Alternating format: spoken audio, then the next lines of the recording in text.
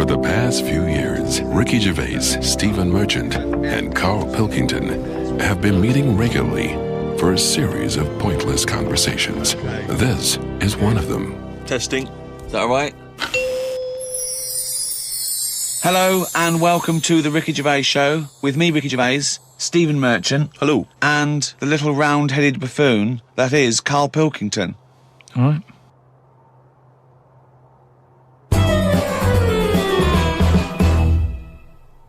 Do you know the other week when I came up with like a different idea of how we can sort of make the world run and that? Can we just have a quick recap of that? Because I seem to remember it was a load of old arse. It was ridiculous. It was. He was saying that the world is overpopulated, so the system would be where people were living too long and stuff. So what happens is people live till 78. I don't know how you can enforce that, right? Yeah. But when they die, they've got a little baby in their stomach, right, like a pip in an apple, that then carries on when they die. Right. It wasn't a theory. It wasn't an idea. It was the ramblings of a mental case. You're saying it's stupid, but someone's emailed in and said, "Oh yeah, that's pretty good." Just saying, if that's a no, right? I've been thinking. It is a no. What about if we do it the other way, right? Ah, go on. Somehow, I don't know how. A kid has an old lady. That's what it's going to be, isn't it? A child will give birth to an old man. No. What I'm saying is, right? Go on. Work the other way round. Come on then. So if somehow we can inject something in like a body that's just died, right? Listen to this. Imagine this is notes. So when he hands it into the Nobel people, and they go, if there's a way that we can inject something, they go, well, what? Well, I don't know the chemical formula, but something HO2. Right. So anyway, so you inject it in the temple. He's narrowed it down to the temple. So what happens? She sort of wakes up, amazing, right? And she works the other way. So, like, she might be 77. Yep. And then she'll have a birthday, she's 76. And she's working that way, right, if you know what I mean. Okay. Are you with me? No, keep it. Because the thing is, you've got... I'm really scared. Yeah. I'm really scared. This is the maddest thing you've ever said. This is madder than the old lady with the pip like an apple in her belly. It sort of did work. No, it didn't work. It worked in your head. It's like a dream that you wake up and go, oh, I've got a great theory. This is it. Let me just tell you the ending, because the endings works out a bit better. Go on. What I'm saying is, when you die, at the age of... 78. 9 months... What? At the age of 9 months, because that's when you come out. What do you mean when you die at the age of 9 months? You're not scared of dying because you're now a baby, so you don't know what's going on anyway. So there's no fear. So you've missed out a bit here. So this woman, literally gets younger and younger? I think when she's in her 20s, she's in her old age, Rick. Yeah, but it doesn't matter because that's the fun part of your life, isn't it? When you're 20 and you've got all your energy and that. So before you die, you're actually having a good life rather than it being the other way around. But does she do different stuff than she did on the way up? Because she's already lived 78 years, hasn't she? Don't forget. She was a baby once, and she grew to 78 years, then someone stuck a needle in her head and said, right, back you go. No, we'll forget all that bit. Forget all that bit. How do we forget that bit? What I'm saying is... So she died and she doesn't remember all her... This is a new life, is it? Let me just leave you with this. Right, you're talking shit. Explain yourself. But aren't the family getting younger as well? What's happened to the family? Forget it then, we'll leave it as it is. No, leave it as it is, shall we? Can we all agree on that, guys, now? Should we agree to leave it as it is? Is that all right? Because I don't want to hear any more from the diaries of Charles Manson. No, it's I mean, you're a fucking maniac. A friend of mine got a gift, or rather gave it as a gift. I don't know if you've been familiar with these. It's a charity organisation, and you go on their website or you phone them up, and you can give someone else the gift of, say, a goat. And it's a sort of goodwill thing, you know what I mean? So you buy an African family a goat that will help them for years. And it's like you're saying, well, I would have bought you a present. Yeah, but I've used that money wisely. Yeah, so it's almost like they've given the present. They've given the goat. Yeah, it's a beautiful idea. But as soon as he told me about it, I thought to myself straight away, knowing Karl's views on charity and giving, I wondered what his views would be. Well, are they happy with the present over there? Like the people who are getting it? You're an idiot. What, you think an African family wakes up and there's a little goat with a ribbon tied round it, and they go, "Oh, look what Santa brought us." Look, and that mince pie's gone and that glass of milk. You're such an idiot. No, but what I'm saying is, does that family want a goat? Yes. But why? It's not they want a goat, it's they need a goat. Do you think... What do you think this organisation is? Just arbitrarily giving goats to people. They're going to say, "Oh, I wanted Nintendo." What are you thinking? But what I'm saying is, right, let me put myself in their shoes. Well, This'll be they a haven't got first. any. But say I'm one of them, right, over there. Right, I'm sat there, it's Christmas Day, right? I open it up, open the present, little goat there, right? Now, if I was one of them, I'd be going, not another mouth to feed. At the end of the day, there isn't enough food to go around for themselves, never mind a goat. Don't they say, like, having a dog and that is quite expensive? Sometimes they say, you know, what with all the injections you've got to give it. Well, I'm assuming it's all above board. The goat's had its injections. That's what some of the money goes towards. It's just a way of redirecting cash. But the thing is, why do they want that goat? What's the main reason? What does a goat give you? Milk. Right. Now, wouldn't it be easy to just send them a bottle of milk? Without all the hassle and the headaches that come with it. That's all I'm saying. And the other thing is, think about the goat. That was happy over here. Suddenly, it's on barren land. No grass. I'm gonna burst! What do you mean? You didn't send a goat from here. I'm saying, who's happy at the end of this, right? You've got a fella who hasn't got a present over here because the mate bought him a goat, right? So yeah, let's do this properly. So there's a tick. He's not happy, right? Then you've got the person who's opened it, who, like you said, wanted something else, right? It's a goat. They go, who's going to look after this, right? So tick, they're not happy. And then you've got the goat going, what am I doing here?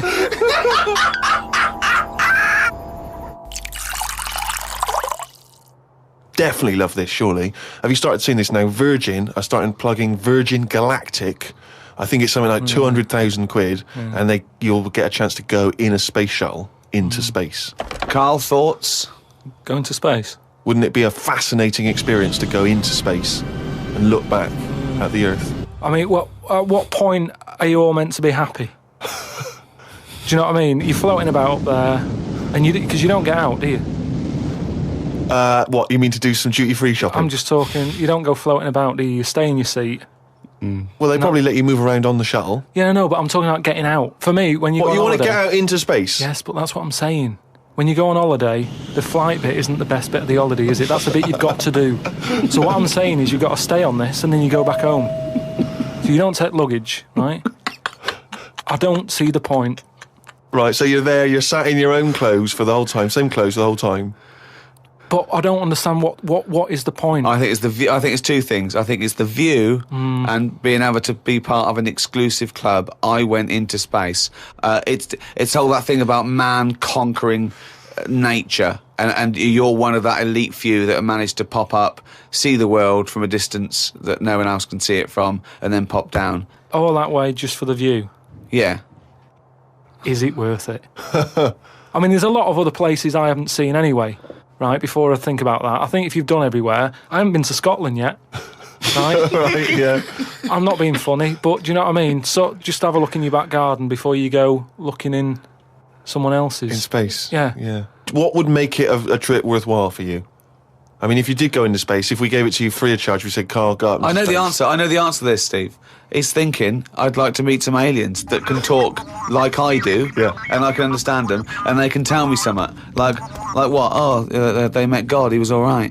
That's the sort of thing, that's what he's going to say. He'd like them to look like monkeys in spacesuits. Yeah. That would be his ideal thing. He'd like to go to the planet of the He'd like apes. to go to the planet of the apes. He I would think love they to could go arrange to the... that. Look, he's nodding. He's Yeah. nodding. Thoughts, Karl? Well, yeah, that'd be brilliant. What would be brilliant? Seeing a little alien and that, having a chat with him, find out what's been going on. What's been going on? No.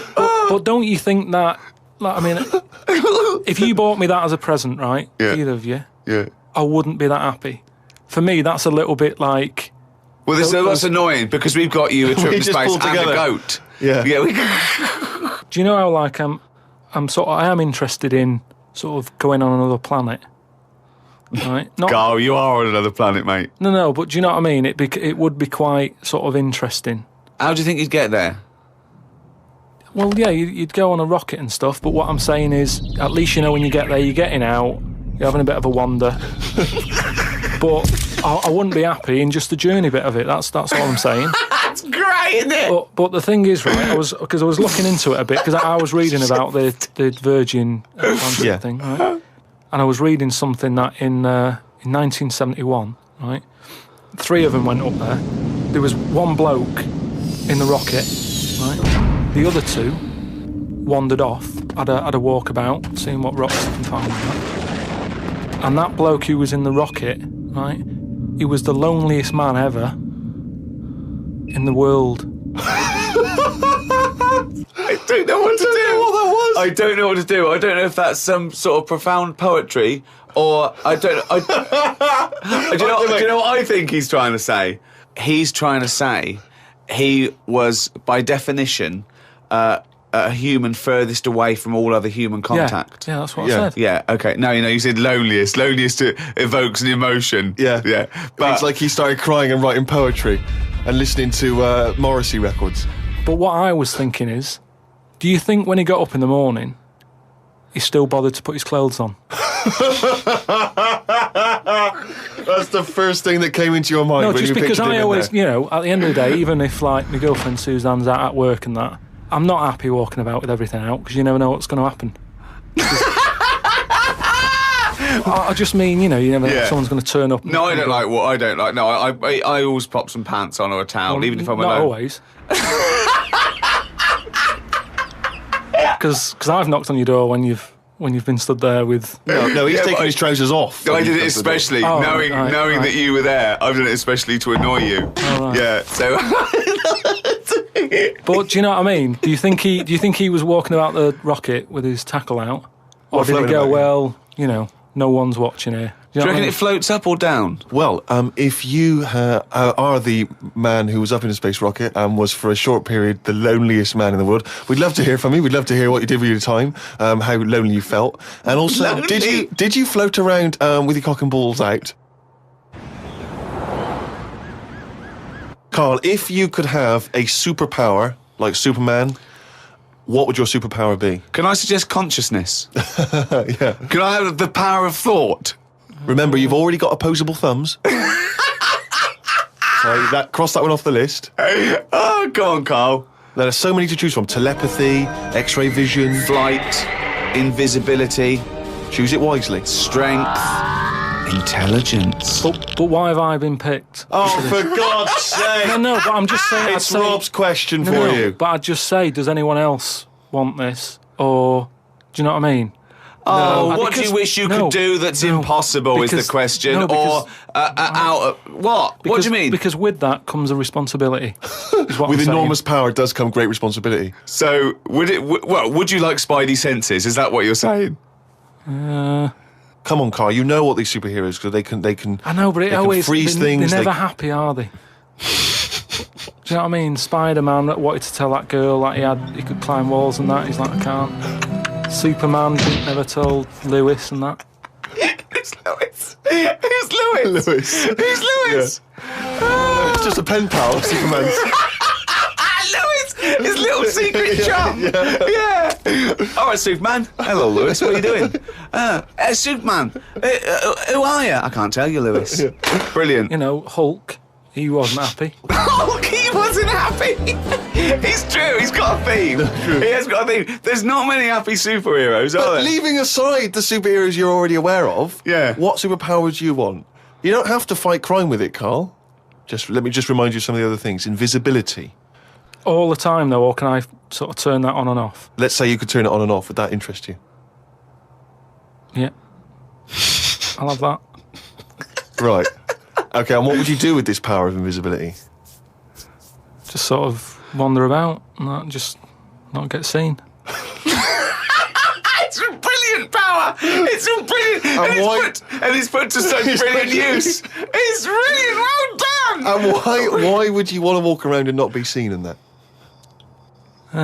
What would you gain from that?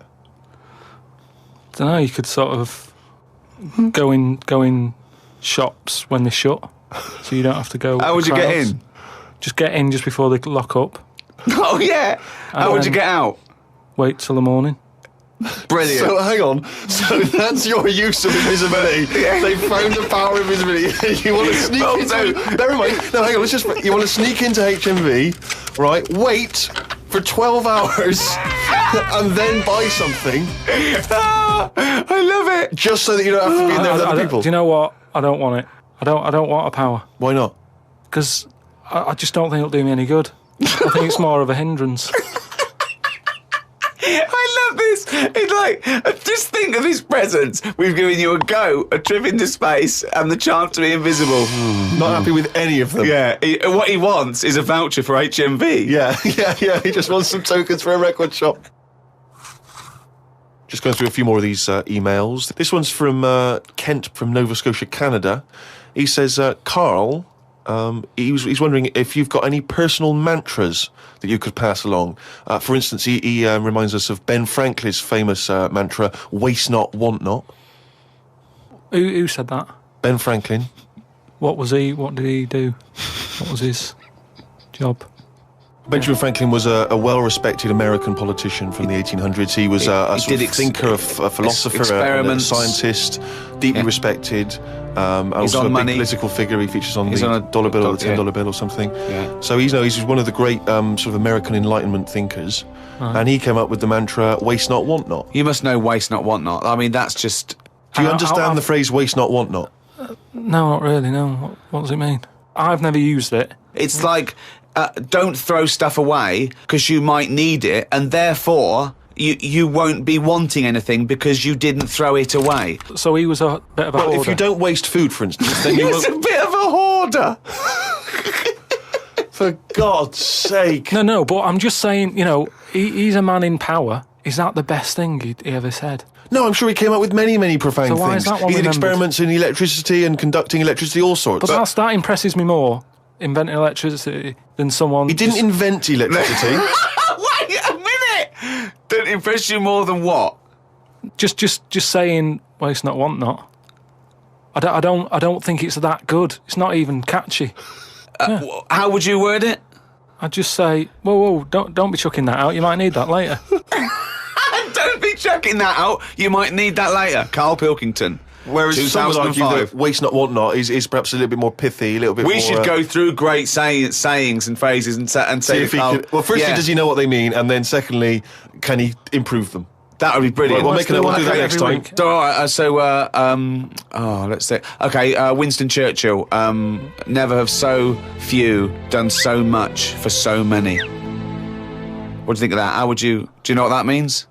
I'd just be annoyed if I was one of them who gave a lot for a few or whatever, right? No, gave a lot for so many. If you were one of those few that gave so much for so many, i.e. it means these few good men, their actions freed the world. They freed the world. They have an impact on every person in the world, and they were few brave men, and that's what he's saying. Yeah, but what I'm saying is, if I was one of them men who gave up his life, right, I'd want a name check.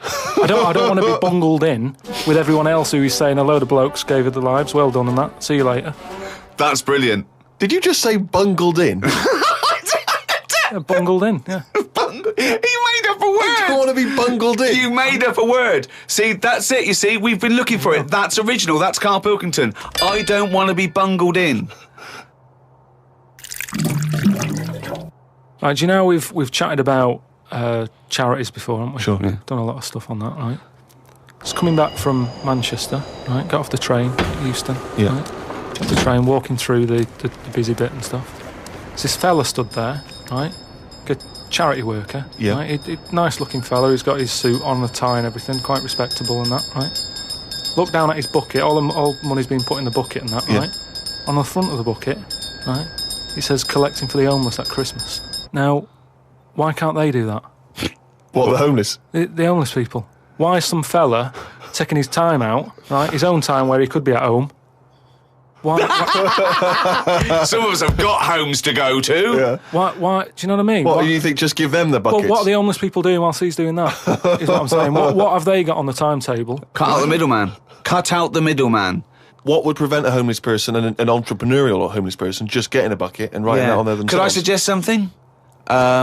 Hunger, some drug addiction, traumas, often mental illness, just possibly too depressed to get up, put a suit on and go to Euston Station with a nice bucket with some writing on it. And then, right, I was thinking about that, right, and I was walking down the street in London with Suzanne, saw a little homeless... Well, I didn't see the homeless bloke, right, I saw a leg, right, sticking out of a doorway. Thought, here we go, right, walked past it, right, you're not going to believe this. Go on. Homeless. Yeah. Chinese fella. I've never seen one of them. No, I'm not having a go, right? But have you ever seen... do you know what I mean? That was a shock. I really don't think I have. I think he's got me there. I hate to say it, but I must say I can't remember ever seeing a homeless Chinese person. Weird, isn't it? I She said, I was walked past and I said to Suzanne, did you see that? She went, what? I said, just look back there. She said, what? I said, that homeless fella, look back at him. She said, what? I said, he's Chinese. And she said, yeah, good point. Good point. Of course she did. She said that to shut you up. She didn't want to get into a conversation with you. Rick, it's that time again. It's what the whole world is waiting for now. Is it every Monkey week. News? It is Monkey News. Please perform live the jingle. Oh, chimpanzee, that's Monkey News, you... There we go. Right then, well, got an email from John. You know, if you've got any monkey news going on in your area, Just let us know. God, amazing. But there's a TV channel in Moscow, right? And I think they had a bit of bad luck or something, a lot of redundancies and that, right? And whoever was in charge of it got a bit mental and got rid of loads of people, right? Yeah. And they come in the next day and they were like, right, are we ready to go live and that? And someone comes running in with a clipboard saying, we haven't got any people left, right, to present. Such nonsense. Right, tell you what. Right, okay, carry on. So he goes, what? If just one employee turns out to be Simeon and is doing a good job, I'm never doing this radio show again. So this TV channel, you know, it's having a lot of problems and that. They've got to go live, right? He's like, what am I going to do? Anyway, for some reason, right, there was a chimp knocking about. For some reason, that's the key piece of information, but we didn't get it. We didn't get it. It doesn't matter, does it?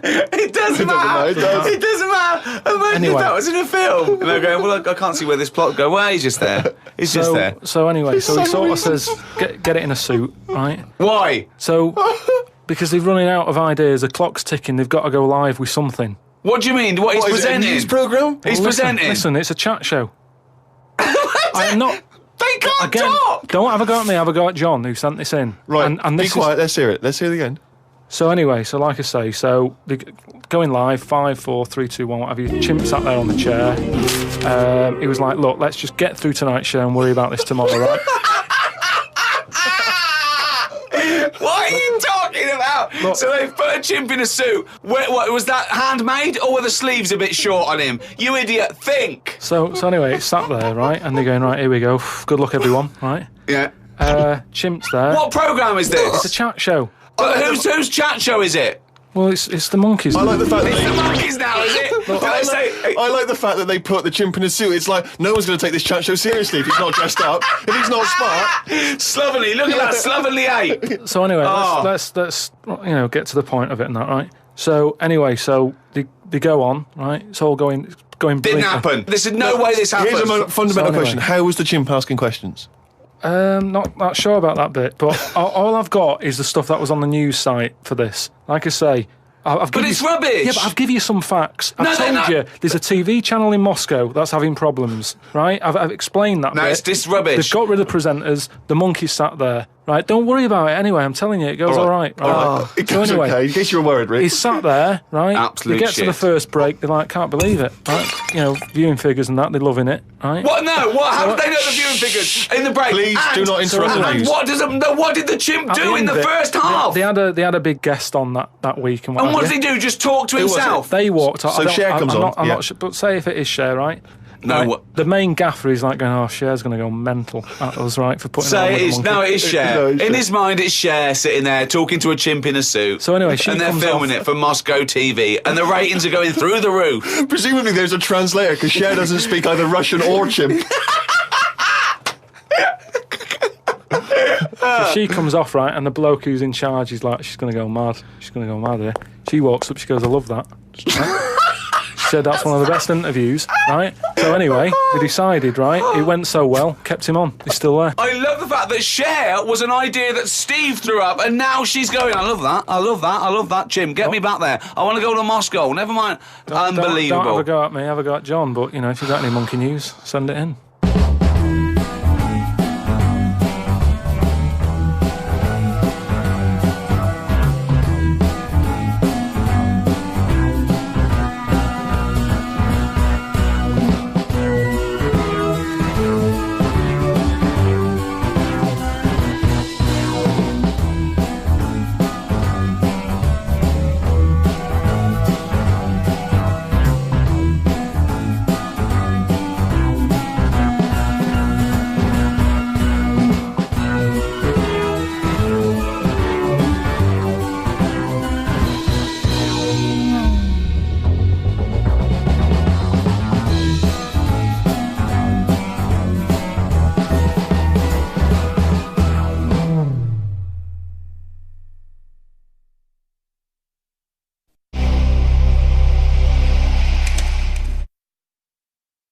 Steve Merchant and Karl Pilkington, you're listening to XFM 104.9. Coming through today, it's noisy again out there. It's a nightmare. A lot of people marching up and down. What's that about? Well, from what I can work out, there's hundreds of them, millions of them, and they're all shouting really loudly. What do we want? Peace. When do we want it? Now. What do we want? Peace. I want to go, shush. Yeah, We all chill. want a bit of peace on a Saturday. Yes. Keep it down. Please, I can barely hear myself think. I know. And he's not listening. Tony's not listening. He can't hear you from there. You may as well give up. He's not listening. There was 1 million of you last time. It didn't do anything. Hey, but Steve, there's no attitude. You know what? I couldn't find Boy George's War is Stupid, so here's a bit of Dylan. Bob Dylan. The times, they are a-changing. The thing is, Rick, it makes me wonder if the times, are they changing? I mean, it seems to me that life's pretty much the same as it was way back in the 60s when Bob Dylan wrote that song. Got any idea what you're talking about? No idea whatsoever, You Rick. don't really know about politics, do No, you? know anything about it. Don't even read the papers. Got no interest, really. Yeah. Not particularly informed. My life's cushy. Won some awards and stuff. Doesn't bother me. So, On a good serious luck to note, everyone. though, it is a bit worrying. I What? want somebody to put on my... Do I have to get gas masks or something? No, because there are guys out there in Leicester Square today wearing novelty hats. If they don't sort this war out, then no one can. Okay, well, I'm not talking about it anymore. You would worry about it. I would worry about it. Well, you, maybe Steve. Why? Sort of people who are successful are worrying about it more than other people. Just Go 'cause on. well, they've got more to lose, haven't they? Right.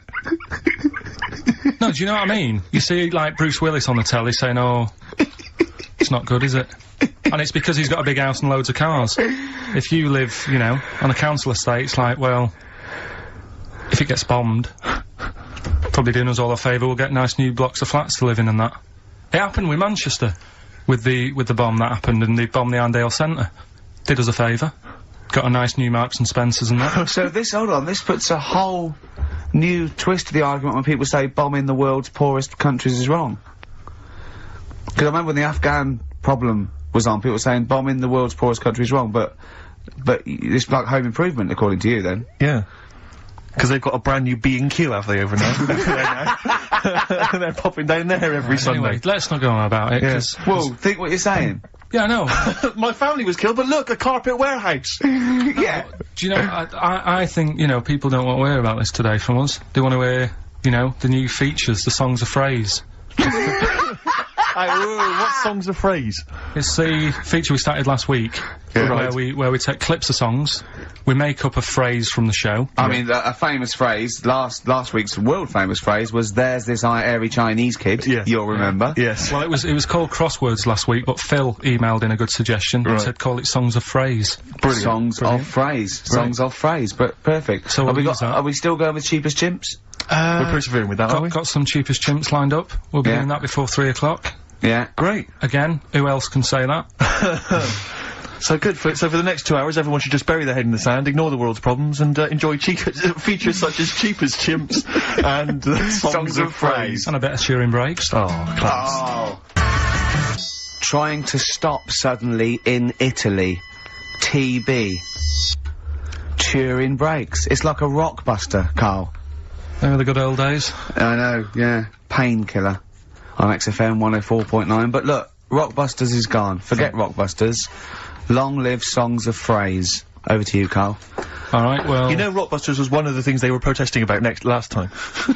that was why I just had to listen to them. They just kept stopping me in the street as I was trying to get to the tube. You've got to stop Rockbusters, it's run out of steam, they said, and I'm glad. That's why they always do it on a Saturday.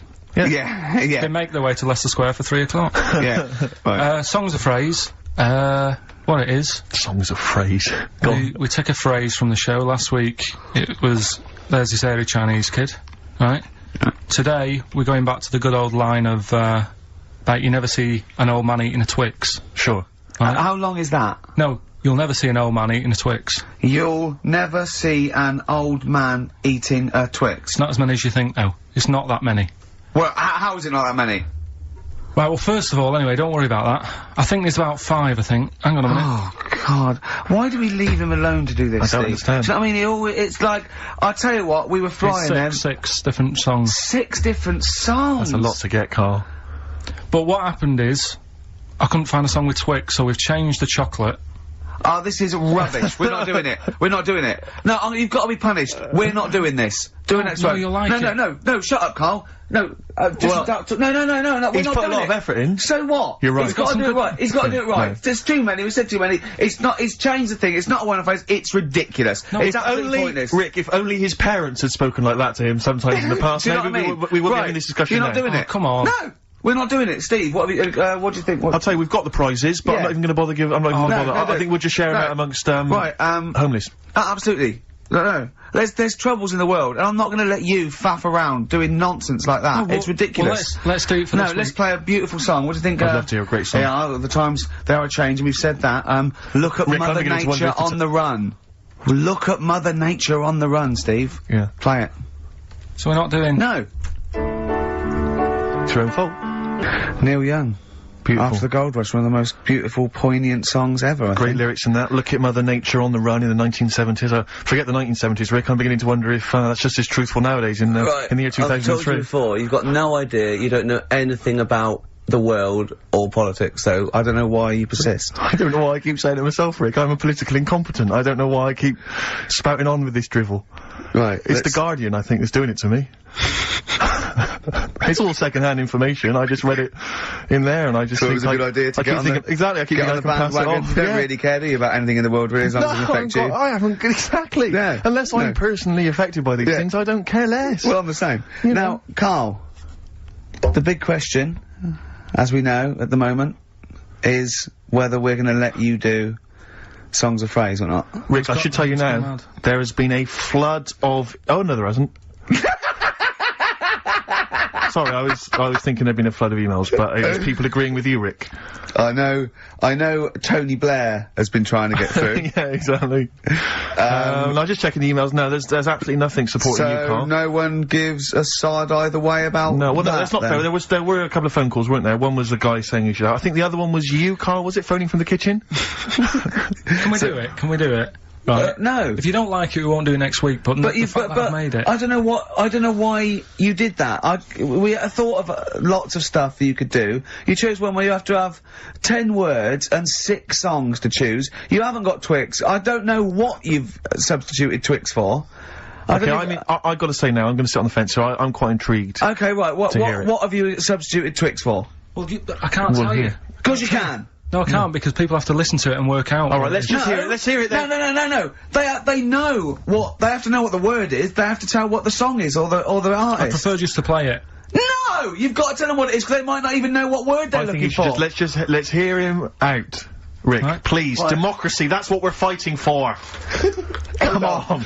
Right, have you turned them up? Right, okay, I've got the headphones on. Go on then. Right. Okay, so right, hang on. The phrase originally was you never see an old man eating a Twix. right, and we're trying to identify a number of songs which you've used to make up that phrase. And you email in xfm.co.uk/Ricky with as many as you can get, and whoever gets the most right can win It's some so stuff. complicated. This is It's so not. complicated. Right, here we go. I'm baffled by the email address. I couldn't figure What's that the out. email address again? xfm.co.uk/Ricky. Right. Right? And there's some link on there, is there? That Yeah, that you just press and it comes through. Or Brilliant. that. Right, here we go then, right?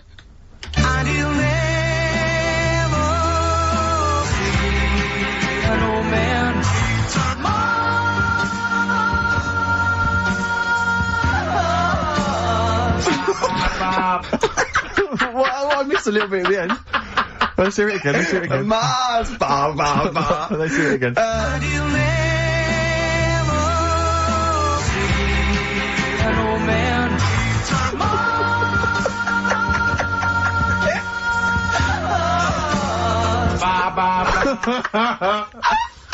Oh no. Oh God. Okay. Right, we'd say the prizes, Steve. Right, so how many songs were there? Do we know? I think there was 6. You think there was 6? And you'll never see an old man eat. It might be 5. 5 or 6?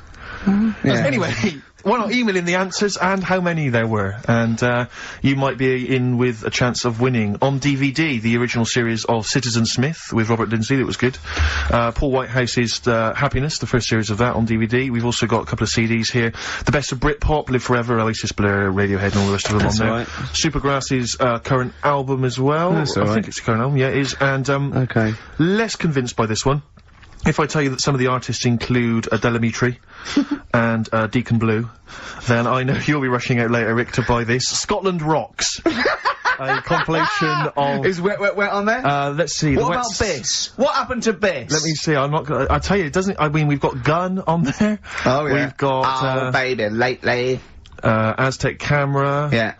Big Country, obviously. Proclaimer's not on there. Wait a minute, where's Runrig? There they are. There they are. And, obviously Rafferty, Baker Street. Do-do-do-do-do-do. Brilliant. So that's definitely worth, entering for, surely. So xfm.co.uk/Ricky. Play it one more time. Yeah. Just in, right.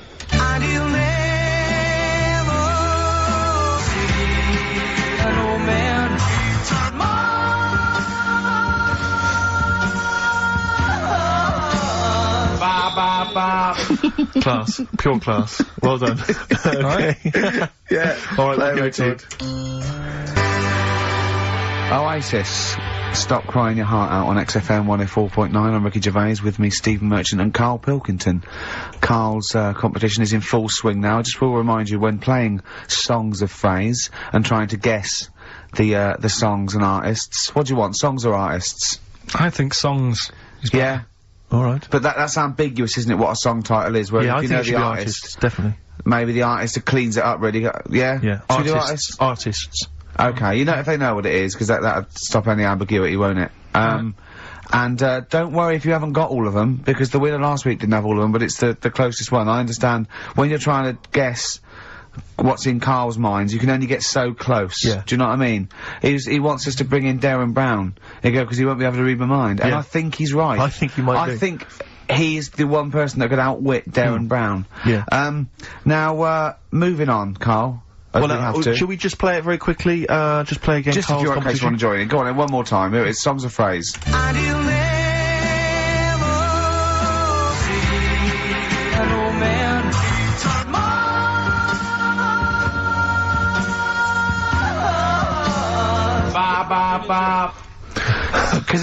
Because you have to get, you know, it is very difficult. So, you know, song or artist, we give points if you're close to any of those, and we'll choose a winner. So, you know, do And what do points mean? Crap prizes. XFM xfm.co.uk /Ricky. Ricky. Right now, we got people to send in a little thing for you last week, didn't we? The film Freaks. A You little got treat. You got a few sent in. You watched it, did you? Yeah. Now, I should just point out that the film Freaks, for those that don't know, was a movie that was released, I think, well, actually, it was originally made in about 1932, something like that, and then it was delayed. It was banned for many years, because it did, in actual fact, feature, for want of a better phrase, real-life freaks. Yeah. Bearded ladies being one of the more kind of familiar ones. There's a guy without arms and legs. There's all sorts, and it was actually it's quite a tender film, isn't it? And actually portrays them as a kind of dysfunctional family. It's not exploitative in that sense. But what do you make of it, Karl? Well, you were watching it for the freaks, weren't you? Yeah. I mean, I wish it does take a while to get onto it. What do you mean? Well, straight away I was disappointed, right? Because at the start, like, you put it in, it's like, oh, brilliant. Here we go, you know, I said to Suzanne, we'll watch this, we'll have a good night. Yeah. Have a romantic night. Yeah, that's it, her birthday. Yeah. You've got your gloves, now we're gonna watch some freaks. So, put it on, and it starts off, and it's like, you know, the following film, you think, oh, it's like following films rated 15, which means, you know, might contain scenes of violence, bad language and sex. Yeah. Mention nothing about pinheads. Right. So I thought they missed a trick there. Yeah. To be honest. Right? So I thought, well, let's carry on watching it. And what exactly is a pinhead? Oh, if you've seen it, you'd know. Okay. Right, so, not the best thing in it either. So imagine that. Okay, so you're watching it. So, sat there, I think, right, something comes on, and the little fella's on there, the little fella we were talking about, the Pillow Man. Right. Is it the best thing in it? Now, what's the Pillow Man again? Is a fella who years ago, he's got no arms and legs. Right. He's And just a torso. Just and a rolls, head. yeah. And, there's a scene where you see him sort of rolling a cigarette up, just using his mouth, and it's like, he lights it and stuff. And that's weird. And then, what else is on it? Smoking stunts your growth. And then there's a little fella on it who is fed up because he looks 5, but he's actually 34. Right. Right? But there's a woman who is 42 and looked 8. So they both had the opposite thing. They were both really fed up. And I kind of thought that shows that, you know, you always want what someone else has got. Sure. Do you know what I mean? Yeah. So in a way, there's a story there in that. No, you described the same there. No, it was like... No, they both, you just said, they both looked young, but they are actually both older.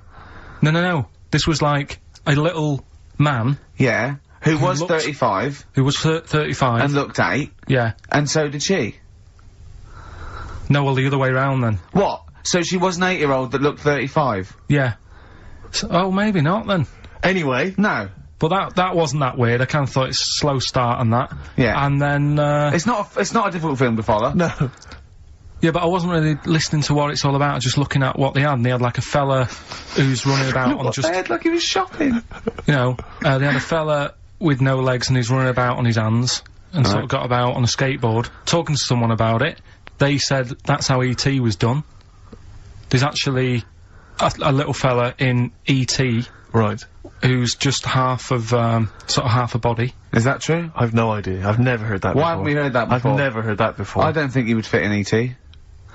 Because he's got no, because where's the head? He's got no neck, E.T. It's a skinny little thing. There's a human neck couldn't fit in that skinny little neck. Well, You sure it wasn't Kenny Baker up to his old tricks? What are you talking about, Karl? There's a fella with no legs in E.T. in E.T. they had two fellas, right? I think they had a little, a midget fella. Right. Who did it, and then I think he was off sick, and they were like, oh, you know, what else were we gonna do? So they saw a guy on a skateboard going by. And said, do you fancy some work? Right. And he's done it. I think someone told me. I mean, it might be wrong. Exactly. Might be wrong. It but- might be, mightn't it? I mean, you've never been wrong before, so I don't know why you'd be wrong there. else So was what's the in it? worst thing in it? Now, it's intriguing to me because here's a film called Freaks, featuring real-life freaks, and you're sort of a bit nonplussed by it. Just because it wasn't, because it's built up. If you call a video Freaks, you've got to make sure that there's some good stuff on there. Yeah. What were you disappointed about? Was it that? Because there was a few things on it, right? There was a woman who said she was half man, half woman, and it's like, well, you're not, are you? It was just like she had some makeup on. I thought, well, that's rubbish. And then there was a woman who could eat using her feet. That isn't that freaky. Do you know what I mean? If she's not hungry, she looks normal. Yeah. And that's when I was thinking, I mean, I'm not being right, Steve. You know I'm not being funny. Oh, here we go. No, but I'm just saying, if that woman wasn't eating and you were sat next to her in that film, Yeah. I'd probably be sort of drawn to you more than her. I'm not... I know you hate me saying it, but there's no point sort of pretending.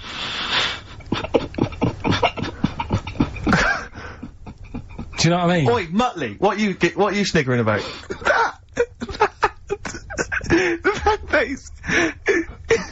Well, you mean there were things in it that were less... What are you saying? I'm just saying... Play a record.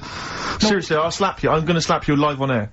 Yeah, but you always get... Right, I'm slapping you live on air, I swear to God. Alright, play a song then. It's playing a song. I'll play the song. Keep the fader up. No, keep the fader up. Bruce Springsteen, Atlantic City from the album Nebraska. So melancholy, that one. I love that one. Wow. So, Freaks then. All in all, not as amazing as you first hoped. It was built up too much. Do you know what I mean? It's like... Is that my fault for getting you excited? I just can't believe it. I hand you this thing on a plate. I know, but... And I'm not being out of order, Steve. I'm just being honest. We've always said that about this show. We only talk about stuff, you know. Yeah. You know, being honest and that. Yeah, no, sure. And I've always said the first time I saw you. Sure, no, you've always been honest, and I've always been honest with you. I've always said that, you know, you've got the intelligence and insight of a gnat. Yeah, but if I keep quiet, people don't know that. Sure. Alright, incredibly, they do, Karl, because you look stupid as well. Well, you know. Yeah. No, but Karl was being nice then. You don't. I'm just saying, you're a good bloke, and now I've got to know you. Sure. Yeah. Yeah. The first time was weird when I saw you. No, leave it. Don't just try to interrupt. Just let go. No, I'm just saying. The first time, it was weird and that, and then weeks go by. Sure. And the weird thing is, I kind of thought maybe he's not that odd looking. Yeah.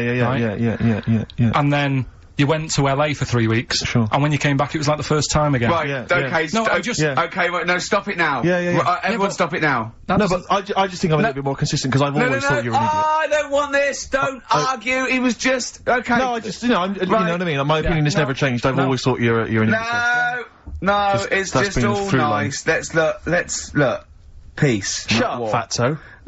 Peace, not war. He's just such a stirrer, isn't he? No, he loves it. I don't think I didn't see you whispering behind the microphone about what to say to Karl. Look what I've just drawn, Karl, subconsciously. Yeah. Let's see. I drew a picture of him. It's not going to be on the website. It's not been on the website. No, it's going to be. I drew a little cartoon of him. No, not yours. I drew one of Karl. Right. Okay. What were we talking about? That was a So yeah, no, the Freaks thing, it's over and done with. It was alright if you want to get it out on video. Sure. You know, it's probably worth a look. Yeah. There's a couple of things on there that get you thinking more, you know, it's like how their life is and stuff, do you know what I mean? How it's affected, and like the little pillow man, or the fella who's got half of his body missing. Yeah. You know, it's stuff like that you think, ooh. But what's the one that was disappointing? You said it was a half man, half woman. Yeah, I don't quite understand that one. Do you mean hermaphrodite or half? I can't remember it. Do you mean it was one sort of like it had bits of both? It was just like half a face done in makeup and long hair, then on the other side it had it shaved. I love the idea that you go to this circus and there's people in there that have been sort of persecuted all their life, and they think, well, maybe I can make some money, and then you boo them because they're not freakish enough. I love the idea they go, boo, you're not freakish enough, boo. Oh, you've got bits of legs, boo. Do you know what I mean? Yeah.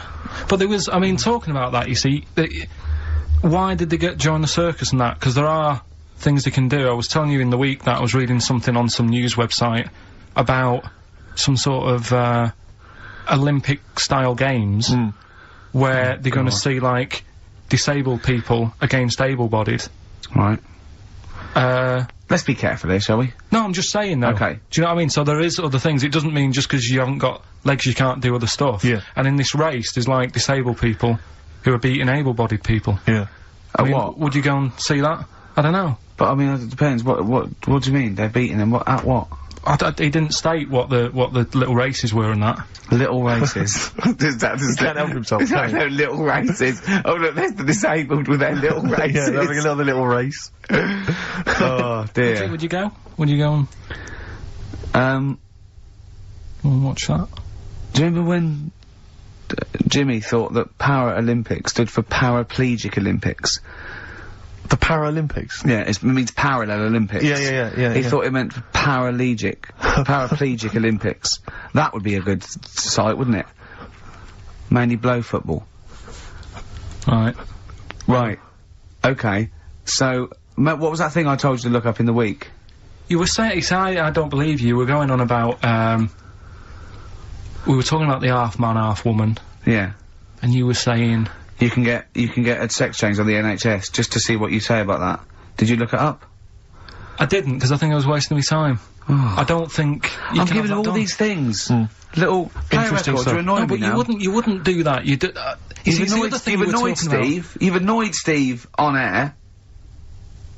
I'm sorry about that. Well, it's just too late, Carl. But we were talking about other stuff as well. I mean, you know, talking about operations and that. You were saying, you know, can you have a sex change done on the NHS and that? No, you can. Well, you say you can. I think that's a bit... It's not that important to have done, I don't think. Well, it depends if you desperately want it. It depends if you feel that you're born actually a different sex. Right? And then you went on to say there's other things that are done. Get this, Steve. Someone, if the cat's got a bad liver... Kidney. Alright, bad kidney, can have it done for £5,000. Yeah, you can have a kidney operation. But what's wrong with that? If you've got £5,000 you want to waste it on a cat, then fine. Get another one. We went through loads of cats, I've told you before, as a kid, we got through loads. It's not worth it, and there's no cat that is that amazing that you'd go, gonna miss that one, it's never gonna be the same, because... What do you mean? What would it have to be able to do to be worth it? Well, it's normally to do with people's affection for their cat. They've had the pet for many years. What do you mean it should be able to juggle? Or No, do just- impressions, and that's why it's worth £5,000? Supposing there was a fella, right? He feels he was born a woman. He's not happy, right? He doesn't want this he's got a knob and a couple of testicles that he does not want, right? He wants a lovely pair of tits and a minge, right? And he finds out that he gets a cut price. He gets, you know, a cut price sort of operation, a dodgy backstreet transsexual maker, right? £5,000, knockdown price £5,000. It's done with a blunt knife and some chloroform, right? But why have you got to have it all done? what? You mean just like have the knob trimmed and wear a bra? Well, yeah, I mean, are you saying if you have it all done you get some sort of offer, if you give them something? No, I was being flippant. I'm saying, I was trying to get down to £5,000. Supposing there was a fellow who had £5,000 to give away, right? Some old woman with her cat is gonna die. Or some fella who wants his knob chopped off and a lovely pair of tits put on. Who would you give the £5,000 to? So, hang on a minute, so there's a fella who wants to be a woman. Yeah. And there's a woman who's got an ill cat. Yeah. Ooh. You see, I'd be annoyed. Is this £5,000? Is this my savings, or...? No, you get given £5,000 and you go, but you've got to give it to a charity of your choice. And it's got to be one of them. You give them Right, I'll tell you £5,000. what I'd do. What? I'd find out what the cat looks like, get a replacement, right? Say it's had the op. She's loving it, thinking it's happy again. Yeah. Give the fella the money. Right. Do you know what I mean? Well, so you're basically saying that you'd rather have the bloke have his knob cut off and stuff than I'd have to have a chat with him first and say, what's your problem? And say, why do you need this doing? And I think they go through that. I think they go to counselling and live Just with a check. woman for like a second opinion thing. I'd just be saying, right, are you sure? Yeah. But £5,000 on a cat, even, it can only be for people who have got loads of money, right? And it's like, well, £5,000, it's nothing. Well, I think this debate will rage on. Should we play a record and come back to this? Think about it, though. Yeah. Bit of White Stripes. Placebo. Bitter End on XFM 104.9. I'm Ricky Gervais, with me Steve Merchant and Karl Pilkington. Karl, you're looking all flustered and confused again. Still sort of don't get it. What don't you get? Well, that's a long list, Rick. Yeah. The, you know, if you have your... Knob cut off. Yeah. It's because they feel like they're actually born a woman, and they're not living right. They can't live properly with all these things, you know. Well, I mean, there are people that are genetically the other gender. They've just grown, you know. There was one woman actually who was a scientist researching it and found out genetically she was a man. She had Y chromosomes. But this is something different. This is both psychological and everything Well, else. sometimes it's that thing again, isn't it? You can't always have, you know, what you want. It's like, I'd like to have hair. Do you know what I mean? But it's a bit easier. You can wear a wig. You can't go round, really, Well, you can put on, you know, false breasts and tuck it in. That's just it as well, isn't it, you see? You say, you know, you could have the operation done and that, and yeah, you might sort of feel as free as a woman down below and that, but at the end of the day, you still look like a fella. Yeah, here's a bra and a split tennis ball. No. They'd be just like Auntie Nora. Do you know what I mean, though? Well, yeah, but it's about their outward appearance as well and how they feel publicly. Don't forget, a transsexual, it's not a transvestite. This isn't just a builder in a dress. They have the hormone replacement as well, so they get estrogen, so they and electrolysis, so they have, you know, their face looks different, they don't go bald, they're slighter, they you know what I mean? They're the real thing. A transsexual is now the real thing. Biologically and politically and... But they'll still be a man, won't they? Well, it'd be embarrassing if they don't tell their new partner and there's pictures of them, you know, down the pub when they were 24, but you probably sort of get over that, don't you? They go, who's the fella with the beard drinking the yard of ale? That was me. Well, interesting story. Yeah. Probably should have told you this before the honeymoon. Do you know what I mean? It's like, you can have all that done, right? There's stuff, you know, you could have your bits done, right? You can have, like, false teeth, but you know that when you see an old person with a good set of teeth, it's like, well, they're false. There's no way you've got good teeth like that if you were brought up in, like, the 30s. But what would you do if Suzanne said, look, I've got a terrible secret, and she showed you a picture of this kid, this little boy, growing up, you know, playing football, and then the pictures stop at 20, just before you met her, and, she goes, and she shows you a nice pair of bollocks in a jar, she goes, they were mine. Well, first thing is he'd take back the gloves you bought her last week. Would you go, oh, I can't go out with you now? Or would you say, well, you're the same person? Oh, I've blown his mind. Yeah, I frazzled him. I really have freaked him out there. She is into sport. Eh? Should we play a record while you give her a call? No, but look, what I'm saying is right, it doesn't matter what you have done, we can wrap this up here, because I've got it sorted, right? Okay. Doesn't matter what you have done, at the end of the day, it's obvious that you've had it done. If you're a fella and you've been changed to a woman, I could spot you, right? Mm-hmm. If... You can't, though. I tell you what, I was at Suzanne's mum and dad's, right, up north last week, and I went to the off-licence, right? Yeah. And I went in there, never seen this fella before, right? Soon as I walk in, I eye him up behind the counter and go, alright, mate. Oh, hello. Oh, hello. I notice he's got a wig on, right? Yeah. Now, it was... I kind of looked and I thought, yeah, it's a wig, whatever. And then I thought, I wonder if it is. And as I got to the till, I said, how much is that? He said, you know, 50 pence. I said, great. And as he turned to the till... Were you buying Suzanne a gift? As he turned to the till and he did that sort of angle, you got the profile, you see the bit sticking out of the back, you go, that's a wig. I know what you mean. Yeah. I know what you mean. And it's like a little, it just, the last inch just lifts away from the neck. Yeah.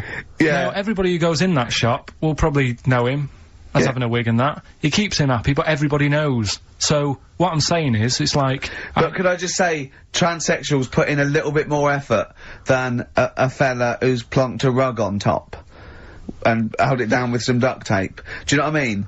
You know, the only giveaway often with a transsexual is the big hands. They can't do anything about that. That's the only thing, you know. Right. But I mean, transvestites are different, you know, they are builders in the dress. You go in a supermarket, you turn around, you see a 6-foot woman, huge head, you go, alright love. Do you know what I mean? You know, down below, she's packing more than us three put together. That's what I'm saying. But, you know what I mean, that's one thing. If Eddie Izzard, right, you're meeting Eddie Izzard, right, who likes to pop on a dress now and again, right? What's the politics with that? Do you go, because he walks in, he's all in evening gown, and he goes, alright Karl, and you go, alright Eddie, and it's in a busy pub, and you go, oh, why is he, and you go, do you say, do you want a pint of bitter, and slap him on the back like you would a mate, or do you go, that's lovely, that's a lovely dress? Do you know what I mean? What do you do? What do you do with a transvestite? Would you compliment a transvestite on their lovely dress? if he was wearing a nice dress? In the same way that you would if Suzanne was wearing Probably a nice in a frock. different way. I'd probably say, that dress, you know, looks nice. Be even nicer on a woman. Right. Do you know what I mean? So you try and change the way they think. Yeah. Yeah, you'd want to teach him a lesson. Yeah. Sure. Anyway, Yeah. it's just it's one of them things I can't get my head around. To be honest, right? I can handle hairy Chinese kids. Yeah. Is it true to say that you've never been able to handle a transvestite? So I'm just going to add that to the list then, Karl, of things you can't figure out. It's now 4 volumes. Snoop Doggy Dogg, obviously, in the classic What's My Name? Yes. XFM 104.9. We've done that, so that's good. We've done... So we've solved the whole transvestism issue. Yeah, let me just check. We've done hairy Chinese kids, people having their knobs cut off. I think we've touched on the war as well. We've sorted that out. We've done freaks, haven't we? We've done freaks with no arms and legs, haven't we? Tick that. Just don't think there's any other areas of possible offence. Have we done Forrest Gump in a wheelie bin? Well, we touched on your Auntie Nora, but haven't mentioned her fighting for 5 minutes, or her showing you her clunge.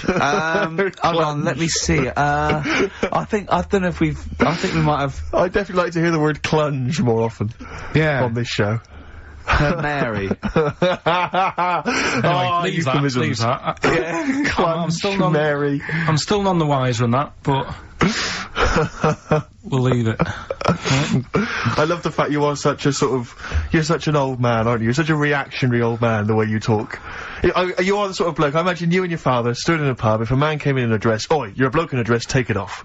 We were talking last week we were talking about things that you can, sort of say and do when you're sort of like 40. I thought another one, nod to a policeman. Yep. Definitely. They're on the beat, they're going along, you're going your duty, you're going on, yeah, I know you're alright, I know you're alright. Yeah. Never mind these youngsters shouting at you and knocking your cap off. Exactly. It's that you can nod at a If you're copper. 40, you can nod at a copper, because it's like going, I know what you're up to, it's a difficult job and you're doing it well. Yeah, I respect you now, I didn't when I was young, I don't know what I was thinking of, well done mate. Well, I like the one you mentioned last week, you're now of an age where a van driver might ask you to back him into a parking space. Yeah, well, you don't feel, you go, get out of the way. To me, he wouldn't even consider No, it.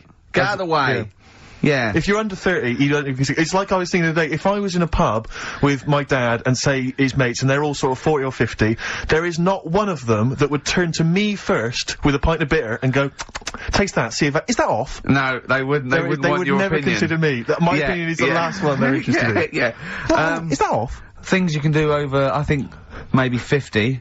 Wear a flat cap and not like a prat. Yeah. You know, you're wearing It's it a because your fashion head's statement. cold. Yeah, exactly. Yeah, you're wearing it because your head's cold. You're 50 years old, flat cap, fine. Yeah, or just wear a suit and tie without having to go to an event or a convention Just or get to up work. and pop on a little old suit and Just tie. pop on a suit and tie. I tell you what, I love seeing old boys in a suit on Sunday. Yeah. Do you know what I mean? Yeah. They've got shiny shoes and they're 75. I've got and they go photographs. down the pub and I think it's brilliant. I got photographs of one of my late grandfathers, he must have been in his 60s, on the beach, wearing a suit. Wearing a suit on the beach. I think I got a feeling he's even got a knotted handkerchief and a full 3-piece suit. That's great. It's brilliant. It's a decency all my time. grandfather, in my mind, my grandfather was always wearing a suit. I never saw probably him not wearing a was. suit. I think he wore a suit to bed. I can't imagine him taking that suit off. It was always... Maybe it was an all-in-one, pull-on one. But he didn't, I mean, what the weird thing is though, it wasn't like he worked in a bank all his life. I think he was a builder. And then he retired and thought, it's time I should start wearing a suit. I know, oh, I love it. That's just, you know what I mean? It's because they've got to do something then. They've got to get up and they make an effort and they're, you know, they're still part of the world. As opposed to me already just walking around in my pants. Yeah. Do you know what I mean? It's like there's no point in getting dressed, I'm not going out. Yeah. Or everything's got an elasticated waistband. Yeah. It's like that. Yeah, you don't even consider a pair of trousers. It's slip-on shoes, pull-on trousers, Yeah. just, I have never seen a man with more Velcro in his closet. That has got to be for you the best time-saving device ever. Velcro. It's great. Just me and a baby girl, a dry white baby. I went to, after we went to the Has your awards. tuxedo got Velcro? Well, I was still talking about that, the award show. I went home. When did we stay there? We went to, 12 or something. Anyway, Yeah. I went home and I was watching telly at the end, right? And, I was eating, I had these sesame seeds 'cause I was hungry. I had a few. And, in the end, at the bottom of this jar of sesame seeds, right? Oh, there's tiny little seeds. But I didn't want to waste them, so I sort of poured them into my mouth and sort of like ate them like millet. Like a budgie binging. Yeah. I went to bed, got up the next day, I thought, oh, I felt a bit sweaty, I had a resolve. And there was loads of seeds still in my chest.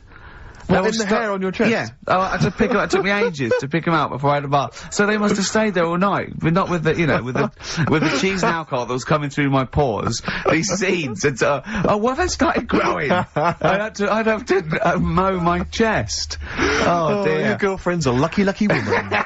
Sesame seed chest. What we got, Karl? Oh, do you remember we were also talking about, on the names you cannot call kids now? It's like there are certain I names. was thinking that, like, there's great old blokes' names, but they have to be a baby once. Yeah, but yeah. I name this child Alf. You can't.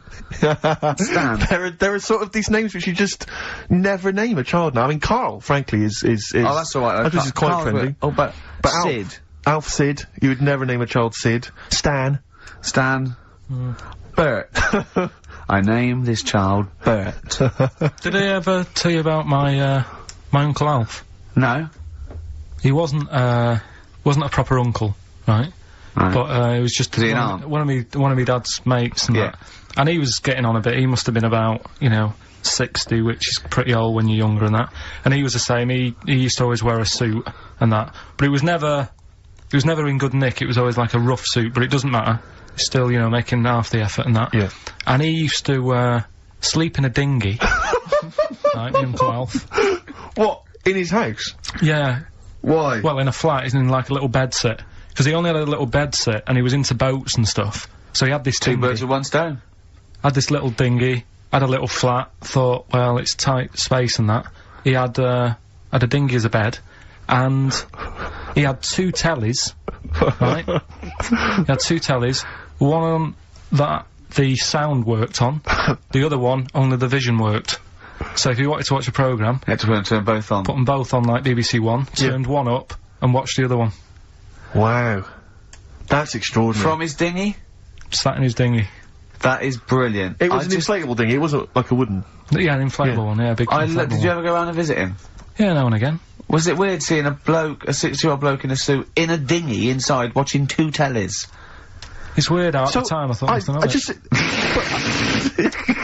but which of the TVs stopped working properly first? I mean, did he... let's say the sound went on one of them. Yeah. Did he carry on watching the other one, hoping that the other one was fine? Or No, he did went and got a new telly, and then the vision went on that, and he went, oh no. He went, hold on though. Wait a minute. I've got another telly in the wardrobe that I haven't used it, it must have been like that. Wow, he sounds brilliant. Is he still alive? Yeah, he's still around, yeah. I haven't seen him for years, but he used to, Be alright in Was the he flood. married? Be alright, be alright. I think that's what happened. I think his wife passed away and and that's when he had all this, he had a boat. And it's like, oh, where am I going to put it in a bed sit? And it was like, hang on a minute. Yeah. You know what I mean? Sleep in that.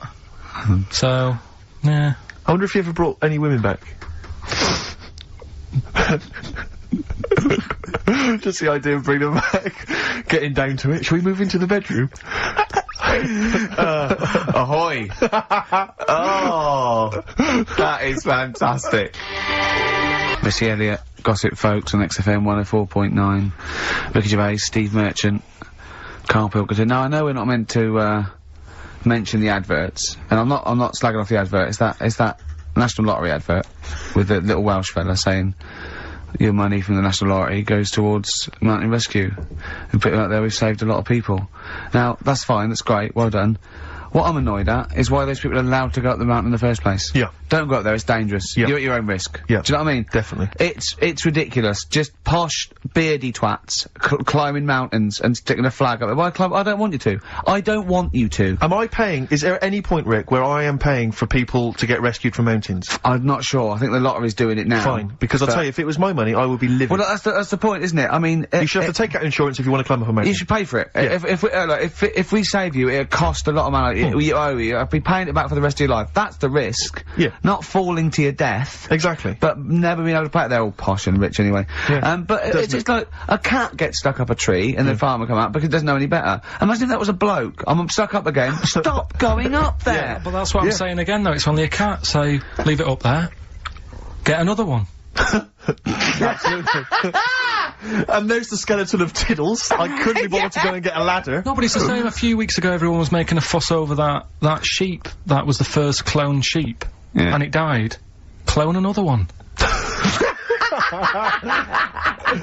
Oh wow! If only you could do the same with mountaineers. Yeah. Oh, it looks the same. The beard's the same. They all look like Brian Blessed. Yeah, exactly. Oh. Did I ever tell you about the time that my father, when I was younger, we went on holiday? My dad he bought a little boat. Little sort of wooden boat, make a 3-seater, and he and a friend of his went out with me in the boat. I was maybe 12 or 13. Went out, and we sort of we were on we had the little motor, outboard motor, chugging out. We just thought we thought this was real seafaring stuff. Brilliant. We'd lost sight of the beach because we'd gone round a corner of like a mountain, or like a, what do you call it, like a cliff. And so we just round the corner, and there was this boy, just floating in the water. Not a boy, but you know, like a boy. And, very tricky to explain that on the radio. It's the same word, isn't it? Boy, a boy, and a boy. Yeah. And so we float past that and we're just chugging along. The motor conks out. Oh, I can't believe it. We have to row back in. So they're rowing away, I'm just sat there. And we noticed that every time we sort of think we've got past this buoy, it just seems to be back where it started again. And we realised that the tide is taking us but not taking us out, taking us towards these rocks. And we've got ravaged rocks. And we were a bit pretty scared, because I can't swim very well, or I couldn't at the time. I think my dad had maybe bought, you know, he didn't, I'll be honest with you, I inherited a lot of things from him, one of which was his carefulness with money. just the one life jacket. How deep was the water? Which I seem to remember he tore off my back and put on himself. So the water's pretty. I mean, you know, I'm not saying we would have necessarily died, but it was pretty scary, because the boat, you know, we were going to crash into these rocks and stuff. It was getting pretty unnerving, and so they're sort of rowing like mad, trying to we're just not making any progress, and we're beginning to think that this might be the end. And this boat, this kind of ferry boat, comes chugging by doing tours, ching ching ching ching ching, and it comes by and. My dad goes, oh, wow.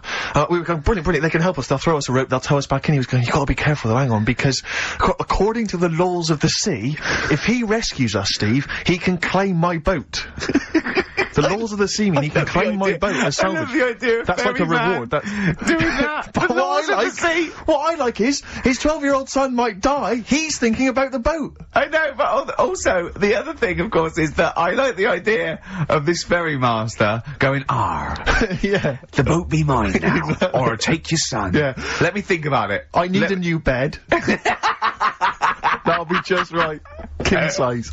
Oh dear, that's lovely. So we've done a lot of stuff today. We've covered. We've done Artist Minge. We've done. Oh no, what else have we done? We've done Chop Your Bollocks Off for Free. Yeah. We've done the operations for £5 which I'm not happy about. Yeah. Leave the cat up there. Spend money. We've done most stuff. I think we've done a lot. Yeah. We still haven't done Forrest Gump in a wheelie bin, but we can leave that till next week if you want. See, I still think there's something in the spending money in areas that it's not needed. Like, well, you know, the fella, if you haven't, you know, if you've only just tuned in, you've missed a debate about a fella who needs his tackle taken off. A debate makes it sound like it was a bit more informed than it actually was.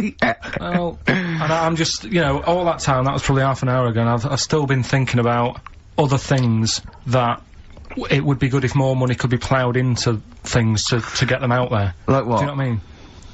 Well, I was looking, you know, I'm a fan of going on the web and that. Sure. And, there's inventions, right?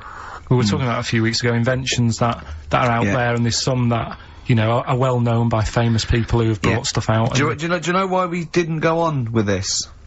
Because I remember saying to you about Einstein, who you think's clever, you weren't impressed with it. I said Einstein, and you went, this is a quote, you went, Einstein, well, yeah. Now, I've never needed, you got it wrong, you went, I've never needed MC² in my life, but the fella who made the video recorder, I watch one a week. Yeah. Right. That's right. Brilliant. And it's the fact that everybody's got one good idea in them, right? Like Newton said about the apple. Yeah. I did Rockbusters. Yeah. Right? And there was this thing that was on the website. So they shouldn't be spending money on investigating, sort of medical procedures that might help people. They should be spending it on what, Karl? Well, I found this thing, right, Ricky? Brilliant. Yeah. What it was, little sort of mops. What? Little mops, like little mop heads. Like floor mops? Yeah. Right. Fit them on your cat feet. If you've got a cat... right, if you've got a little cat... Yeah. Put these little things on the feet, and there was a picture of one, just like walking around the kitchen, like that. Looking a bit like that. Nick, Right. you can't do looking like that on the radio. No, but it's just looking a bit sort of fed up, but he didn't really know what was going on. Walking around, you see like the woman of the house sat in the background having a cup of tea. The cat's there walking about on the kitchen lino, mopping the floor. That's what I put my money into. Can we get shares in this? No, that's an invention. How good is that? Yeah. Can we get shares in that? It's good though, isn't it? I'll tell you what, I'll market that. I'll yeah, that's amazing. I just like the idea of people struggling with their cat to get. Hold on though, wait a minute. Then, what if it had a bad kidney? Ah, well then it's worth paying $5,000. I suppose a year, because it would cost a it's cleaner that, working. wouldn't it? Yeah. So that's what I'm saying. I mean, there's loads of other things out there that gets loads of Of course, praise. you can stick a brush in its head and make it go down the toilet.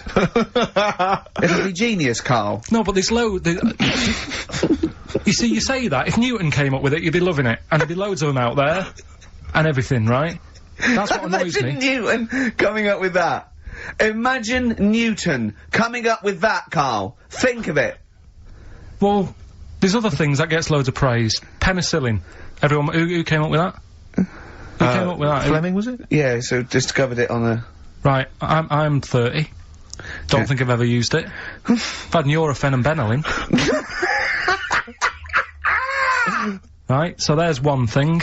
What's something else I was talking to you about? Oh, God, you like video. Okay, so video recorders... Telescope was another thing you seem to think's important. Well, no, you asked me about great inventors. I know something. So I said Alexander Graham Bell, the telephone, everything from that, linked from that. John Logie Baird, television, Marconi, the radio. I said Galileo, I was naming you stuff. It wasn't that, I was just saying that I think those things are more important than Rockbusters. I think they're better ideas. Telescope? Even a telescope? Karl, play a record, because... There's a website, I must try and find it during this record. It's got loads of inventions, I think you're gonna love it.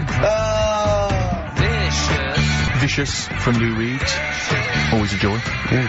XFM 104.9, Ricky Gervais, Steve Merchant, Karl Pilkington. Karl, someone pointed me in the direction of this website, and basically, I swear to God, these are real inventions, okay, that real inventors have, applied for patents for, you know, so that they own the copyright. Why don't I come up with one, a real one, Yeah. and then you do that Well, I one, think some of these- and Karl has to vote on which he thinks the better invention. I think some of these, Karl, you are going to be absolutely excited by. If you love the little mops that go on cats' feet, I think you'll be Okay, excited well, I'll by throw some one of these. up to start with. Have you got one there ready? Yeah. The X-ray machine. Alright.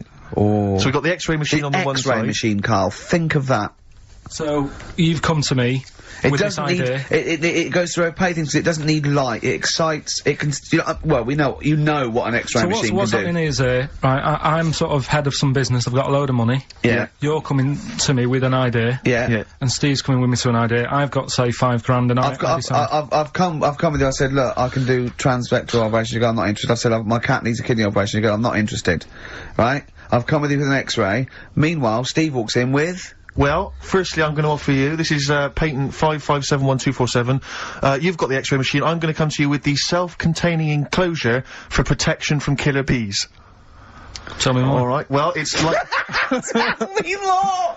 A self-containing enclosure for protection from killer bees, comprising an enclosure formed of a flexible, transparent plastic material, basically that will protect us from any killer bees that might be in the area. Useful? Yeah. Don't decide yet. Okay, I'll come up with another one. Refrigeration. Refrigeration. The combination toy dog and vacuum cleaner. Let me read a bit more, don't judge yet.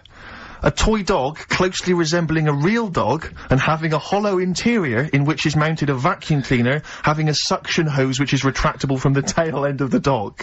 This enables vacuuming a dog after a haircut and grooming without causing fear to the dog. Because it thinks another dog is in the room. Sorry. This is a decoy dog to make the dog not realise it's being vacuumed, thinking it's making a friend. There's a picture of it. Karl. Do you see what we're talking about there? That's a dog that looks... It's a fake dog, also, but it's like... do you see that why the cat with the mops is on Steve's side, and why sort of X-rays, refrigeration, things like that are on my side, and Newton's and MC squared, as you Can you see the difference in these can you see the pattern emerging and the difference? Yeah, but you see, to me, which are you impressed by? Are you impressed by the sanitary appliance for birds? I'll have a look at it. It's if you've got a domestic bird, maybe a budgerigar or something, but you're tired of it crapping everywhere, these are very tiny nappies that go on a That is real, isn't it? Look, there's a picture, there's a diagram Can there. I put the microwave up against that one? I know I need the big guns to come out now. Oh, what are you thinking? I know you're Budgie excited. nappies or the microwave? It's weird because... Carl, are you tired of petting your dog or cat? I bet you are. That's why you need this patent pet petter. It is an arm on a piece of wood that will go up and down and stroke and pet your dog for you if you've not got time to do it.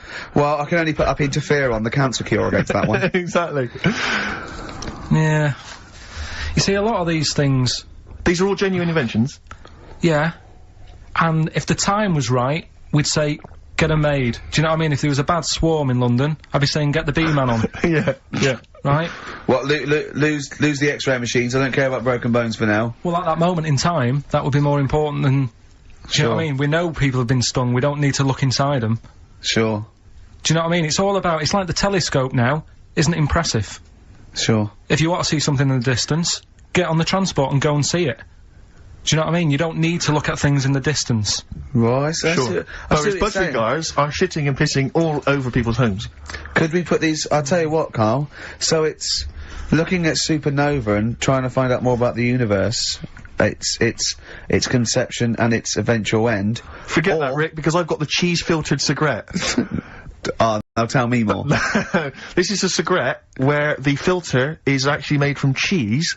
Apparently cheese acts as a very good filter for tobacco, so the smoke passes through the cheese, thus you will induce a kind of smoky cheese. And also, smoking, you know, might make you a little bit peckish, and you can just nibble that, so there's no dog end lying around the pavement. Or budgie shit. It's a cleaner place, and you haven't been stung. Brilliant. Right, now listen, so that's that done. Yeah. We've done that as well. Yeah. We're running out of time, we've got like 5 minutes left. Winner for Songs of Phrase. Alright, give us the answers. Right. We did this at the start, we haven't even got time for the film thing today. Oh. But, we'll do that next week.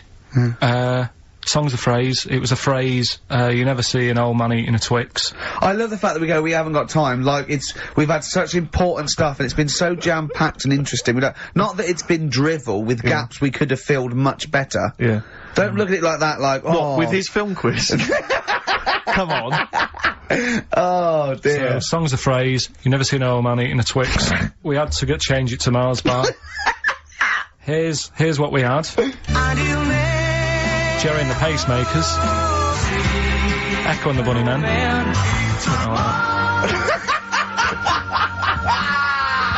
David Bowie, and the Beach Boys finished it off. What do you mean I thought that one was? What do you mean? Who's the winner? Oh, it doesn't matter. You gotta give the answer. Who was that one you didn't know it was us? it was Neil Young, wasn't it? Jim Crochet, is it? Old Man River, it's called. Jim Crochet. Something. Old Man River? Yeah. Jim Crochet sang Old Man River? I don't think so. What was it? Who cares? Right. Well, I can't believe this. Old Man River, it was. Let's give the prize to... Jim Crochet wouldn't have sung Old Man River. Well, let's give the... Paul Robeson. Let's give the prize to Mitchell Sterling, who has got some of the answers right. On XFM 104.9. We'll be playing that great quiz again next week. Next week. Ricky Gervais with it on XFM Sports. And if you want to send an email, it's rickygervais.co.uk or check out the website on XFM's All the Comms. Good night, 3:30. Coming up is Harold Levine and Hickory Dickory Dock, some lads there just wrote a song called Clocks. The lads are Coldplay.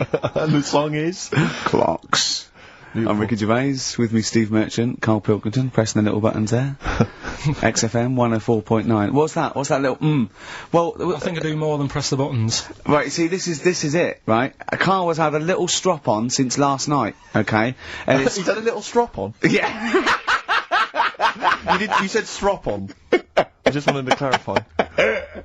And, I don't know why. He says that I'm an annoying person. He says that I wound him up, right?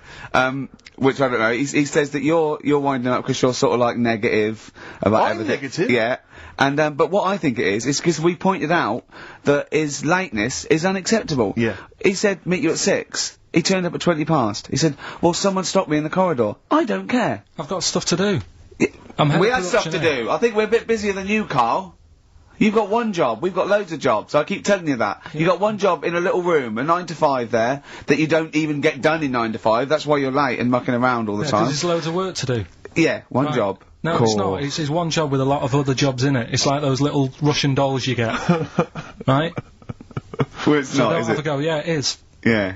Everyone thinks, oh, he only sits in his studio messing about, making songs a phrase. That's what I do in my free time. Which we've got coming up later. Super slick. I still think 20 minutes late is an outrage, though. Yeah, Carl. 20 minutes late Yeah, is... but I didn't say bang on 6, I You said said around 6. 6. No, you didn't. You said 6, which means 6. Well, it doesn't. Wait, sorry, it doesn't. If I was a newsreader, I'd say, yeah, you've got to be on time. Do you know what I mean? If it was a 6 o'clock news, I wouldn't want to be late. But it's the fact that I said to you, I'm busy, I've got stuff No, to no, do. you didn't say that. You said 6 o'clock to sort out tomorrow's I show. didn't, I know what I said, so... Yeah, well, so- You don't, because I remember you sent me a text. You didn't even, it wasn't even a phone call. You didn't even have the politeness to call. Stephen has stitched him up by It was a being a test. little bit more Busy. precise than him. It was a text and it said, see you around 6 tomorrow, question mark? Around. You just said it. Well, Around yeah, but 6. that doesn't count, that doesn't mean anything. Well, yeah, no, he does. What, so, alright, You told me he said 6. Well, he did. I'm paraphrasing. 6 o'clock, Rick. To me, even if it was around 6 o'clock, that would be 5 to 6 or 5 past 6. It would not be 20 minutes after the event, because that is late. Well. Well, you've got nothing. You see, you haven't even got an excuse. Yeah, but then I turned up, right, and I said, right, well, let's not argue about this. Let's come up with some good new features, because we've been in, Cheap as Chimps. That's Brilliant. gone today. Good news. he never liked Cheap as Chimps, Karl, did he? Right, he never liked it. Do you know what? Do you know who's took it further? Go on. Donald McIntyre. What? He's doing a programme, Cheap as Chimps. No, he's not. doing The channel. Well, we'll see. Again, I'll prove you right. Again. He's Prove you not. wrong. He's not doing a programme Cheap as Chimps, is he? is. He's not. What do you mean? He's doing. I saw a trail on Channel 5, and it was saying, you know, Is he's it done 5 this. or is it about 20 past 5? He's doing this, he's done that, you know, now see him on Channel 5, because he's moved to Channel 5. Right. He's saying, first big problem, chimps, you know, the deer and that. And, No, they're not dear. He's getting confused. no, 50-odd grand for a chimp, and it's saying, you know, he'll look into how much you can get gorilla for. What are in the name of God are you talking about? We'll talk about that later. But I don't know what. I'm just saying, that's another idea. And that then, yeah, so go on, you got off, this is why you never get stuff done and you're Yeah. late. You got off the point, you were talking about arriving late. Yeah, I know, but I'm just saying to you now, I turned up late, so I said, right, well, let's not argue. Yeah. I said, let's do some stuff. Yeah. You weren't having any of it. I think at one point you were trying to be sick on my leg.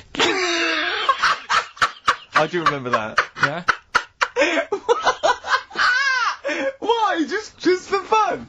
Yeah. Alright. So that's when I started getting annoyed. He was very annoyed last night. No, yeah, okay. Yeah, I can see where that could be annoying, but you just gotta think, hey look, so what? It's, you know. Well, I think you rub each other up the wrong way. Yeah. That's the problem.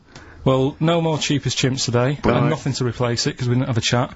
Songs of Phrase, we're doing that, you can win some stuff. Yeah, we've got the film that we haven't done for the last 2 weeks. The final film, we won't be doing that Let him anymore. down, it's 2 weeks. Don't you say 2 weeks late on that? Can I just ask, guys, is there going to be some great music? Yeah, well, What I've got about some- something from the only ones? Yeah, The yeah, classic, yeah, Another planet. Brilliant. Another planet is holding you down. Another planet. Another Girl, Another Planet by The Only Ones on XFM 104.9. I'm Ricky Gervais with me, Stephen Merchant and Karl Pilkington. Karl, cheer up. Come on. There's a war on. Chill out. Yeah.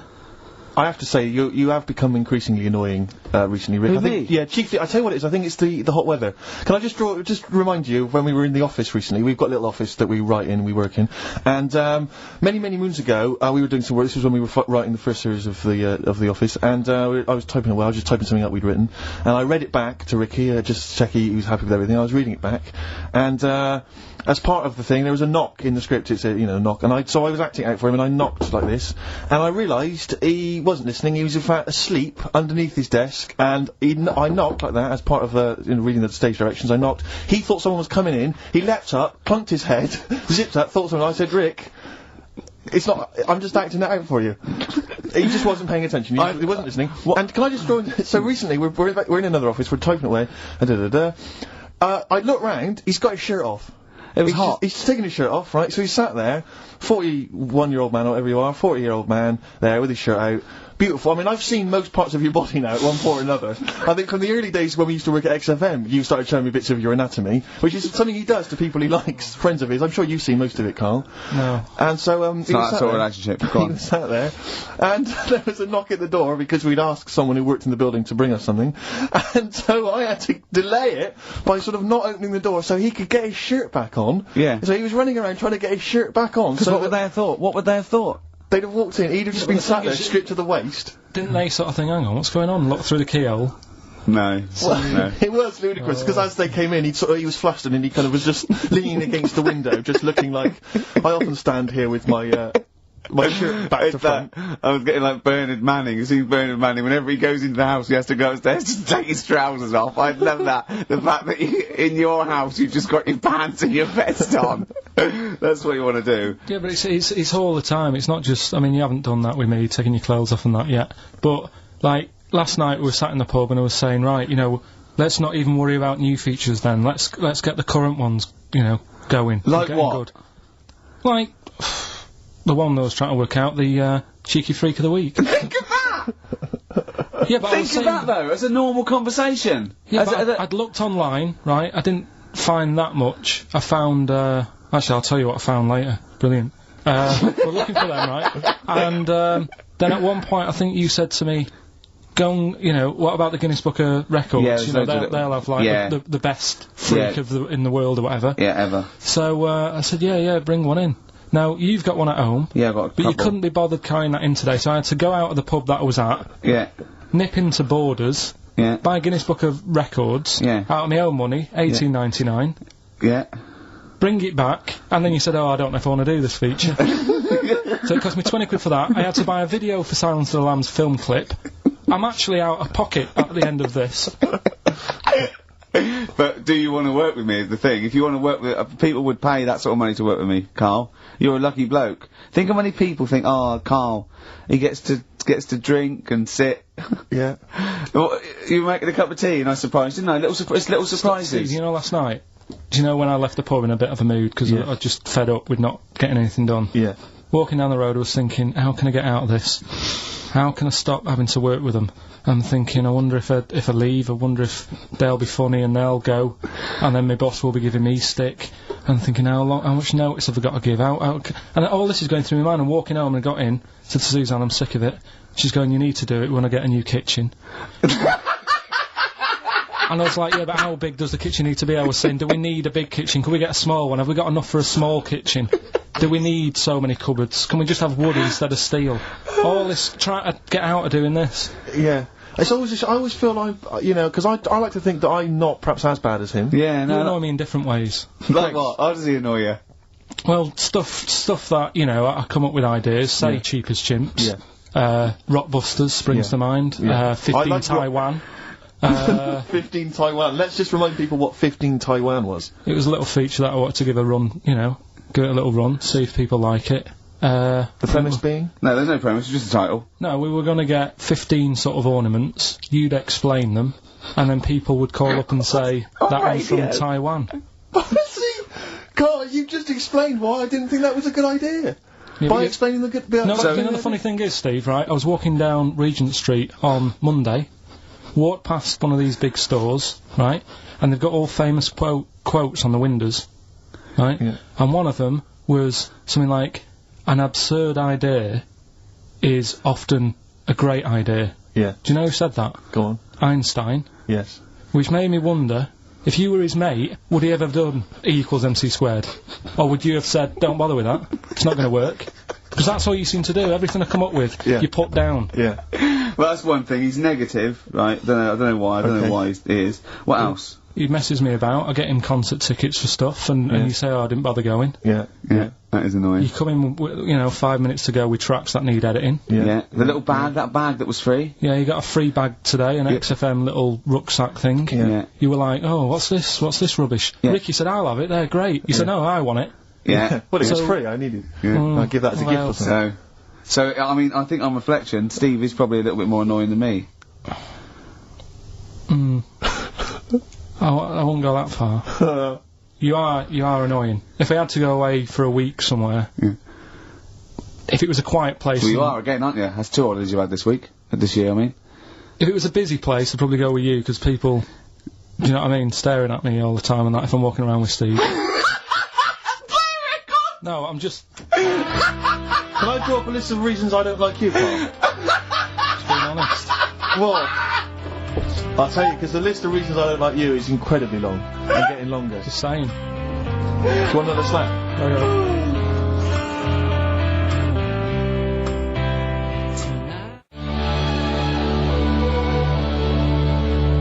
There's a star.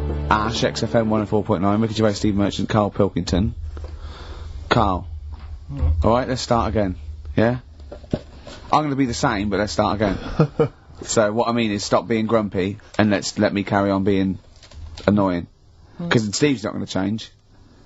He's not gonna suddenly start going, you know what, Karl? I think your ideas are really good. Do you know what I mean?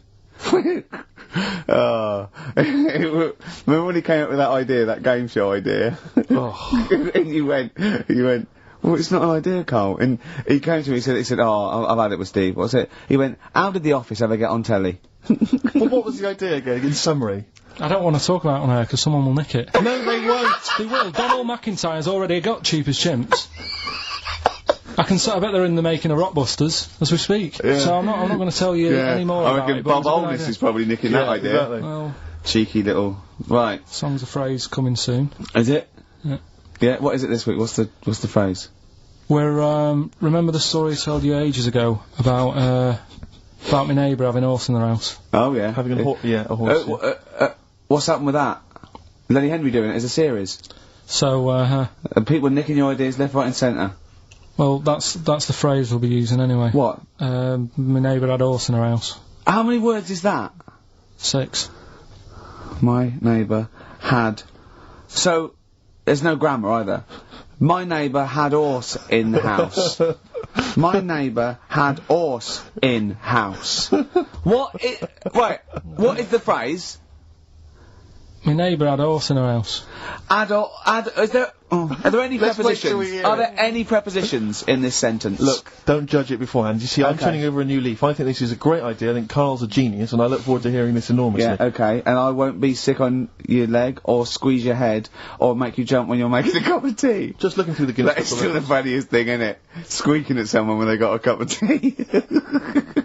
Right. There are a lot of what strike me as seemingly pointless feats. The Guinness Book of Records is right. The Guinness Book of Records is great. I used to love it as a kid. I've had about 10 copies in my life. The last one I bought a couple of years ago, present. It was really good. I love it. I love the real records: tallest, fattest, thinnest, best, fastest, most expensive, biggest, and all that. But the ones that really annoy me are the ones that. The reason these people are in there for it are the only people that tried. What, yeah. Balancing the milk bottle on your head. Most watches eaten. I've just found that one. Kim Sung-do from South Korea ate 5 watches, the entire watch with the exception of the wristband, in a time of 1 hour 34 minutes. What do you make of that, Karl? Made him regular. Come on. How did they time him? Most live rattlesnakes held in the mouth. 8 live rattlesnakes held by, it just says an idiot. Yeah, this gives me an idea, Karl. Talking of idiots. Do you want to get into Guinness Book of Records? No. Karl, come on, that'd be brilliant. Well, there's things in there that are just absolutely anyone could do. Like that one in Big Brother, I was watching it, and it was balancing sugar lumps. I want to know. How many people try that? If there's schools around Britain going, listen, we've got to get in the Sugar Lump Award. It's grassroots level. There's not enough kids balancing sugar lumps. How can we compete in the world market? I was looking at it last night, and there was one about the farthest that a dog swam. I think it was something like 9 miles, but it had no choice, did it? You know what I mean? He took it out to the Atlantic or something, and so he didn't want to do it. Threw it in the water. Yeah. So it's not alright to put it in a bin bag and chuck it in a canal, but it's for a world record. Yeah. 9 miles it did. Oh, God. Possible ones that you could do, Karl. What's the most Forrest Gumps fitted in one wheelie bin? What about this one for you, Karl? The record stands at the moment for most arrows caught by hand, but that's quite tricky. So what about most arrows caught by head? Yeah. And you would just fire arrows at your head. They wouldn't, it would just skim off him. Do you think so? Yeah, the roundness, it would never actually get any sort of, connection. Fastest human crab. Could you do that? I'll do that. Can you form the crab? Can you do that? What's that? It's just like bending over backwards and running. Do that. No? Right, what about... what would you be good at? what about hamburger stuffing? Oh, right, Karl. Alright. In the mouth, you mean? Well, it says the record for stuffing the most regulation-sized hamburgers, including buns, in the mouth at one time is how many? How many hamburgers with buns in the mouth? So this is just... You're not swallowing anything, you've just got stuffing in your mouth. You'd be so good at this because your shape of your head. You've got a shape... His head's just like Hamburglar. You'd be good at this, man. Yeah. Honestly, you'd be perfect. You look like Zippy. And the great thing is your head's empty, so you could get more in there. Do you know what I mean? This guy had a brain to contend with. Do that. What is it? Is it possible? Is it mental? How many do you think it was? There were 3 burgers in buns. What do you reckon, Karl? What, how quick he ate them? He didn't eat them, it's just how many he can stuff in his face. So literally hold them within his cheeks and his mouth, but don't swallow anything. So what, how many burgers? How many burgers did he manage to get into his face? So it's a fella, it's not... Yes? About 5? No, 3. Is the 3? world record. 3 is How the world big record. are they, though? It just says regulation size. So we could go to McDonald's or Burger King and get just hamburgers, and that would count. Just the regular burgers, and we'll just stuff They won't them in count. there. We got to get Norris McWhirter. But we could practice it now, and then if you're triumphant, if Come you on, get 4 Karl. in there... I don't, you know, I've got a small throat and that. Well, you don't I have to used swallow choke them, that's a the lot. great thing. Yeah, but I don't like it. As a kid, I'd choking on stuff and I get funny about it. No, just to keep your tongue at the back of your mouth, and we stuff the hamburgers in. No, I don't. Oh, come on! Do something! Karl, that is Dynamite Radio. Well, here, Steve will go and get the hamburgers. Have I got to pay for them? No, Karl, give us the I'm not money. paying for them. Oh, I've come just on! spent 25 quid in total on a video on a Guinness Book of Records. That's costing me another 4 quid. I'm not doing it. Oh, come on, give us the money. You're playing back. Andrew, oh, come on! I'm not doing it. Come on, do it. It's an interesting thing. Come on. You could be in the Guinness Book of Records, Karl. No, leave it. See if we can. Oh, please. Phone in if you want Karl to eat burgers. You don't have to swallow them. You can spit it all out. You can be sick on my leg after. Oh, come on. No, because I don't like the stretching thing either. Don't stretch it. It will stretch. I'll be like the little bloody dog on the Winston Churchill ad. Don't swear. Well, I'm just saying, though. I know, but we apologise to the radio authority. Karl is not only swearing, but he's refusing to do things we come up with. But the radio authority will be happy with me stuffing 3 burgers in my face. God, I'm not doing it. Yeah, we will. No, go. leave it. I'll give you the money. Can we do songs of phrase, something? No, let's do it. Right, play record. Play record. You're going to do it, Karl, or you're fired. No, actually, he wants that. No, you're going to do it. Do it. Please do it. It'd be great. Honestly, please do it. What about Chicken McNuggets? Meet halfway. No, there's no record for Chicken McNuggets. Well. Mental. So I'm not doing it, Steve. So. You are.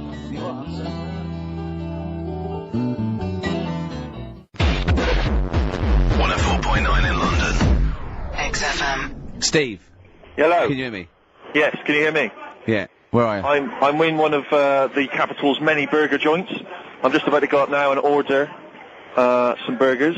Where are you? Where are you in? I'm in McDonald's in Leicester Square. Oh, right, okay. Yeah. What are you getting? Just get Yeah. get Hello too there. many. I need to order 5 regular hamburgers, please. If that's all right. Sorry. 5 hamburgers, yes. You're probably wondering why I'm ordering only 5 hamburgers, aren't you? And let me tell you why. My friend is going to try and break the world record for putting burgers into his fat, stupid face. What do you make of that? Exciting? Yeah. Do you wish him good luck? Yeah. What's your name? Tyre. Tyre? Yeah. Oh, thank you very much, Tyre. I'll try and get Tyre to wish you good luck in a minute, Karl. The coming shortly. 5 should be enough. The world record is what? 3? 3, yeah. Okay, good. I don't know what. Oh, here we go. How much is that? 3.45. 3.45 for 5 hamburgers. It's good, isn't it? It's good value. It's really, isn't it? Really, yeah. I mean, if there's anyone from from McDonald's listening, they'd probably want to give us some free stuff, I would have thought.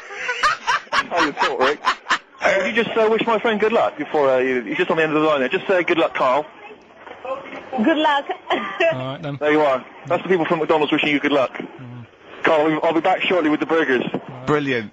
Okay. Do you want the pickles left in? To your mouth. And by the way, I'm filming this, Steve. Look, Brilliant. Look, I've got a camcorder. We'll put this on unseen footage on a DVD or something. Or maybe on the website. On the oh, Karl, what if you break the record? Okay, Karl, I'm coming round now to just monitor this and adjudicate. What's the web? If people want to see this on the webcam, what is it? XFM.co.uk. Right. Okay. Hold on. Oh, can I, Steve? I'm Can not I do being that? funny. I'm not being funny, right? But I think I have got like a bit of a wheat thing. You've got a bit of a what? A wheat allergy. Oh, thing. don't give me that. No, seriously, my head's. I've been eating a lot of shredded wheat recently, and my head's got a bit bigger. Karl, I don't think you can let us down now, mate. So you just got to put that first. No, one in. I can't put that like that in my mouth on its. I've got to break it up. I've got to break it up. Can't break it up. It doesn't say you can on the rule thing. It does. It doesn't. I can't look. I physically can't. Try it. I can't look. I'd have to be Jay Goody to be able to do that. Seriously, look. Oh. Try it. Yeah, I know, but you're not approaching it right. That's it. Come on, go on. That's all I'm saying. Oh, God, he's not going to do one. Keep going. That's good work. Keep going. How does he get three? Keep pushing. Ease it in. Ease it Keep in. pushing. Get one in at least. Ease it Get in. one in at least. Get one in. Ease it in. Get one in. Push it. That's one. Let's go with another one. Let's go one. Night swimming deserves a quiet.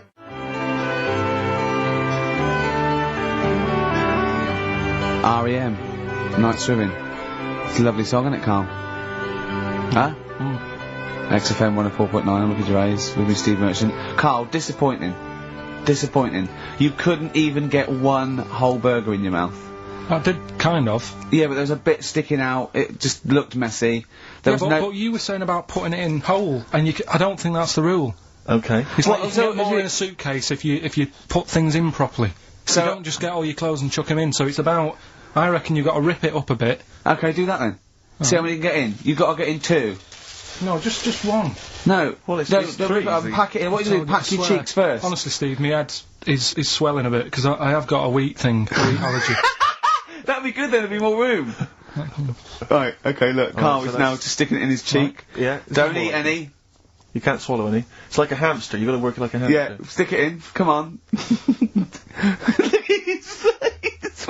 He looks like Marlon Brando in The Godfather. Come on. Don't lose any yet. Right. Pack it in, then use your fingers to pack it in. Come on! Wedge it in.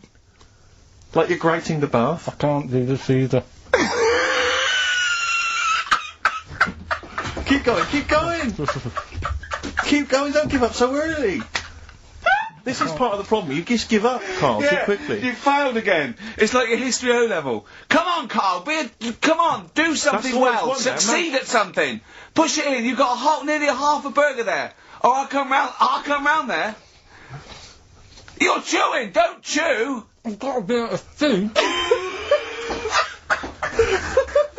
I don't know what he said, but is that a whole one? No, it's not. I can see bits left. Come on, Karl. Come on, keep working at it. Keep working at it. Look, there's so much space in your mouth, I can see it. He's going red. Okay. Okay, we'll do another one. We'll do another one. That one then. We're doing that. Oh, are you alright? Are you going to be sick? Are you alright? Alright. Oh God, should we play a record? He's making my eyes water now. Oh. Anyway. Right. Don't take any. Right, I've just got some grapes there. We've counted them out. What's the record then? Okay, well, the most grapes eaten in 3 minutes. You've got 3 minutes, Karl, and you've got to beat Matt Hand from the UK, who consumed a total of 133 grapes in 3 minutes on the 8th of November 2001. Right, there's 150. So there's 150 in there. Right. Okay. So you've got 3 minutes. What are the rules? The rules You just got to eat them and swallow them. And it's like Cool Hand Luke, right? You got to just stuff them in and don't choke, because I got worried with the burger. That's a good advert for McDonald's, isn't it? Not only was I impressed by the cheapness of them, but he couldn't even get one in his mouth. Yeah. So, value for money there. Maybe they'd like to send us some free stuff. Yeah, free or just money. Any some money would be good. Next week, Carl, you're eating Sony Walkmans. That's right. Yeah. Available for... right, Carl. Right, I think this is going to be good, right? What we're going to do, right? We've got Song 2 by Blur set up. We know that's 2 minutes, so you can play that, because that'd be boring radio hearing Carl choke, wouldn't it, for 3 minutes? Exactly. So, when I say go, Carl, right, I'm going to go right on the minute, right? You've got to have a handful of grapes, and you've got to press Song 2 by Blur. When we come back, you'll be stuffing your face. Hold on. You won't be able to do that. How can you work the buttons? I can do that. No, I don't think you can. You cannot touch the grapes until the opening note Yeah, of but Song hold 2 on. begins. When Song 2 stops, can we just press up the fader? So because you'll be stuffing Don't worry, your so face. we're almost. Let's go. If we go. Okay. Any second now. Okay, right. You're Okay. ready, Carl? 3, 2, 1, go! And he's off. That's good work from Karl there. He's approaching it cautiously to begin with. Cautiously.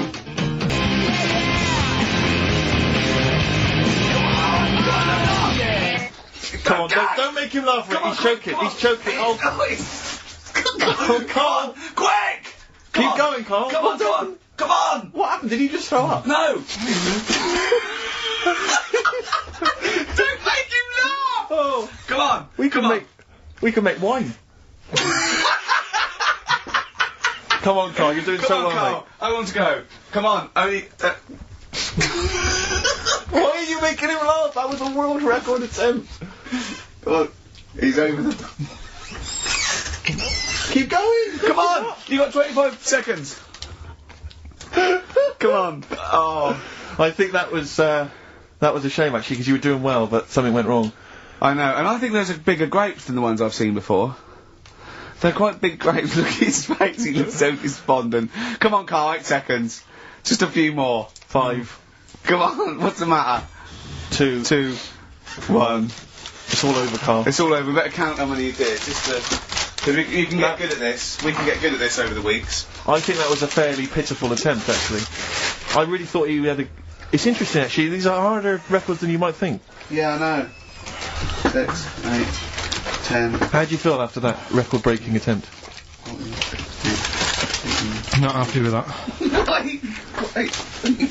What are you not happy about? The fella who did it, was he in hospital and just had loads of grapes and was bored? I'm sure he wasn't producing a radio programme, that's for sure. Well, to be fair, neither are you. What was tricky about it? What did you find hard? I think having Ricky standing over me, Yeah. sort of shouting, "Go on!" isn't normal. No. But that wasn't... He hasn't eaten any! Hold on, that's 50 left. That's quite a poor attempt then, by the seam of it. Would you think about trying to maybe do that again in a couple of weeks? Would you do some practice and try that again? No, leave it for the experts. And I noticed a tricky point. Maybe sort of when you had about 50 seconds to go, you seemed to be spewing things into the bin. What was that? Again, mainly Ricky standing over me, sort of. 88. He's What? got 88 left. Okay, so what's the mental arithmetic there? Because we put how many in? Was it 150 in the thing, wasn't it? What did I say? What did I say I had left? Well, I'm not doing it again, 88. so... He had 88 left. So 62. Guys, you're only at 62. What's the matter with you, Karl? There's people start you at 62. That is rubbish. That's disappointment. Let's leave So that. you failed on 2 world record attempts there. That's 62, and the record's at... That is rubbish. What were you doing? Oh, yeah, but like I said, I've got a small throat. I can't drink a drink quick. Ever since the Mr. Freeze Pops when I was 6, that I nearly choked on, I nearly died on, I can't go back. It'd be like asking, I don't know, someone who got run over to play Frogger or something. What's Frogger? What, you mean A real life computer game. Well, just a computer game brings back memories, doesn't it? And I can't do that. What's Frogger? Does Frogger get run over? Yeah. It's a little frog that has to run across a busy road. Do you know who he reminded me of? Apart from Hamburglar and Zippy and all that. When he was munching those grapes, because the shape of his head, it looked like a game of Pac-Man. Yeah. It did, as he was getting to him, it looked like... We should have had that music. It looked just like it. Oh, Do you remember there was a board game version of Pac-Man? Was there? I mean, the only thing that Pac-Man had was the fact that it was on a computer and it was a little face eating things. But imagine that as a board game. But there's board games of, like, things that you don't need board games for. Yeah. It's like, there's board games of charades. Do you know what? You don't need that. It's like parlour games. Board games of let's watch the telly. Yeah. Let's play sit around.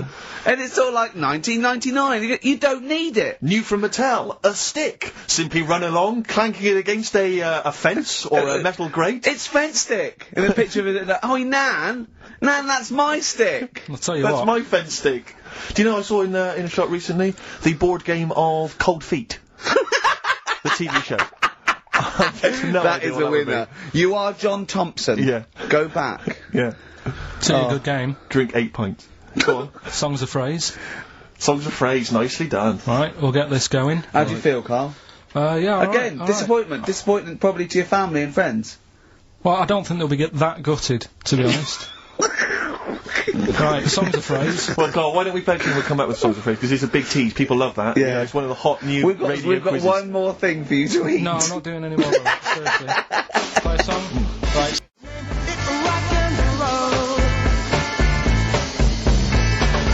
That's great. Roots. The Seed. XFM 104.9. I bet that is a record. Eating grapes whilst DJing. Possibly. I'm assuming if there's any listeners out there that have a record-breaking attempt they'd like to see Karl undertake in future weeks, they should email in. I think Jono's got that one. Right, what have we got then? That's that. Right. That's the serious side now. Let's get on with the proper show. Right, songs of phrase. Yeah, should we do that? On to the classy stuff. Yeah. Do you want to do the prizes first? Right, now then, where are they? Here they are. I haven't seen these, but I'm excited as ever.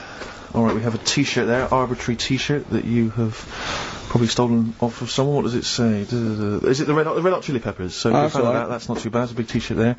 On DVD, this should you be giving this away? This looks like it's the film Don't Say a Word. Yeah. And it's it doesn't have all the proper packaging. It's literally the disc, the DVD disc, just loose. So enjoy that. The current album from Oasis. Heathen Chemistry, DVD, on DVD, The Life of Mammals, the complete series, the David Attenborough recent DVD, that. Walking with Cavemen, which I think is a DVD, sort of currently on TV, isn't it? And, Well, there you go. And Not also bad. the X-List, which is a good new compilation, double CD compilation from XFM with loads of stuff on there, including Nerd, Snoop Doggy Dogg, Athlete, all sorts. Go on then, Carl. So not bad, actually, simple Nice stuff. one. Well done. Right, so, yeah, it's a phrase that's been said at some point, or said a lot on the show. We've had, like, Hairy Chinese Kid. We went back to, my mum had wind for 5 minutes and that. Today we're looking at, my neighbour had a horse in a house. Right? Yep. If you remember, we were talking about that probably about a year and a half ago now. Yeah. Yeah, of course Right. people remember. They've been talking about it ever since, Carl, I imagine. Yeah. Well, it's famous. It's a world famous phrase. My neighbour had a horse in her house. Right, so this is, this week's Songs of Phrase, and what I've done is I've got songs with those words in that make up that sentence. Yeah. You got to email in ricky.gervais@xfm.co.uk. There's 6 different songs, right? You email in with what? I don't what know. we There do? is 6. Me neighbour had horse in house. Is it really that sentence? My neighbour had a horse in her house. It does work. Honestly, it works. Yeah. Okay. Don't bother explaining it. You Just ready? play it. Right, Yeah. so here's the. Here it is. We're just looking at Had horse in a house. Right. What in God's name was that? Yeah. Name the 6 songs. Had horse in a house. Huh? Are we naming the artists or the songs? Either. Artists. Anyone who gets anything can get a prize. What's jeez. more, Carl? Artists. Here we go. Had horse in a house. Oh, that's tricky, Carl. That's very hard. Once more. Had horse in a house. Email in ricky.gervais@xfm.co.uk. I'll give it. Another letdown. Another It's letdown. brilliant, this. No. How No. can you just say that after I've just been stuffing grapes in my face and Well, that? you failed. You didn't get one burger in, right? Even when you tried to chop it up, there's 3, right? So that's it. Steve, out of the goodness of his heart, went to McDonald's. Okay, I got some grapes. You at 62. That's got nothing to do with this, though. This is my game show here. Bob Holness didn't say, yeah, Blockbusters is good, but I never see him eating grapes. So this is a different thing. Forget that. Right? Here's the clips again. Here's the clips. Had horse in a house. Carl, you know I said I was going to turn over a new leaf and not criticise your ideas? I think it's the end of this one, mate. Oh, he's done it again. It's atrocious. Ricky.Gervais at xfm.co.uk if you've got any idea.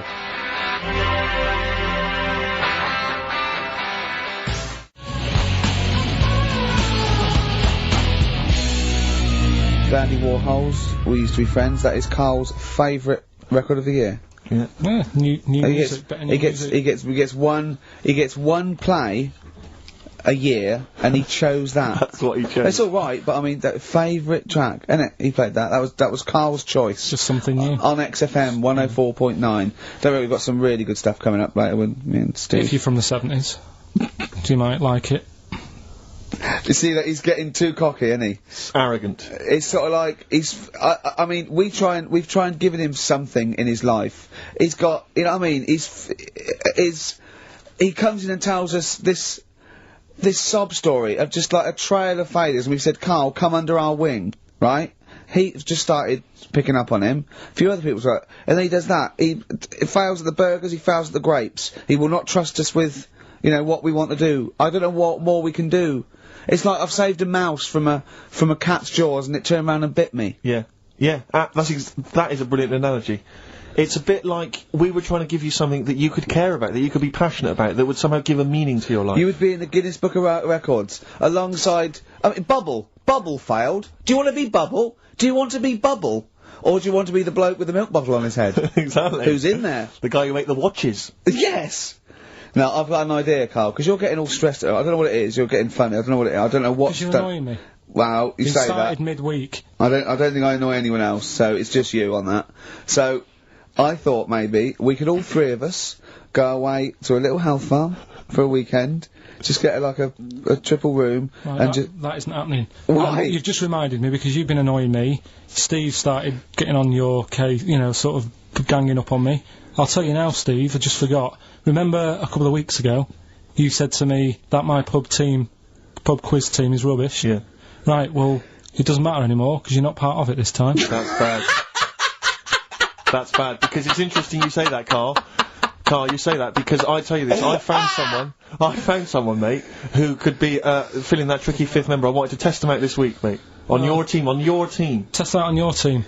Because Karl. I'll tell you what this is like. I don't know if you're familiar with Paul Ince, who used to play with Man United, right? But everyone used to say he's the governor, right? Even the players used to call him the governor, right? And Alex Ferguson at Man United was like, I'm not having this. Yeah. I'm in charge here. And he got rid of him. And that's what's happened. You were moaning the other week, saying your team's rubbish, you don't know what you're doing. Yeah. Well, let's see how you do on your own, right? He's turned, isn't he? I'll be honest, Karl, I'd like to be on your team. Well, sorry, Paul Ince. You'll have to go and join Middlesbrough, or wherever it is he's gone to. Karl, what can I do to get back on your team? It's not happening. I've already filled your boots. Don't let him have the upper hand, Steve. No, wait a minute. I'll tell you what always annoys me, though. Ricky spends most of the show slagging you off, right, having a go at you, annoying you in the week, squeezing your head, making you eat burgers, right? But you always take out on me. I'm the one who always gets the insults. I'm the one who's now relegated from your team. Why, when you see, this is the thing. You're just as bad as him, really, because you're siding against me, because you know that I'm willing to take it. The truth of it is this, you know that Ricky Gervais is keeping you in burgers and grapes, metaphorically speaking. He's the one that's got you in Heat magazine. I just spat all over your new Guinness Book of Records. You see? Get me a tissue. He's just squirted tea, laughing all over your Guinness Book of Records. You made me laugh. I'm going to get the flak for that. No, it's because you made me laugh when I was drinking, because you went, it's like that, and it made me laugh, and I spat. I just think it upsets me that you never pick on Ricky. You never ever go at him, because you know he's the one who's raised your profile and made you a little bit of a celebrity. We've missed one here. Using his teeth, Raman Andiappan, right, husked a coconut. He did what? He husked a coconut. He's the fastest coconut husker in the world. What does that mean? I don't know, he pulls husks. What's that? Little face, look. What's a coconut husking? He pulls the husk up and look at Karl, just with his head down. Karl, come on. What's the matter? Because that cost me 20 quid. I know, well, I'll see you alright. I've tea all over the world's smallest man. Why have they stood him next to the world's biggest man. Right, I'm in a bad mood now. Oh dear. I'm So not you haven't got a team? Steve, I'll sort you out. Come to me. I'll sort you out. Seriously, Don't worry. mate, I We'll found win. someone who would help you win this week, Carl, and No, I was going Steve. to tell you about it, and now... Steve, you can be on my team this week, and I know something about the quiz that Karl doesn't know. So... I'll tell you, I just think that it's so ungrateful. So Whatever. ungrateful. Right, songs a phrase, just give it a couple more plays, just Yeah. email in, we'll pick a winner soon. ricky.gervais@xfm.co.uk. Well, this is rubbish this week. No one knows it because it's rubbish. Steve was right.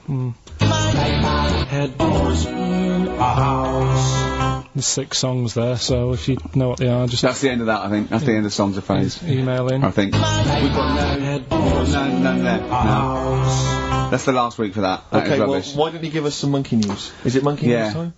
Come on, Monkey News. We'll play a song and we'll... No, have no, it. no, No, do let's play Monkey a song, News. let's play a song. Oh, it's a great track.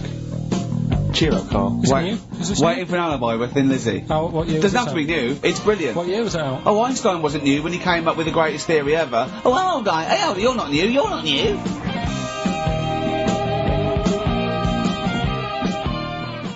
Right down, little mank twat whinges. No, but I mean, do you know what I mean?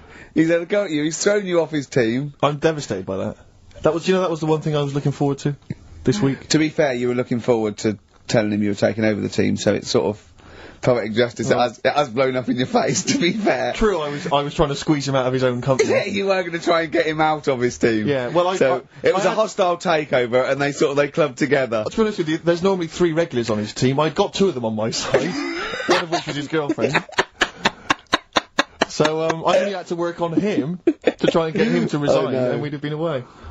Still, you know, we should give the prizes away. Yeah, well, Carl. this has been dreadful. This thing. We started off well with him trying to force burgers in his mouth, and then he'd come up with this tat. I mean, this is the end of this because it's. I mean, it was shoddy to start with. No little duo couple. Well, this is not only. Well, I'm just saying, this is what I was saying in the pub yesterday when you try to be sick on my leg. I was saying, come up with new ideas if you don't like them, but you diss them on air. Well, it's just disappointing, isn't it? And Right. What's that? I was disappointed when I was choking before. We were disappointed as well. Yeah, you didn't try. You didn't try with the grapes. You were just like Right. chewing on that. You meant to just throw them in and swallow them. Songs a phrase, it was 6 songs, it sounded like this. Boring. Headboards in a house. Right, what are they? Just give your 6 answers. songs there. We had Lionel Richie, My Destiny, for my. Tricky. Neighbour. Oh, that's XFM. Ooh. My neighbour was Space. Yeah. Neighbourhood. Had Harry Connick Jr. Had to be you. Yeah. Right. Had your neighbour had a horse. Horse from America. America, yeah. We had a horse. In was Lisa Stansfield with Pathetic. In All the Right Places. Oh, pathetic. Did anyone get that? Did anyone get that? And no a one house got No one from got that. Animals. So that was pointless. All right. Well, the that's most anyone got was 3, Yeah. and we're going to give it to Deborah, and that's Yeah. possibly Deborah and Kate. They got Right. at least 3 of those. So well done. to Okay, them. well done. Yeah, there's prizes on the way. That's the end of that. So that's the no cheapest chimps, none of that anymore. What have you got left? You got the film to do? Let's see what you've done with the film. Hang on, I'd love to have some monkey news there. Go on then. Got any monkey news? Yeah, got some monkey news. Come on then. No, Rick, come on, cheer up. Well, it's a sort of like he moans that he's got too much time on his hands, and he comes up with that Okay. shite. Monkey news, the jingle, please. Ooh, chimpanzee that monkey news. Okay, There's been quite a lot of stuff going on. There was a few bits in that Guinness Book of Records book that cost me 20 quid. Yeah, well, that's not news, is it? They printed that probably last September. No, so that's there's one in there. new music, new monkey news from last September. You're a lord. Come on. Waster. Please, Ricky, monkey news. Right, there was this monkey in a zoo in Brazil. Right. Right. And there's a little man monkey, a little woman monkey. And You're a scientist, aren't you? Go on. and they said the people in charge were like, oh, wouldn't it be good if they had kids? Brilliant. Right. So anyway, the chimps used to stand sort of, you know, they'd have their little caves each, and they used to sort of lean on the fence having a bit of a chat and stuff with each other. Right? Well, you know, gossiping, yeah, gossiping. the equivalent sort of thing. Yeah. So anyway, they were getting on a storm, and like the zookeepers were like, Can you hear that cheapest chimps this week? I thought it was fascinating. Yeah, just gossiping, I understand. So, what's any monkey news? I don't know, let's tune in. What was monkey news this week? Go on. It was from last September. So they were, stood there having a chat, and the zookeepers were like, I wonder if they're ever gonna, have kids and that. Yeah. Anyway, it went on for ages, this just chatting, no sort of action. Blimey. So what the zookeepers did was, they said, I know, they'll have kids. Are we letting that go? They were just chatting, are we just letting that go? You know what I mean? Just doing whatever monkeys do. Okay. Right? So the zookeepers were like, yeah, I wonder when they're gonna, have some kids. Yeah. Anyway, what they decided to do, to sort of do to egg them on, bought one of them a suit, one a wedding dress. Right. Keep going! No, I'm not having it. Shut up, Gervais. Fade him down if he's going to interrupt. I want to hear the rest of this. They got married. So they got married? Yeah, they got married. Right. What? That's the end of it! This is why I don't... Right, that's the end of Monkey News. That's the end of Monkey News. Don't do that again, you've got no features left. Why don't you like that? Well, it's not a story! It's about two chimps chatting, which doesn't happen. The zookeeper's going, I wonder if they're going to ever have kids. Egg them on. They got married. That's the end of the story. What are you talking about? Hang on, just calm down. Let me just check that you didn't make a mistake there and didn't lose out. What do you mean you didn't make a mistake? Wait a minute, he may have just left out a fundamental piece of information. What, the story? That would have made it into a story. Right. Let me just check the facts. So they bought them wedding outfits. They were married. Did they propose to each other, or were they just forcibly married? Don't encourage him. Just forced onto And it. then what was the outcome? Once they got married, what happened? They fell in love? Yeah. What? Whoa. It's not a marriage, Karl. Be quiet. It's not a real marriage. I don't know what you've got in your head. It's like the head of Homer Simpson. I'd go in there and there'd be a wedding reception and there'd be a couple of fights and they'd be talking about stuff. They got married. They fell in love. Did they have children? They're not back off the honeymoon yet. Play a record. You got no features left. Eve, Satisfaction, new single. Yeah, XFM, quick, play it. Right, we've waited 3 weeks, we are going to play it. I don't care whether we're late. We were late in because there was news. So, play it. Which film are you in this week? Looking at Silence of the Lambs. Right, play it. Just play it. Have we got a question? We'll come No, up who with a question cares? Who cares? Should Karl carry on?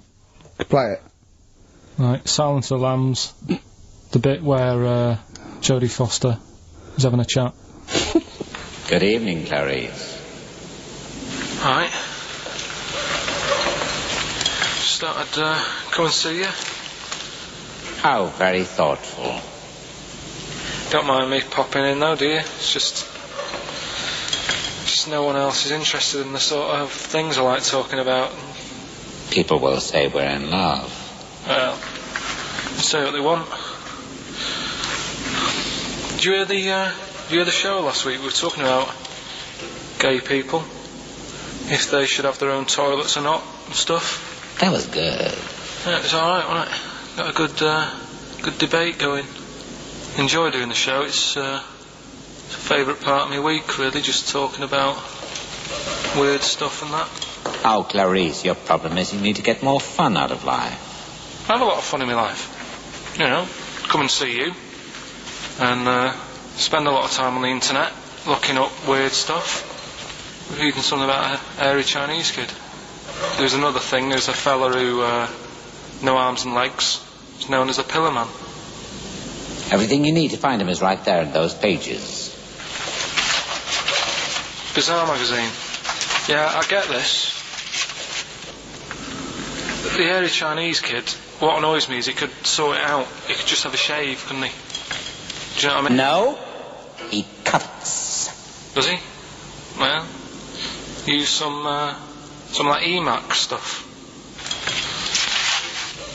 Yeah, don't be getting funny with me, just 'cause you're in a bit of a mood, right? You know you shouldn't eat people. Your eyes are bigger than your belly, I've always said that, so...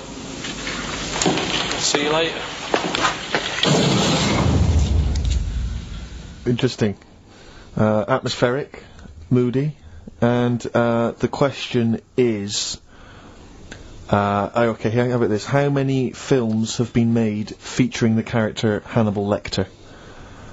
How many films have been made? They haven't got time to phone in now, have they? No, they can email in, they'll have time.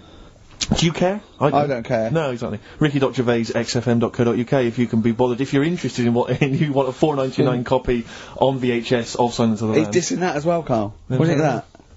Bit annoying, but that's it for this week. But remember what happened when... No, it's not. It's 9 minutes to 3. How can that... Tell him, Steve. No. How can that be it? It's 9 minutes to 3. What's he doing? Is he playing a record? Carl, what can I do to get back on your quiz team? You're not. Come on. Talking to the songbird yesterday. Threw me to a...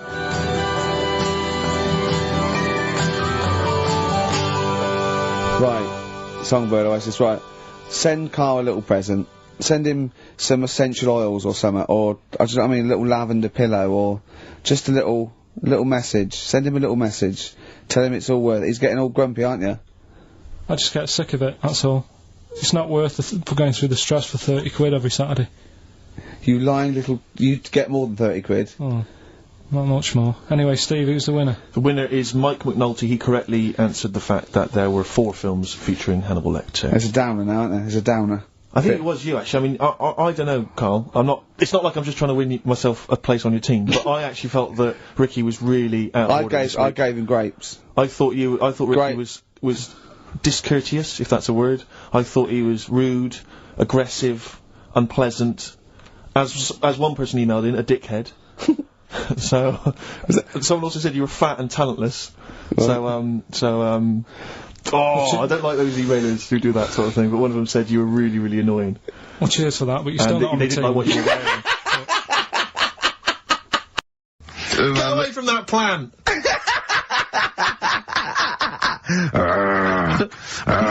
Is service included? Oh, dear. Okay, so monkey news, please. Alright then. Let's hear the jingle. Oh, chimpanzee that monkey news. Right. Now, before and again. Go on. Oh, chimpanzee that monkey news. Brilliant. Right? Right. Before I went away, I told you about Alfred. He was the monkey where there was a robbery going on in a bank. And then he nicked the robber's loot and backed out. Yeah. With a gun. Yeah, he sort of stole, he robbed the robber, didn't he? Yeah. Did he take his gun as well? He took weapons, he took all the weapons, there was like a couple of robbers. He managed, because they were so amazed that a monkey was coming in, it was like... Don't talk shite twice. Right. Anyway, got a follow-up to that. Okay, now what was that monkey's name? Alfred. That was Alfred. So anyway, because a lot of people wanted to know, well, you know, what did he do? Did he go off and have a holiday? Did he... No.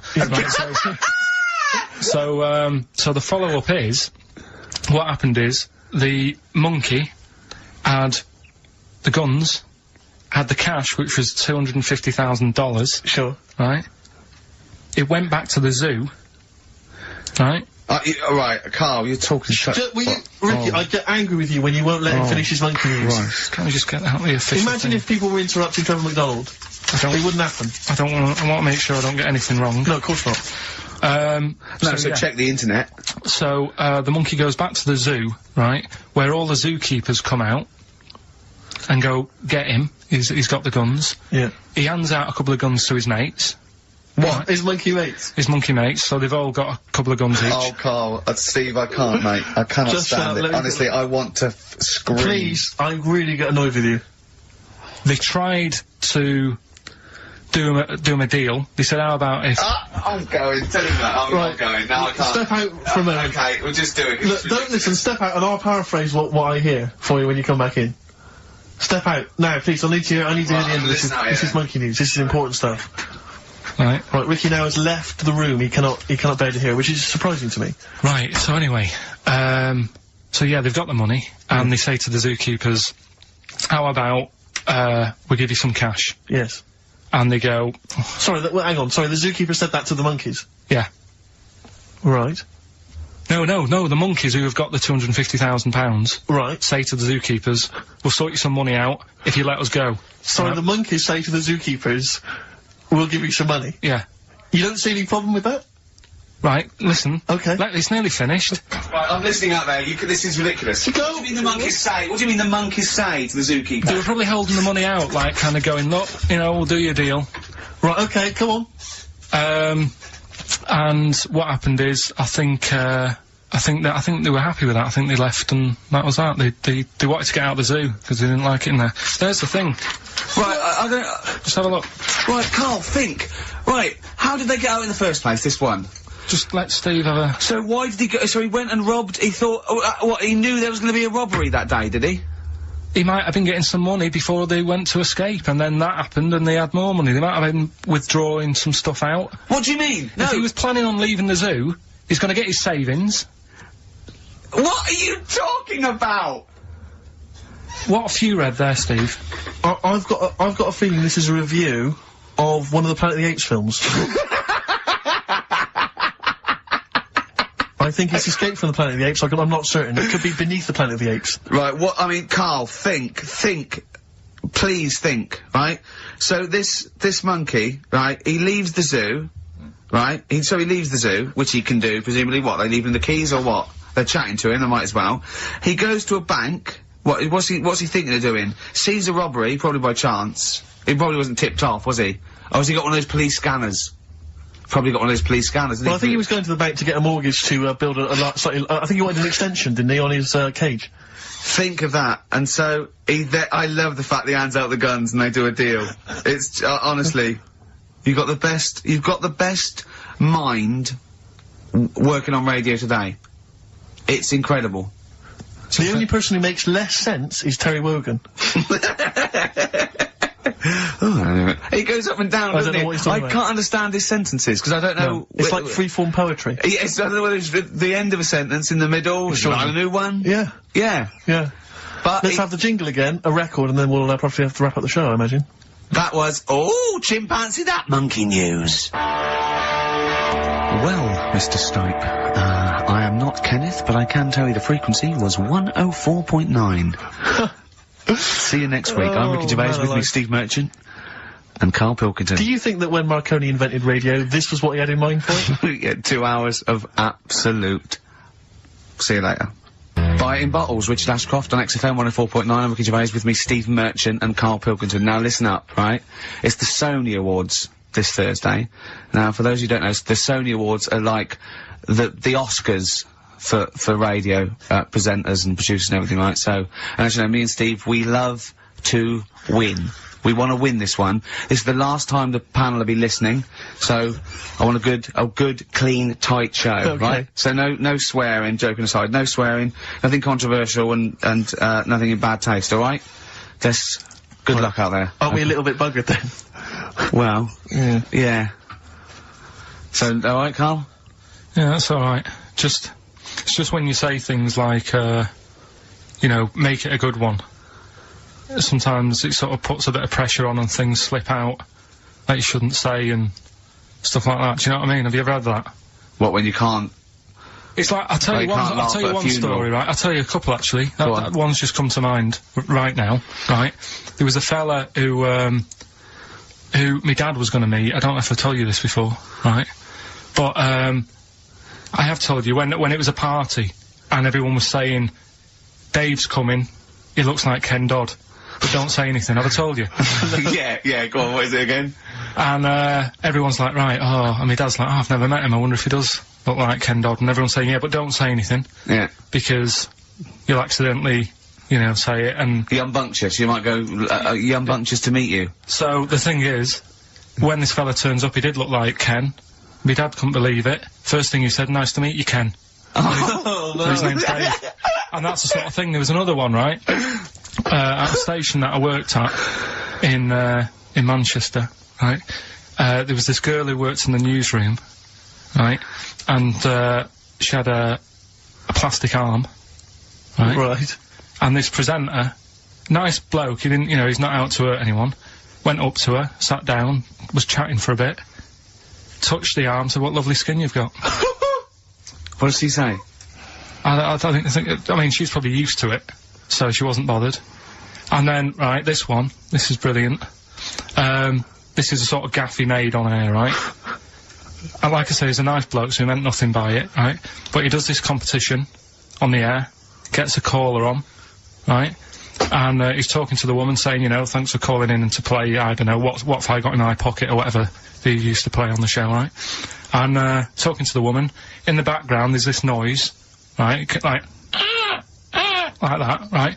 So he's talking, and he goes, have you got a, pet parrot?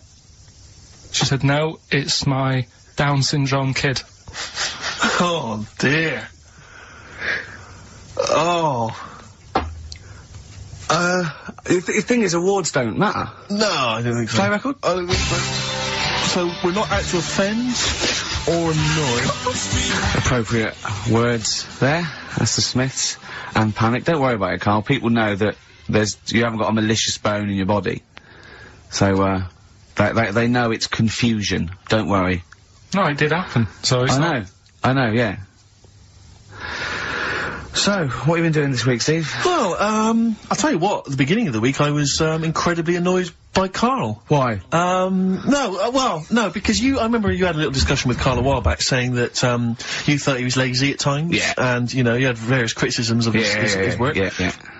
And I got a call from him. He said, oh yeah, I should have told you, I had a phone call. Someone said that they were trying to get hold of Steve Merchant to offer him some lucrative voiceover work. Now, you know... That is money for old It's money for old rope. That's you're in there for about 20 minutes and it's thousands of pounds. If there are children listening who are still at school, they should definitely, when the careers guy says, what do you want to do? Try and get voiceover work. Just become a voiceover artist. It's money for old rope. Yeah. So I can't believe my luck, because, you know, I love money for old rope. Yeah. And, I said, well, what's the information? He said, I don't know. I deleted the message. It was on his answer phone. He deleted the message. I said, right, when did the message come? He said, last week. So he took a week to tell me that he had deleted the message. Why, just because it wasn't for you? I mean, I don't know how selfish that is, Karl. No, what happened is, right, I got back off holiday. I was at home. Yeah.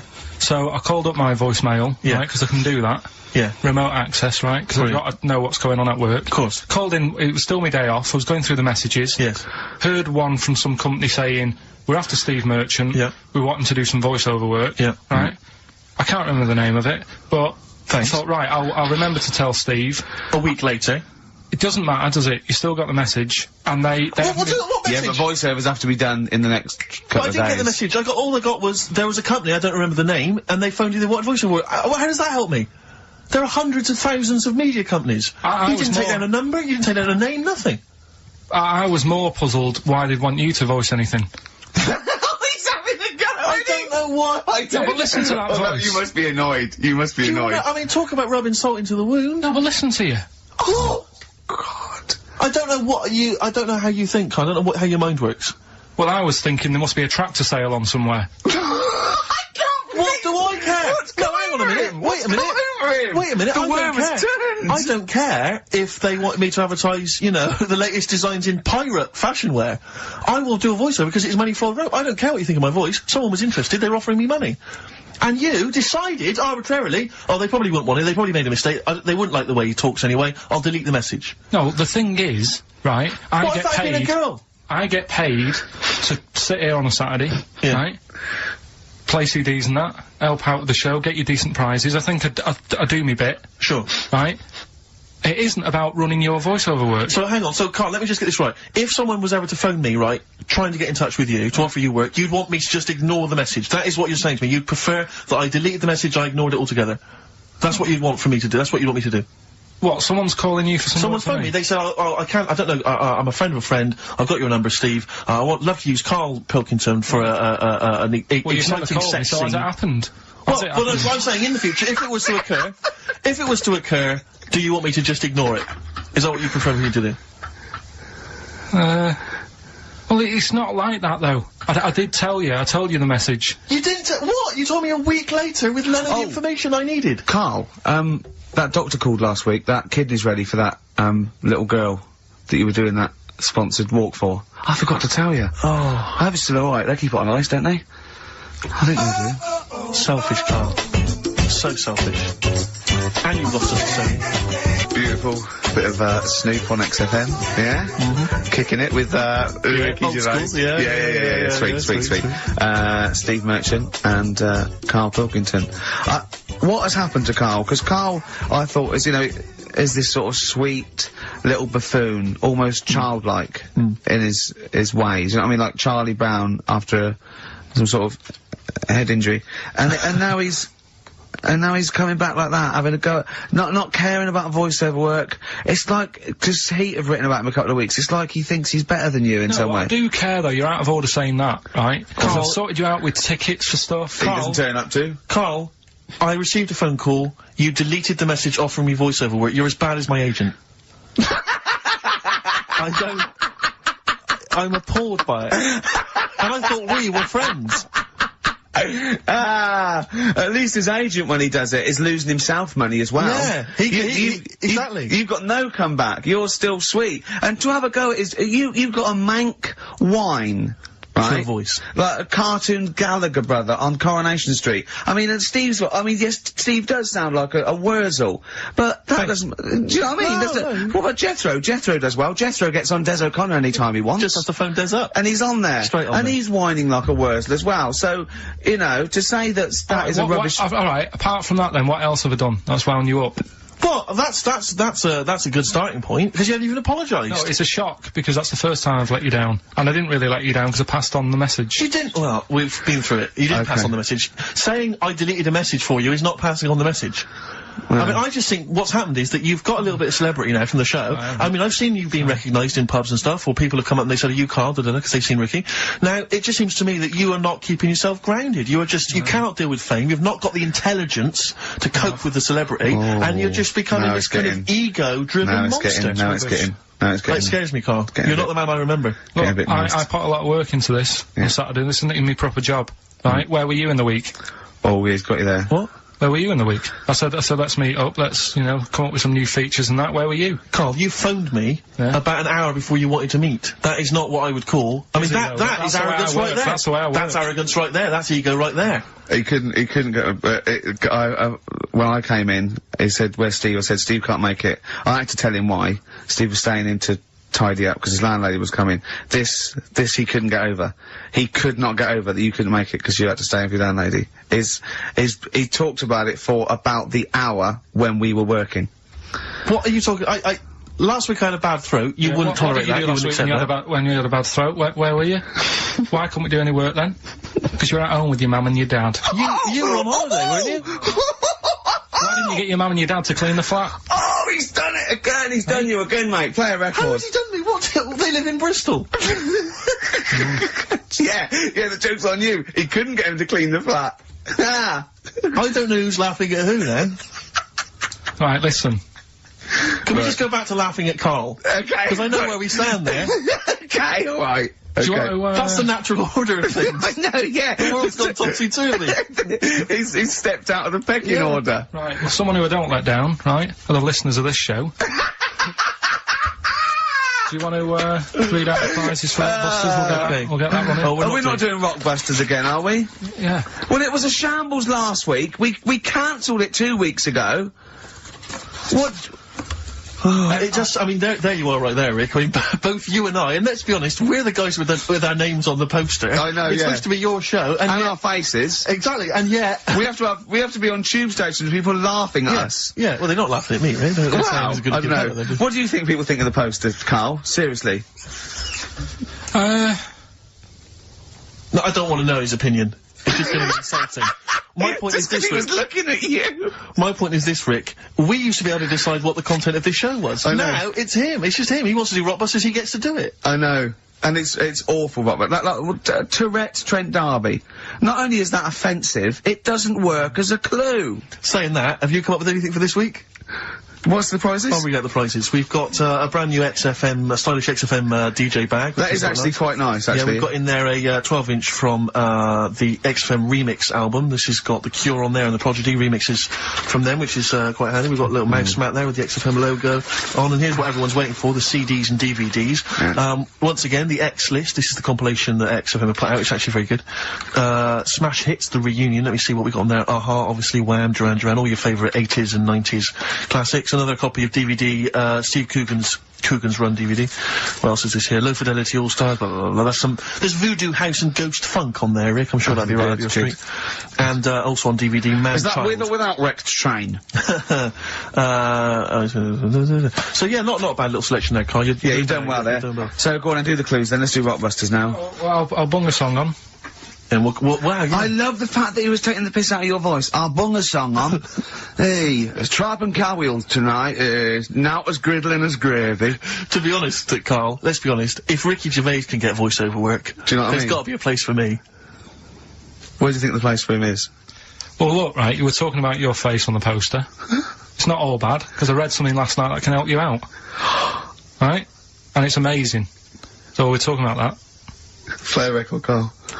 Warren's Yvonne ain't that pretty at all on XFM. 104.9. I'm Ricky Gervais with me, Steve Merchant and Karl Pilkington. Right, Karl, calm now. The Sonys, they're listening. We've got to win this award. We're just bickering. Right, what's this thing that can help Steve out? What are you talking about? No, we'll talk about that in a bit. What are we doing now? We'll do Rockbusters, get that up and running. Yes, sir. Get the email busy. Thank you, sir. Yeah, Right. okay. Go on then. Right, so, you know how it works. Cryptic clues, initials. Well, as I say every week, they're not strictly cryptic. It's more, what am I thinking that starts with these letters. Is Sometimes. craptic a word?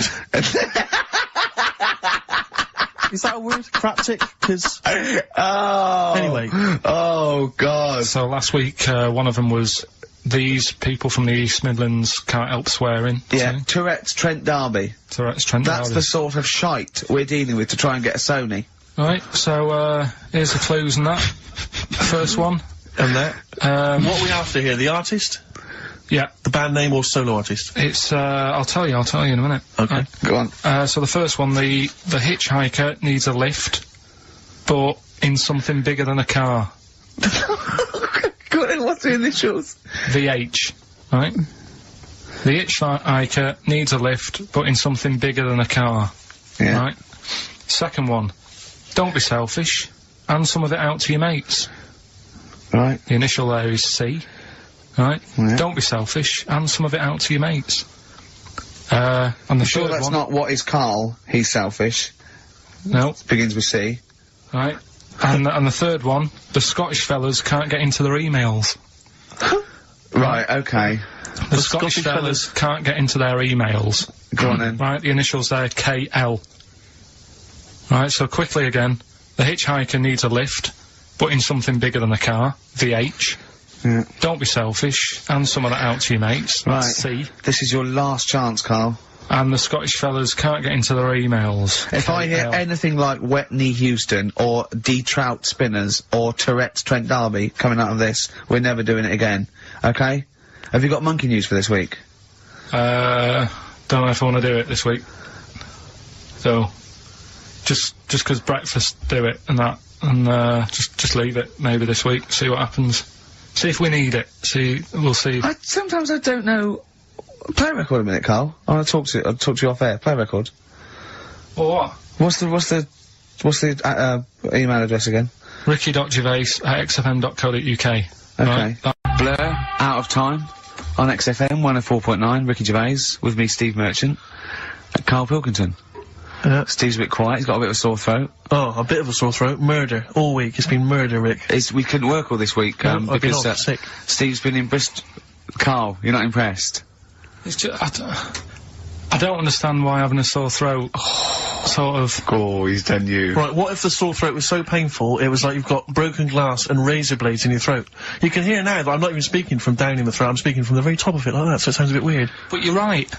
What? Your hands are alright, aren't they? Yeah, but we talk when we're writing, don't we? I can barely talk.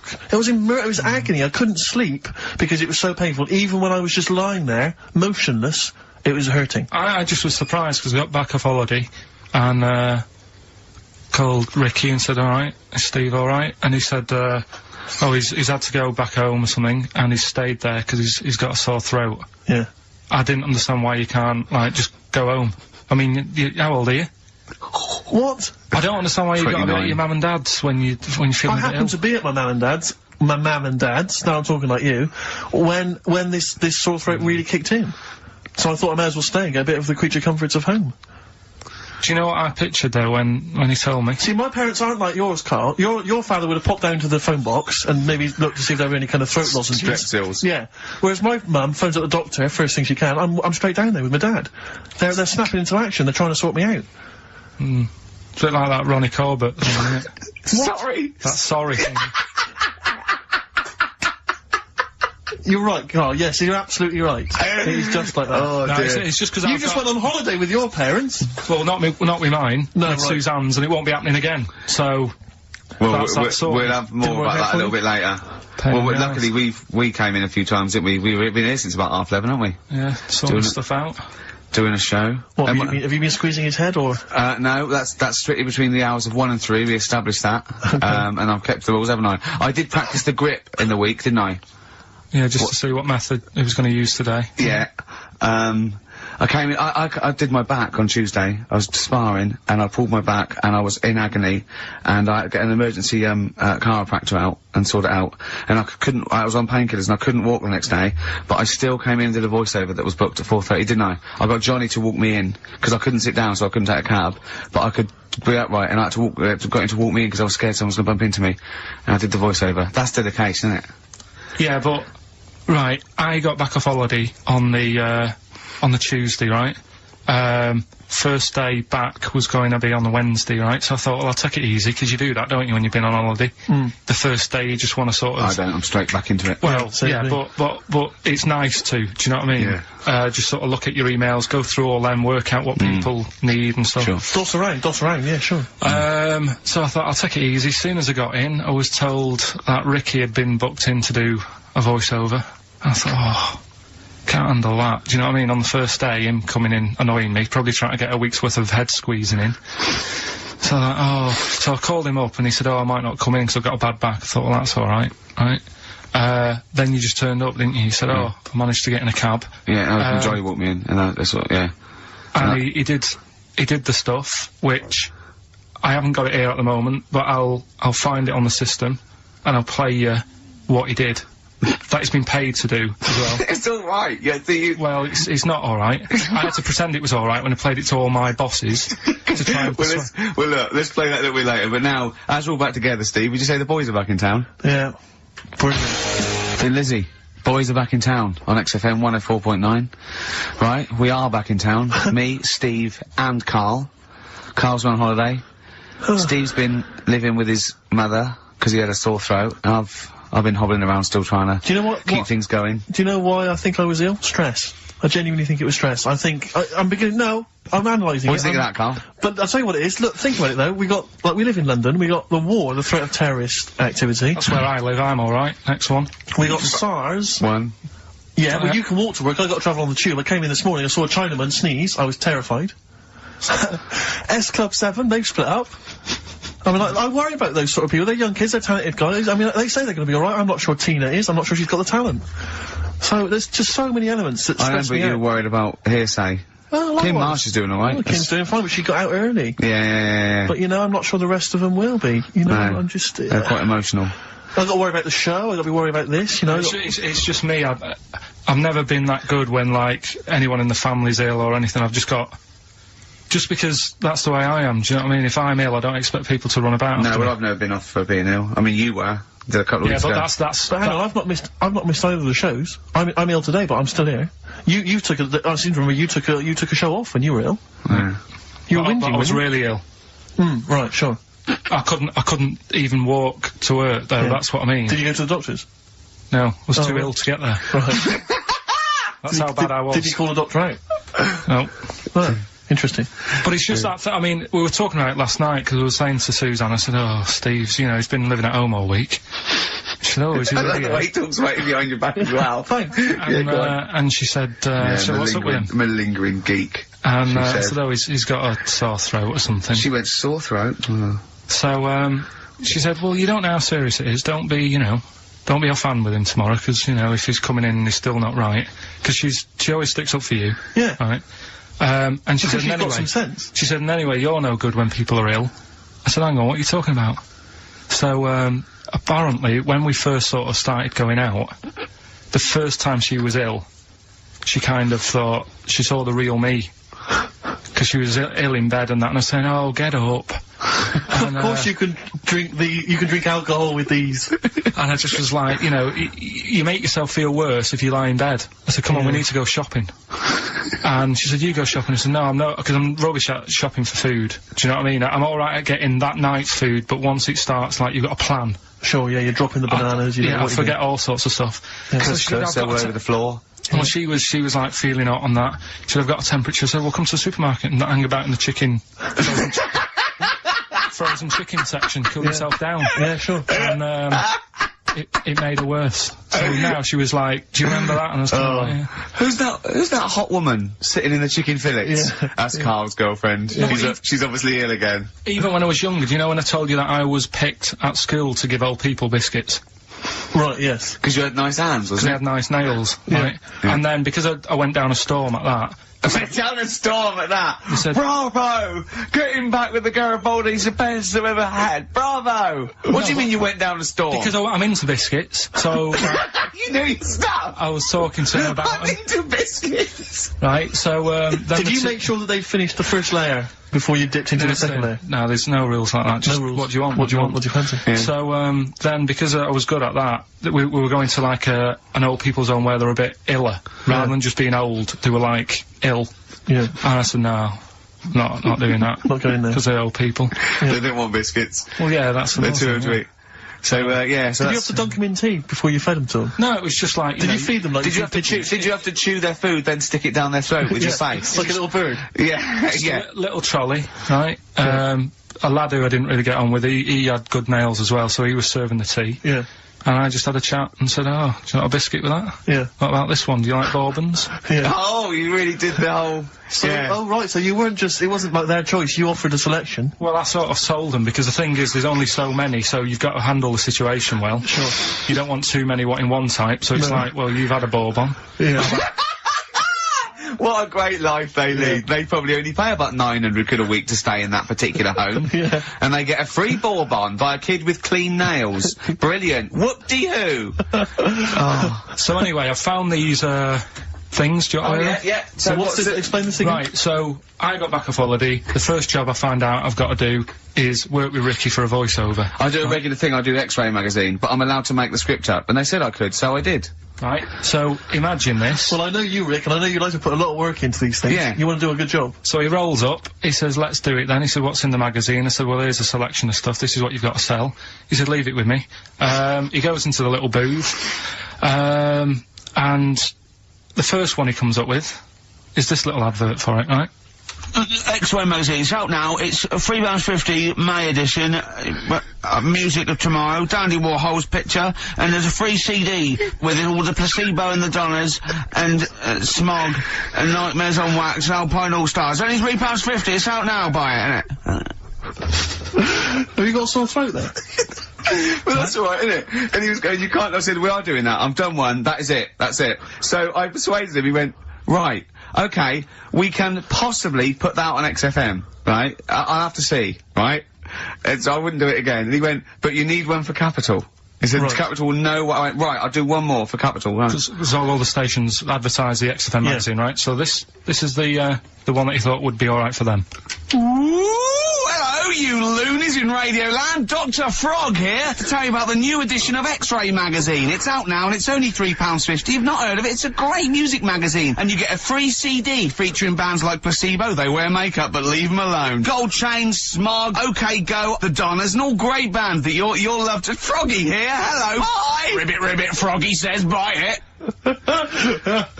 Oh, well. So then, he says, that's it. It's You good had to your see, money's is worth. Dr. Frog still on there? He's still on classic. I said, that isn't going to go out. You're not going to be happy with that. He said, you've had your money's worth, I'm going. Yeah. So I'm left with that. I then have to get the bosses in. And because I've let him go, in a way, it's my responsibility. Yeah. So I've obviously thought I've got what I need.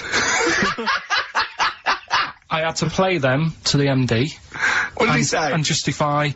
Well, I was sort of thinking if I laugh, he might go, well, I don't get it, but he finds it funny. Oh, brilliant, well done. So I was laughing, he was sort of thinking, you know... Excellent. Is that it? Brilliant. When do they go out then?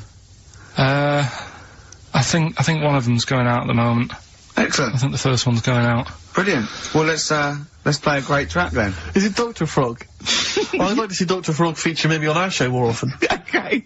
Oh, I've got some new comedy characters. I can't believe that. You know, I love the work of comedy greats like Chris Moyles and Noel Edmonds. I've got some really funny comic characters that'll be popping in and out of the studio. Save them. Okay. I'm excited. Badly Drawn Boy All Possibilities on XFM 104.9. I'm Ricky Gervais, with me, Steve Merchant and Karl Pilkington, and a few new characters. Oh, Steve. I can't believe As that. I said, I know you love Moyles and his sort of wacky stuff, and Chris Moyles, Edmonds, one of the greats, one of the and greats. Edmonds, and just all Oh, no, Edmonds. well, I'm going to go along the same sort of vein. I've come up with a couple of. Can I do a little? Can I show you one? I'm excited. Okay. Well, it always starts with a sort of doorbell. So. Goes, ding dong, I go, oh, no, hold on, Steve, hold on, Karl. Who's that at the door? Yeah. Hello? Oh, hello? Oh, look, it's Camp David, the right queer gay. Oh, hello, hello, you look all gay today. Is that because it's nice weather? Oh, no, that's not what it means. Oh, have you got a girlfriend, Camp David, the right queer gay? No, but I've got a boyfriend. Yeah. Oh, bye. Right. Oh. Ding dong. Oh, it's another one. Hang on. Another comic. Hello. Oh, look. It's Holy Fuck, the little funny Chinese fella. Wait, that's his name, Karl. That's his name, Karl. Karl. Hello, Holy Fuck. Harold. Right? Yeah, that's fine, So, that's fine. Mr. Fuck, you can call me Holy if you want. No, I prefer to call you Fuck. Yeah. Right? You're right. Nothing wrong with this so far. No. Have you got a girlfriend, Mr. Fuck? Achoo. Oh, you haven't got that stars, have you? Yeah. No, that's my girlfriend's name. See? Yeah. Oh, just before you go, Mr. Fuck, I've got two things here. I've got a nice Trilby hat that you could wear, or I've got a little lampshade. Right. Right? Which one do you want to put on your head and walk around? I presume the Trilby. No, but it's not. No. Yeah. The lampshade. Lampshade, of course. Bye. See you later. Yeah.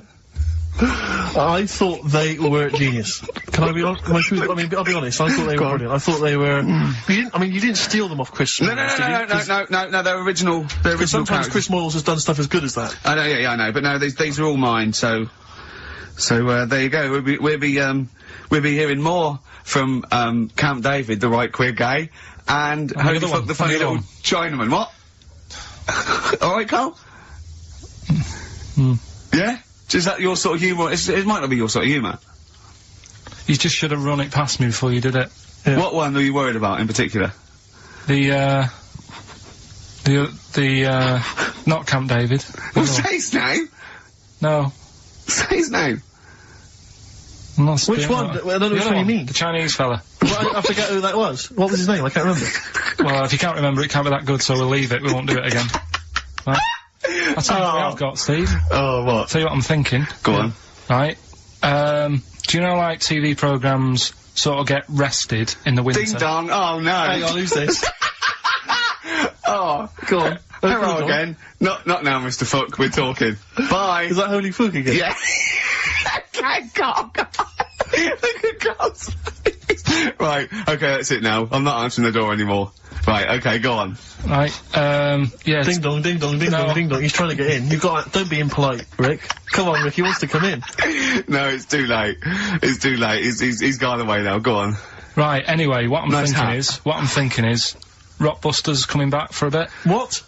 What are you talking about? He likes my idea. He likes my characters. He doesn't like that idea.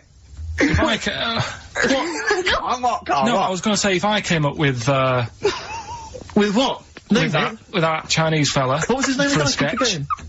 You wouldn't have liked it. Let's do Rockbusters and see how it goes. I know you weren't a fan of it, but.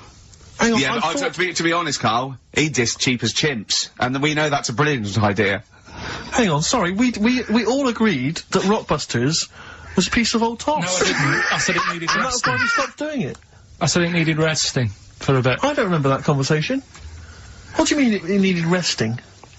We abandoned it because it was appalling. It started off as a nice idea, but you just gone crazy. Let's play a record and come back to this, shall we? What do you want to play? Bit of sugar. Oh. Yeah, brilliant. That cheers us all up. I don't know why you were thinking of bringing this back. I'm genuinely worried about this. Well, is that the doorbell? I would be lying, Rick, if I told you that didn't feature in my list of the best singles ever. That's lovely. If I can't change your mind, great pop tune. Brilliant, absolutely brilliant. I think Karl's worried about one of the names of my characters, so I'm changing the gay fella's name to David Gray, the bent pianist. The Scientist, Coldplay, on XFM 104.9, with me, Steve Merchant, Karl Pilkington, and Ricky Gervais, obviously. So, Karl's just getting a little bit frustrated there with Steve. Having nothing to offer after being off for a week. Do you know what he calls you now behind your back? Oh, God, here we go. No, it's alright. He calls you the Professor, because of a picture of you in, My Media. Oh, right. What did you say? He said it. Did you approve it? I didn't actually, no. No, you know what it is, don't you? It's, you know when you take it from an angle, it sort of distorts one side, and they've taken a picture from a bigger picture, I think, and so it's, do you know what I mean, like he's looking in a kettle, and he went, what's going on there? He said he looks like one of those professors of BBC Two schools programmes. Well, I take that as a compliment, considering what I call you behind your back. And I say, no, ain't the Professor. Although, Karl's looking pretty good at the moment, aren't you? I'm surprised, can I just say, I'm surprised that you got chosen for having clean nails at school to serve the biscuits, because I always imagine you, when I look at you, I see you as a child, I see you as a grubby little child, who's always out in the street getting dirty. Karl is quite hygienic, because he's always got a nice little... Nowadays I do. Yeah, nice little top on. Not the boyhood Karl. I always imagine you being quite neglected. No, me clothes weren't always the best, and they were a bit warm, but they were always clean. Yeah. Yeah. Is a country song coming on? Is he gonna are you Dolly Parton? I always imagine your house as having, and actually to be fair, I imagine your house has been very much the same, always stinking of chip fat. Yeah, also, yeah, my mum was always cleaning, so again, it was always sort of like clean. It was just, it smelled and cigarette smoke, maybe? Yes, it smelled of Dettol, pets, yeah, and cigarette smoke, yeah, and chip fat. Such a working class and smell, chip fat, yeah. That's a real working class, sort of smell and look and stench. Yeah. Are you talking about me now? Yeah. Right, yeah. I mean, the interesting thing is that Karl's cleaned up his house. I clean, I have 2 baths. No, I know, you're obsessed. I love It's just really bad of me. I was in, Waitrose earlier buying a sandwich. I got a bit of money now, Karl. I like to splash out on a sandwich. I like £2.50. You ever seen any of it? Benji's shop. He does go to Benji's. I'll tell you what. I love Benji's. We go for lunch, right? And if he looks in a restaurant and it's sort of like $6.50, he goes, Rick, I'm not made of money. Yeah. He is. We have to go to Benji's. He gets 2 sandwiches that have to fill him up, right? Because they're a quid each or something. But I'm a big guy. I need a lot more food. I genuinely need more food than most people. I'm like a brontosaurus. It is. He's just grazing all day. So I can't afford to sort of splash out in Pret a Manger all the time with your fancy French sandwiches. I like to get a lot of bread for the money. I want a lot of bread. So I was in Waitrose, and some guy came in behind me, and he was sort of, I don't think he was mentally doolally, but I think he'd been homeless for just too long, and he was really... what's just right amount of time to be homeless? Well, I think it was past you want to get out of that game early, don't you? He's past the point of no return, this guy. I think it was like, it was too late for him. I think there was no going back, really. 6 months, he was sort of walking at a bit of a weird angle. He walked like the Elephant Man, even though he wasn't deformed. It was probably like you were in the week. It was quite unpleasant. And he sort of came up to me and he went, and weirdly, he spoke a bit like I'm speaking now because of my throat. And I thought, if I speak to him back, is he going to think I'm taking the mick? So I kept quiet. And he went, alright, what's your name? And I said, Steve, and he shook my hand. He forcibly took my hand and shook it. But he had these cuts and bruises on his face. Oh, the open sores. Yeah, and he was shaking my hand, and I was just terrified. I was just thinking, get off my hand, let go of my hand. And thankfully, did he have a bow round his neck? Well, he may as well have. I mean, seriously, and I caught the eye of a security guard. I didn't throw it out. You know, I'm all heart. This man does not have the funds to be shopping here. Please have him removed. This is part of the John Lewis partnership. And, so they had him thrown out, and you know, then I was just freaked out. I had to wash my hand as soon as I could. I couldn't imagine the kind of grime that was crawling across Weatherby's kind of homeless ways. Are you still doing your social work? Or whenever I can, Rick. Yeah. Yeah. At least he used to give it to old people biscuits. You'd have gone, oh, I'm not going near them. Look at them gums. Wouldn't that have been grim? Would you have wanted that, though? Old kind of homeless people touching you? Well, no, I'm not Jesus Christ. No, I know. It's not on my list. I know I was dropping this down. What do I know? I need some batteries from a Walkman. I need to be touched by some old people. See you later. Cheers. I was watching, the one thing I did watch all week was Columbo, which seems to be on constantly. I was watching Columbo, and I know you're a fan of Columbo, Rick. One of my favourite programmes of all time. But I was like, do you not think that All right. I just thought you were going to talk about it. Well, which one? They What do you mean? they made about 90, and they're showing on about 4 channels in rotation. But it doesn't matter if I tell you who did it, because you'll find out in the first 5 Yeah, minutes. exactly. You find out in the first 2 minutes I mean, anyway. let's be honest, if Robert Vaughan's the star, it's probably going to be him. Or Culp. Often Robert Culp. Yeah. Yeah, sometimes Patrick McGowan. But do you not think that Columbo looks like he smells? Would you imagine he smells a bit? He's a brilliant detective. Well, he's got that dog, and he smokes cigars, so I imagine he I reckon smells... he stinks. I reckon he doesn't clean his clothes enough. Oh, I think he has. I think he gets up and washes. But I think if I it's on just a think he's too crumpled old absent-minded. I think he's too busy thinking on solving crimes and stuff. What do you think? Do you think his wife makes him clean his pants now and again? I think they're quite a bohemian couple. I'm not sure she's really interested in that. I think she's got her own mind. Maybe she's a painter or something. No, maybe she's losing it a bit, and he's a bit embarrassed by it. Yeah, that could be true. And she's probably incontinent, so while she's ironing his trousers, she just all over them, and he goes, "Oh my God, she's shatting my pants again. I gotta wait a minute." Yeah. Yeah. So that's what. Oh, ding dong. Who's that? Who's this? Oh, hello. Oh, look, it's David Gray, the bent piano player. Oh, all right. I thought it was going to be Columbo. That would enjoy.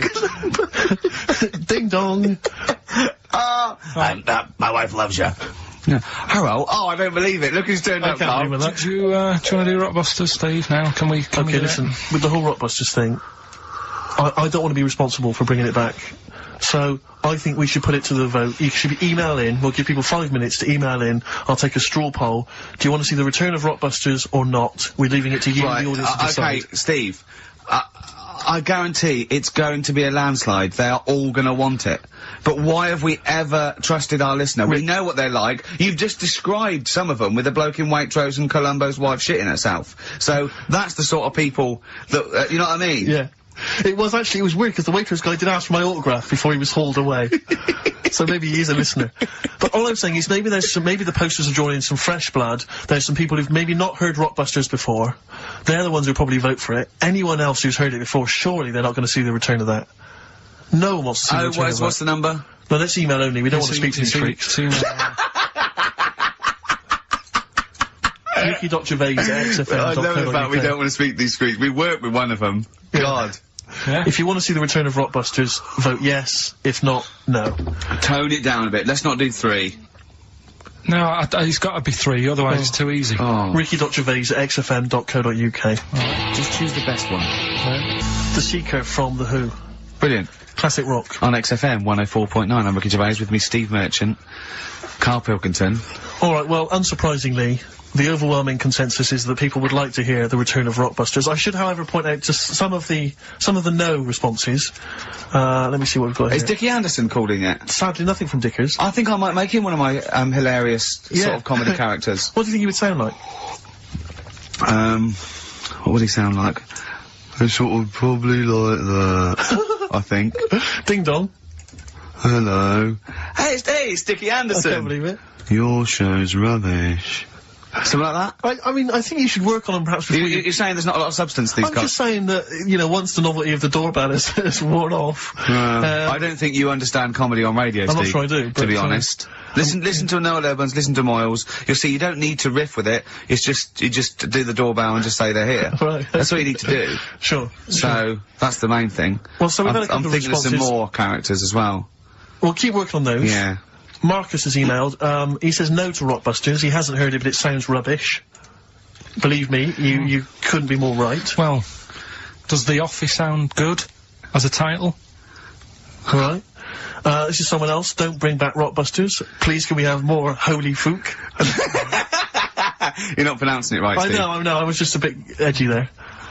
It's Holy Fuck, the little Chinese fella. Holy Fuck, the little funny Chinese fella. No, okay, alright. Well, otherwise, Karl, other than those few negative ones, most people want to see the return of Rockbusters. So, go on then. Tell people what the prizes are? Let's go. Let's do it. Yeah. Are these the prizes? Yeah, they're the prizes. Alright, let me have a look. We've got the new album from Goldfrapp.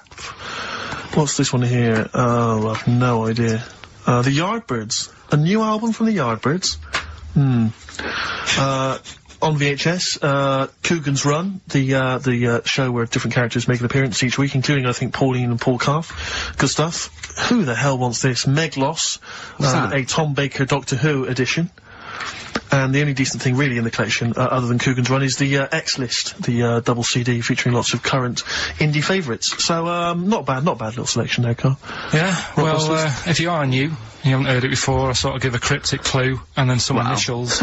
I'd say it isn't cryptic. It's like, what am I thinking? That might or might not be the initials that I'm gonna say. That's how you gotta think, really. Yeah. But go on. Do you want to remind them of any that spring to mind? Just as a... Exploding Pet was Atomic Kitten, doesn't really work. What else? I fell down in a puddle in Texas. I got my legs wet. Knelt down in the puddle, got my legs wet. Wet Knee Houston doesn't work either. Whitney Houston. Jamaican, swinging a fish round. D-trout spinners doesn't work in the slightest. Doesn't work in the slightest. That's how they work. So, there's 3 of them, you email in. So here we go then. Number 1. The gingerbread man has only got 1 leg. Right? The gingerbread man has only got 1 leg. Got the it. Initials there. LB. LB, right? Okay. Second one.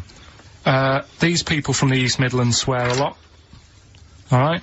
These people from the East Midlands swear a lot. These people from the... East Midlands swear a lot. The initials TTD. Right? And, the third one. Have a holiday in Italy. Right? So you've done 3 then? TB is the initials on that one. So quickly again, the first one, gingerbread man's only I've got that one as well. I've got that one. I got 2. These people from the East Midlands swear a lot, TTD. And, the third one, have a holiday in Italy, TB. Email in with what the songs are and you win that stuff. ricky.gervais@xfm.co.uk. Hang on, it's not the songs, it's the artists, isn't it? Yeah. Yeah, just Oh yeah, like he said that. Yeah. Yeah. Okay, fine. Email only, please, ricky.gervais@xfm.co.uk. We got that going. Yeah, looking forward to the answers on that. Bit of feeder would be good, wouldn't it? Alright. I love it. Placebo and Bitter End. I don't want to contradict you, lads, but it's not. We've got a full hour to go on the Ricky Gervais show on XFM 104.9. I am Ricky Gervais, the aforementioned Ricky Gervais, with me, Steve Merchant and Karl Pilkington. Blockbusters. Oh, ding dong. Oh, who's that? Oh, it's a posh bloke who doesn't care about poor people. Hello, posh bloke, what are you doing? I'm in my Rolls Royce and I don't like the homeless. Oh, posh bloke, don't be a... You want to do this? Satire. That is satire. Yeah. There's nothing like it. It's political as well. I'm getting in there's so many. Don't even begin to show off. I was showing that some foreigners are funny. I got in the fact that, like, if you noticed that Chinese people wear different hats to us. Yes. So that's political in a sense. Yeah. So the weird thing is, Steve, right, that is like what I imagine Ricky's house being like when people are ringing the bell. Because they're all so different, it's got a little... He's obsessed with all my friends being slightly different to each other. I've never understood it. He goes, there's no thread. There's no thread to them. All my mates have got a thread running through them. I was in literally after they walk out of the home. Yeah. But what do you mean my friends all different? Well, that could be... it wouldn't surprise me if I was round there and the bell went, and I said, do you want me to get it? And he said, yeah, and I opened it, and it's, you know... what, holy fuck? Holy, yeah, he's at the door, right, and then I'd say he's busy, close the door, bell would go again, then you got the little gay fella. David Gray. Yeah, and then, do you know what I mean? Yeah. Not really, no. 'Cause he's met some of my friends and he looks at them in a weird way. I mean, some of them are weird, but, he's just... Oh, the other night, right, he's got a thing about Robin, my mate Robin, right, he was a lovely bloke, right, he's going, I can't be handling him, he talks too much, you know, Robin sort of goes, and he talks really fast, and he's sort of riffing all the time and that, and because it does me head in. Why is he talking like that? And, I said, is Karl going out for a drink? I went, he went, Robin's not gonna be there, is he? I went, no. And I was there with, Johnny, and, I'd set him up. I knew Robin was gonna be there. Robin comes in, sits down and goes, hi. I go, alright. Karl goes, I'm going. And Robin sort of looks at him. I went, oh, don't be stupid. He went, no. And this is in front of Robin, who's confused. Karl goes, points at him, he goes, I said, was he gonna be here? You know I don't like him. And Robin just... it was unbelievable. It was unbelievable. Appalling. It was unbelievable, Steve. And Robin sort of looked like really genuinely sort of upset. He goes, well, shall I go? I went, no, don't. And Johnny went, oh, Karl, he's a lovely bloke, right? And Karl went, well, no, you know, I'm less annoyed at Robin now, who's done nothing No, of course. than you. And I went, look, Just have a chat.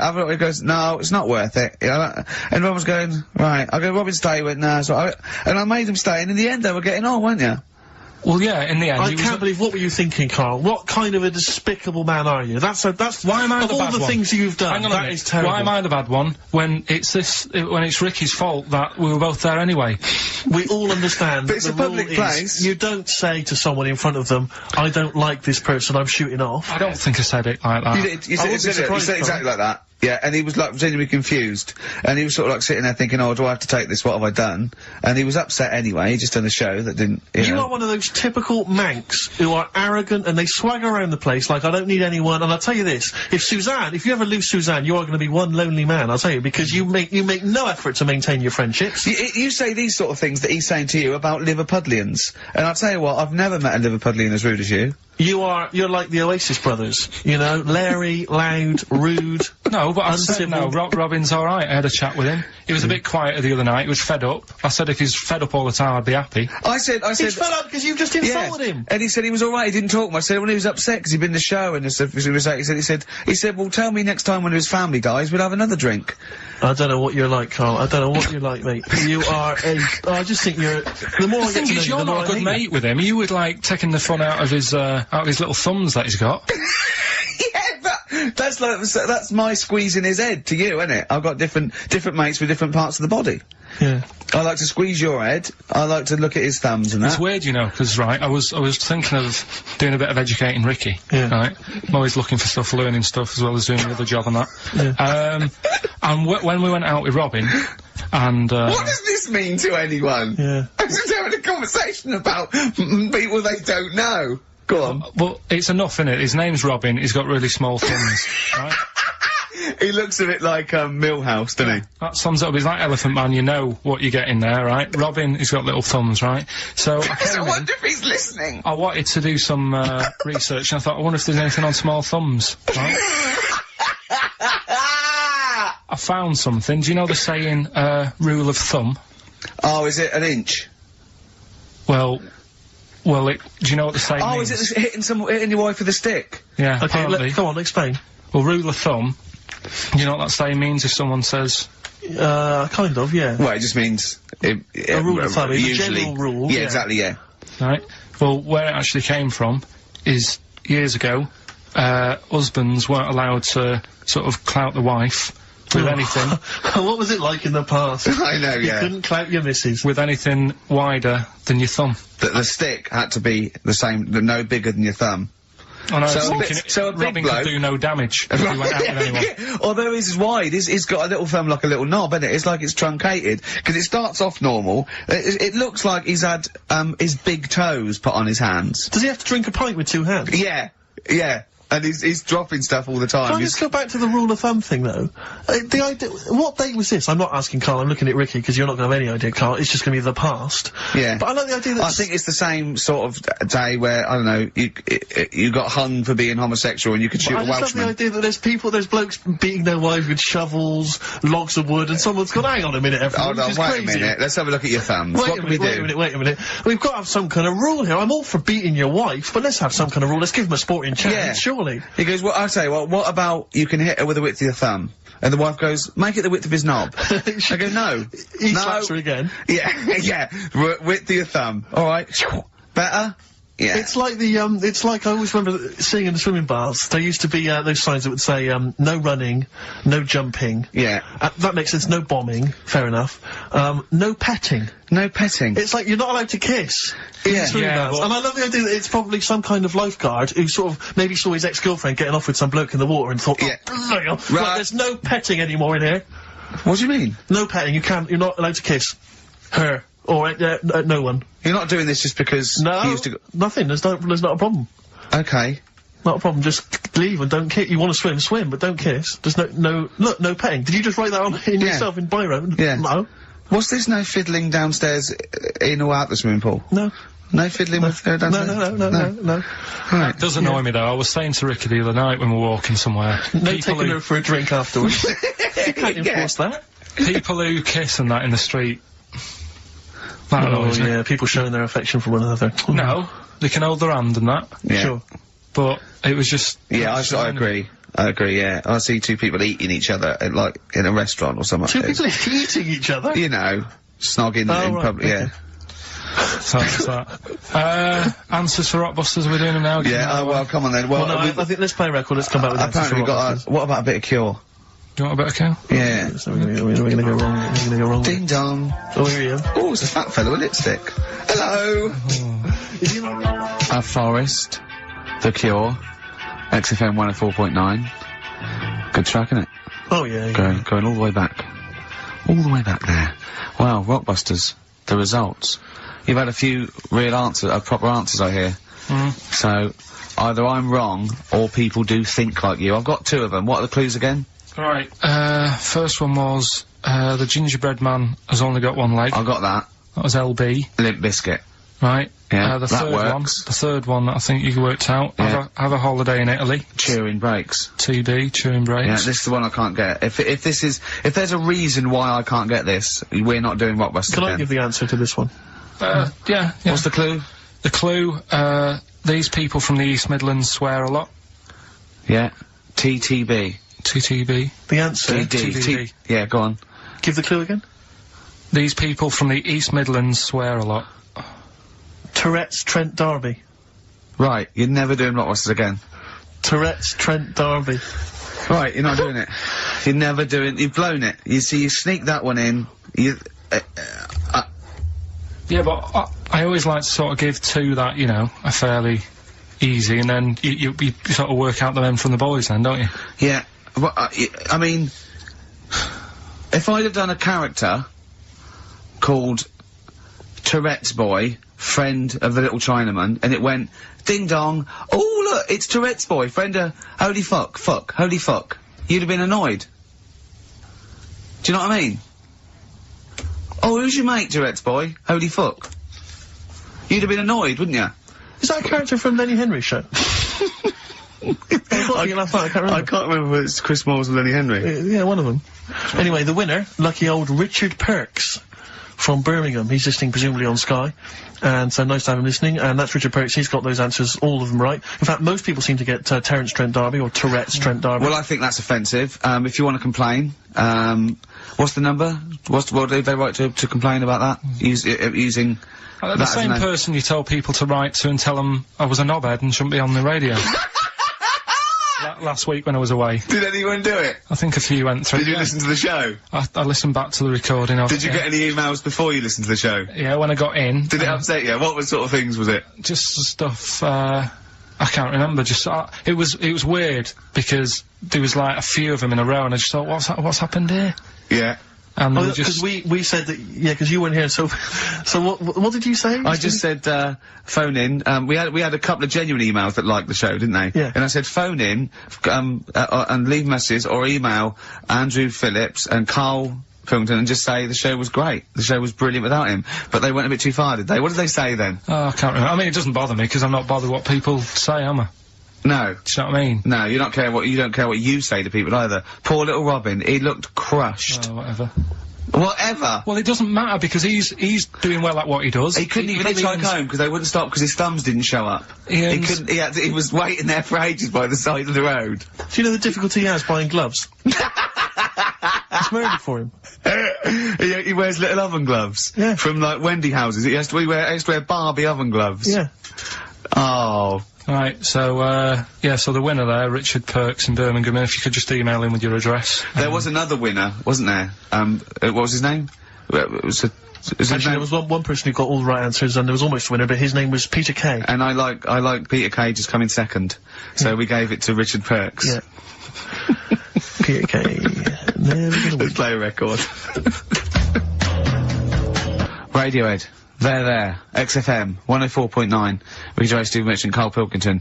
Right, Rockbusters. Well, you shot yourself in the foot with that. So, Tourette's Trent D'Arby. Amazing. I mean, what did you think of first? His name and what words you could put in there? I normally sort of just go through a Guinness Book of Hit singles and go, right, who can I do? Right. You're giving away a lot of, I mean, that, you know, you're an enigma, Karl. I wouldn't give away your workings. I mean, because then everyone will be able to do it. And what you've got now is a gift that people can't really tap into. Do you know what I mean? See, that's what Lenny Henry and Chris Moles' mistake. See, I've sort of worked out how they do their comedy, and I'm doing it now. Sure. Do you see what I mean? Now that, you know, I'm doing it. I think the only way that people would start to be able to replicate a lot of what Karl does is if maybe they had a severe blow to the head, or they were diving and they came up to the surface too quickly. Ding dong. Oh, I'd like a severe blow. Oh, get lost, David. Oh, let's have some adverts, quick. Steely Dan, reeling in the gears.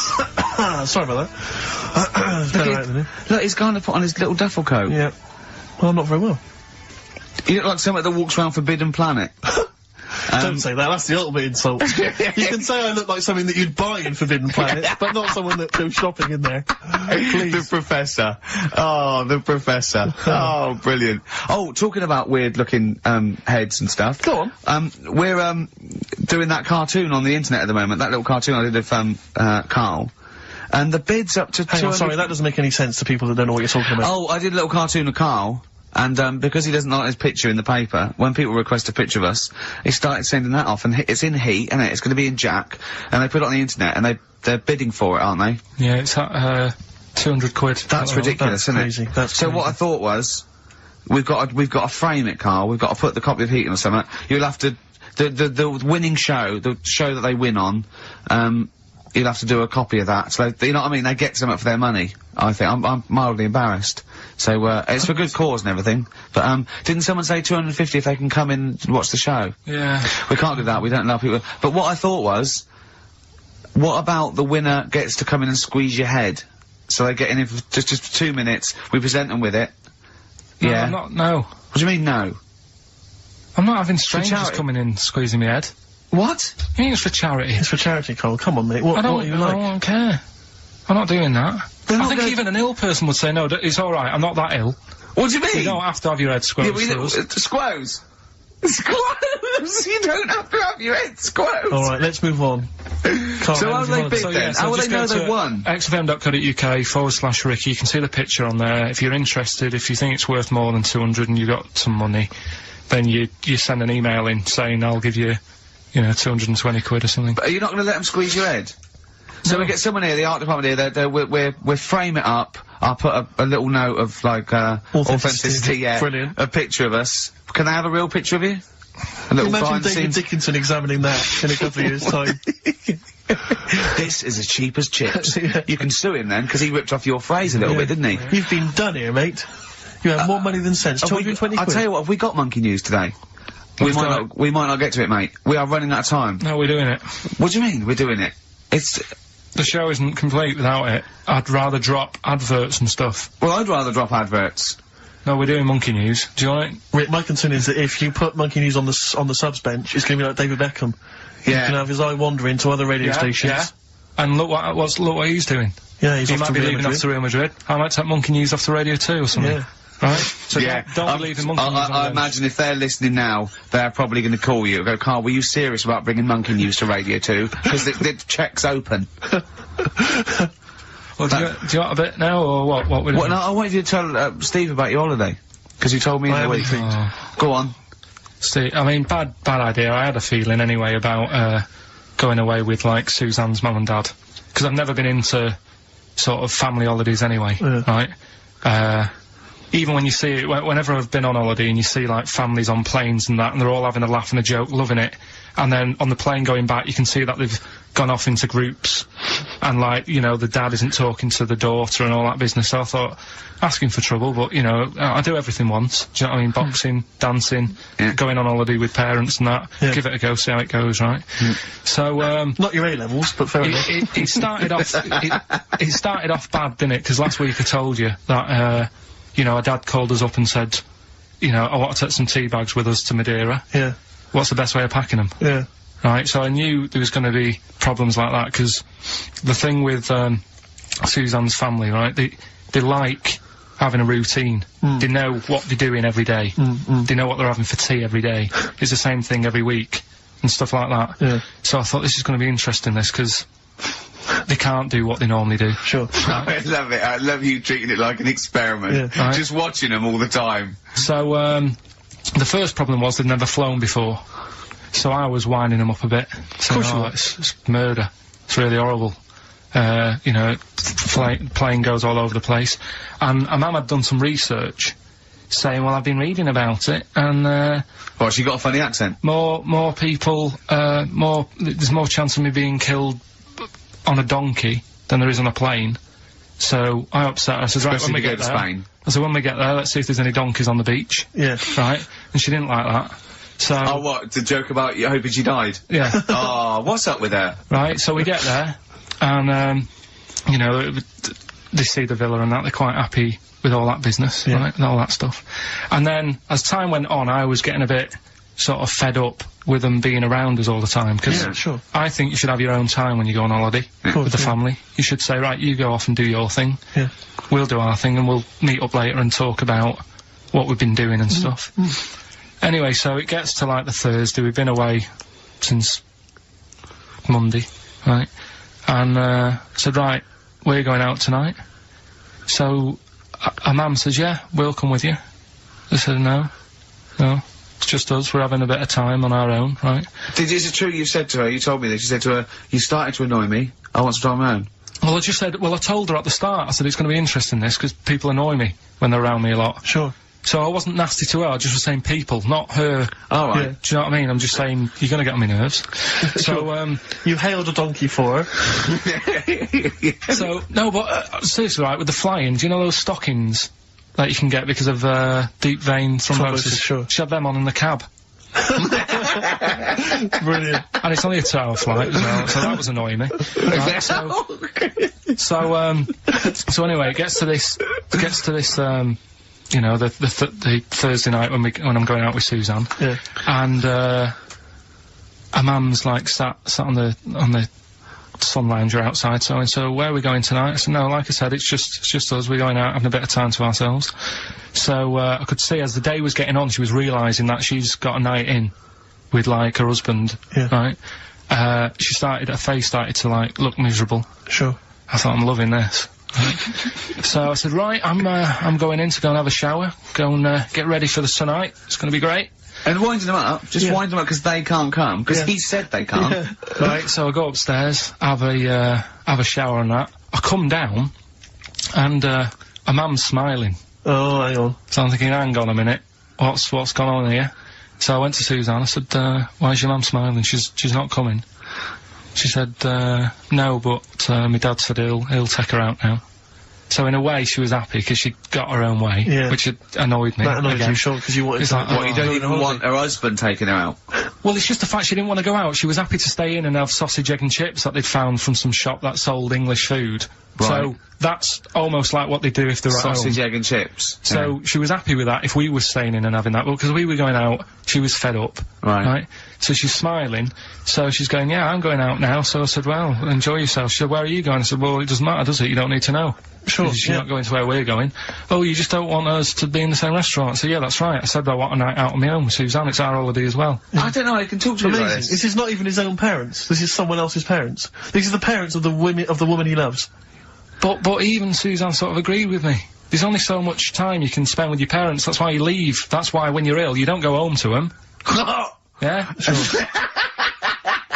Yeah. Because the slight difference between me and you, Karl, is that not everyone in the world annoys me. Well, not everyone does, just... I can see what... I felt a bit guilty that week when he said I was annoying him, but I realise it's not my fault now. No, everyone annoys him. Yeah. So, yeah, it was an alright holiday. It was good to get back. Brilliant. Won't be doing it again. So. No. And what now would you say is your relationship with Suzanne's parents? Is it a frosty one? No, I just think they know that I don't like to put up with them for a long time. Yeah. I mean, when we were packing, a man was upset because, like, she really liked the place where we were staying, right? Because it was quite a big villa, because there was a few of us. There was a brother as well with us, right? Yeah. So, our mum said, oh, I love it here. She said, I'm definitely going to book this place again. I said, it's a bit big for two of you, isn't it? Just being sarky, like, we're definitely... I said, because, you know, I won't be coming again. You're like, I don't know what you're like, Karl. You're a monster. You're an absolute monster. You want to speak with the ghost, I says that speakers are fine, I says that, and gibbered what the wibble. Yeah. And never the werewolf slept. You're like a middle-aged man. You're like an old man. You're like an old man, and you're what, 30? I'm just imagining you scraping along in clogs and a flat cap going, oh, that tree's got to come down. Yeah. Puncturing a kid's ball if he kicks it into your garden by mistake. Yeah. Refusing to give it back. Yeah, gather round. Yeah, there were once Chinese kid as airy as that cow, which is weird because there's not many Chinese people that are airy, but this one, I tell you, it were back in 1990. Grandad, are you eating a Twix? Well, that's you too. With or without you, but we've got to cut it a little bit short because we're actually running out of time. It's so jam-packed, this show. We've got monkey news on the bench. Karl just remembered, we've got Cheeky Freak of the Week to fit in. I don't know what to do. What's your Cheeky Freak of the Week, quickly? Just throw that away. Right, well, it's just like, you know, we look at Cheeky Freaks. Is this show offensive in any way to some people, do you think? Ding dong. Got any buns? Oh, it's the Elephant Man. Go on. Right, well, it's a bit of a problem for you, this one, Steve, right? I'm chucking it forward to you. Remember the Cheeky Freak of the Week that we were talking about? That illness where people age quicker? The 5-year-old girl that was older than her mum, and he said to you, what, if you ran off as you wouldn't serve her fags and beer? And you went, no. He went, why not? And you went, because it's a 5-year-old. Yeah. Right? He went, oh, she's got enough problems. Give her some fags. You remember that, don't you? Sure. Yeah, right. So, another dilemma for you, right? Picture this. You're running a restaurant, right? Door goes, right? Few people. Most of them look normal. You notice the woman at the back, crawling on all fours. Top half is woman, right? This is real. Yes. This isn't like a comic or anything. This is on, Yeah, on the internet. I've seen it. They're called dog people, and her legs just come straight down. They're like little, there's been legs at the back, and so they walk on all fours because it's easier. Dog people, right? Yeah, not dog people. They're human beings with deformed back legs, so they walk. It's easier for them to get around like that because they can't stand up because they can't stabilise, and also it comes straight out of their hips. Right. So you're running a restaurant. It's a busy night. You haven't really got time for any hassle. She comes in. Would you serve her? The premise being what? That he doesn't serve dogs? Because the restaurants don't allow animals in. Right! Right. So it's a dilemma. It's not a dilemma, she's not a dog. She's a human being. Yeah, with I put, you know, a plate of meatballs on the floor, and she tucks in. And a little glass of, you know, a little bowl of wine next to it. He turns round, there's the woman older than... Get away from that plant!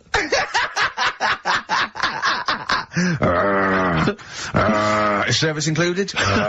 Rick, in case there are people who've bought this and they've not really heard Karl before, remember we were talking a while back about the questionnaire that is often featured at the end of the TV programme Inside the Actor's Studio? Oh, yeah. Where the host, James Lipton, always asks the same questions to every guest. And it's just supposed to sort of, you know, get their creative, you know, juices flowing, their mind working. We did ask Karl some of them, we never completed the questionnaire. Oh, let's I thought I'd fire a few more at him. And that'll also introduce people to the way his mind works a little bit. Okay. Question 6. What sound or noise do you love, Karl?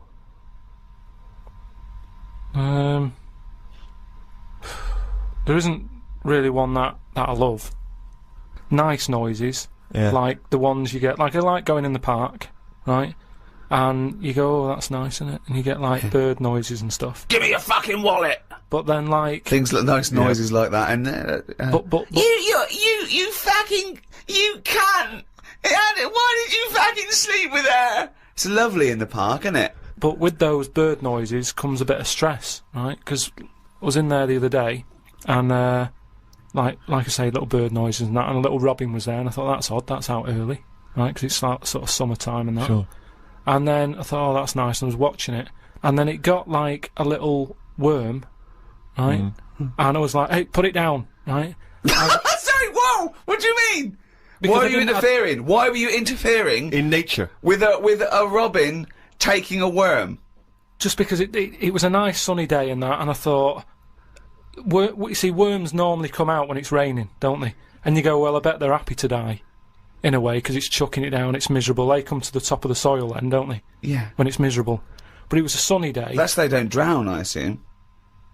No, it's not that, is it? It's just that they hear the water or something falling on the ground and they go, what's going on? And they come up to see what's happening. What? No, wait, but why do they come up when they think it's raining? Because they're hearing, like, knocking on their land, and they're going, who's that? And they come up. Sorry, wait a minute.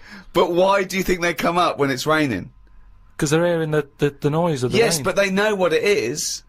What am I doing? Why am I talking like him? Of course they don't know what it is. Look. Can worms hear stuff? Yeah. Well, they got... You don't know anything, Carl! But I assume they can sense vibrations and so on, but they can't hear in the way we hear. No, they don't have ears, do they? Of course they can't. Well, whatever, right? So, all I'm saying is that But what's this thing about these worms? They hear the tapping and go, oh, what's that? Right, tell us... Okay, so start. You're a worm, okay? It starts raining. Tell me your thought process. Well, you just kind of... You're down there, you can't see anything, it's dark anyway. Yeah. So, And you hear haven't got about eyes. this, don't you? You hear about blind people have got really good ears. And it's the same with a worm. No, they do. It's an extra sense. No, it's not. That's nonsense. That's nonsense. They start getting used to relying on them more, but it doesn't... So you don't turn into... bionic woman because you lose your eyes. No, but you do because you use them more. If you use something a lot, you get better at it. So their ears are good. So all I'm saying is, so this rain's coming down. I don't know who to believe here, Rick. The rain's coming down on the land. The worm goes, "What's going on?" The worm goes, "What's going on?" He wiggles up to the top. So what does he do? So it goes up and it sort of sees it's raining, and then it goes back down again, doesn't it? But that's what I'm saying about the... What do you mean? What is this world where he goes, oh, it's just rain again? Oh, so that's the 400th time I've been caught out this year. It's rain. I'll remember next time I won't come up. What do you think a worm is capable of in terms of cognitive thought? What do you mean? Well, a worm can basically tell certain chemicals and certain light patterns. That's all it is, really. Yeah, and it's not thinking, it's not choosing its favourite food. But you don't know that. It's the same way you're saying to me, I don't know what a worm's thinking. You don't know what it's thinking. I know it's not thinking. You don't know that, though, is what I'm saying. You don't know what things are thinking. Everything thinks. No, it doesn't. No, it doesn't. No. Thinking... There's something in this room that's not. Alright, what about this one, then? What about flowers? Do you think they've got a mind? A feeling? Because here's something that... Again, they use phototropism, they go towards the sun, they close and open. Well, can you stop using long words, Rick, like sun? Listen, do you know I've been to my mum and dad's, right? I was talking to my mum about stuff. Oh, right. And she was saying how, this flower, solved a crime. What happened was, there was a murder, right, in an office. So they said it's obvious that someone who works in the office did this murder because that person's only a sort of a typist. He has, they've done nothing wrong. So they said that's narrowed it down, right? So this flower man came in, and he said, "I can sort this out for you." So they said, "What do you mean?" He said, "Well, during the murder, the plant was knocked off the cabinet, right? And he had some special wires that he can put on the flower, on the flower, and it's sort of shaking and stuff. Because even though you can't see it, flowers pick up bad vibes and what have you. If you shake a plant, it doesn't like it. Okay. Right? So what happened was, he said, right, what we'll do, we'll put the plant back on the shelf. Yep. We'll water it, we'll calm it down. Then get... Give it a nice cup of tea. Then get every member of staff to come in the room and just go near the flower. Right. So don't tell them. So like a line-up for the flower? Kind of. Kind of like a line-up. But don't tell them what we're doing. Just send them in and say, stand by that cabinet where the murder happened and what have you. Yeah. Anyway, it was a long day. They were getting through a lot of stuff. It was a big office block. Yeah. They were going, this isn't working. The flower's not budging. Suddenly, they get into like the last part of the day when they were almost giving up. They call in a sketch artist. The plant gives them a... Some caretaker fella. Caretaker, said, go over there. Was it? Was it an old man that, I mean, because Scooby-Doo didn't like him from the beginning. No. So, why is that janitor so evil? They send the caretaker over to the plant. He's going, he's thinking, I've got away with this. Of course. Plant starts shaking, what have you. They did him. Okay, wait a minute then. So, was there any other evidence? Was that the only evidence they used in the trial? Well, no, it's one of them things, though. Imagine it, if you're that caretaker and you're thinking, I've got away with this, then suddenly a plant grasses you up. You weren't expecting that. So suddenly you're off guard. And you go, okay, can't get that chrysanthemum away from me, I did it.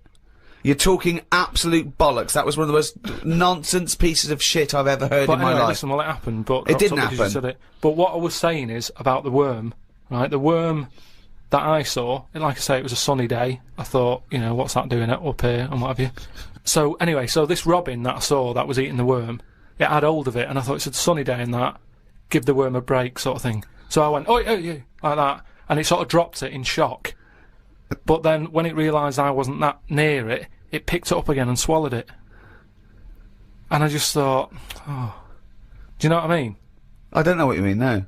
I just thought it's a sunny day and everything. Normally birds are nice noises that I like, and yet there it is going about wrecking lives.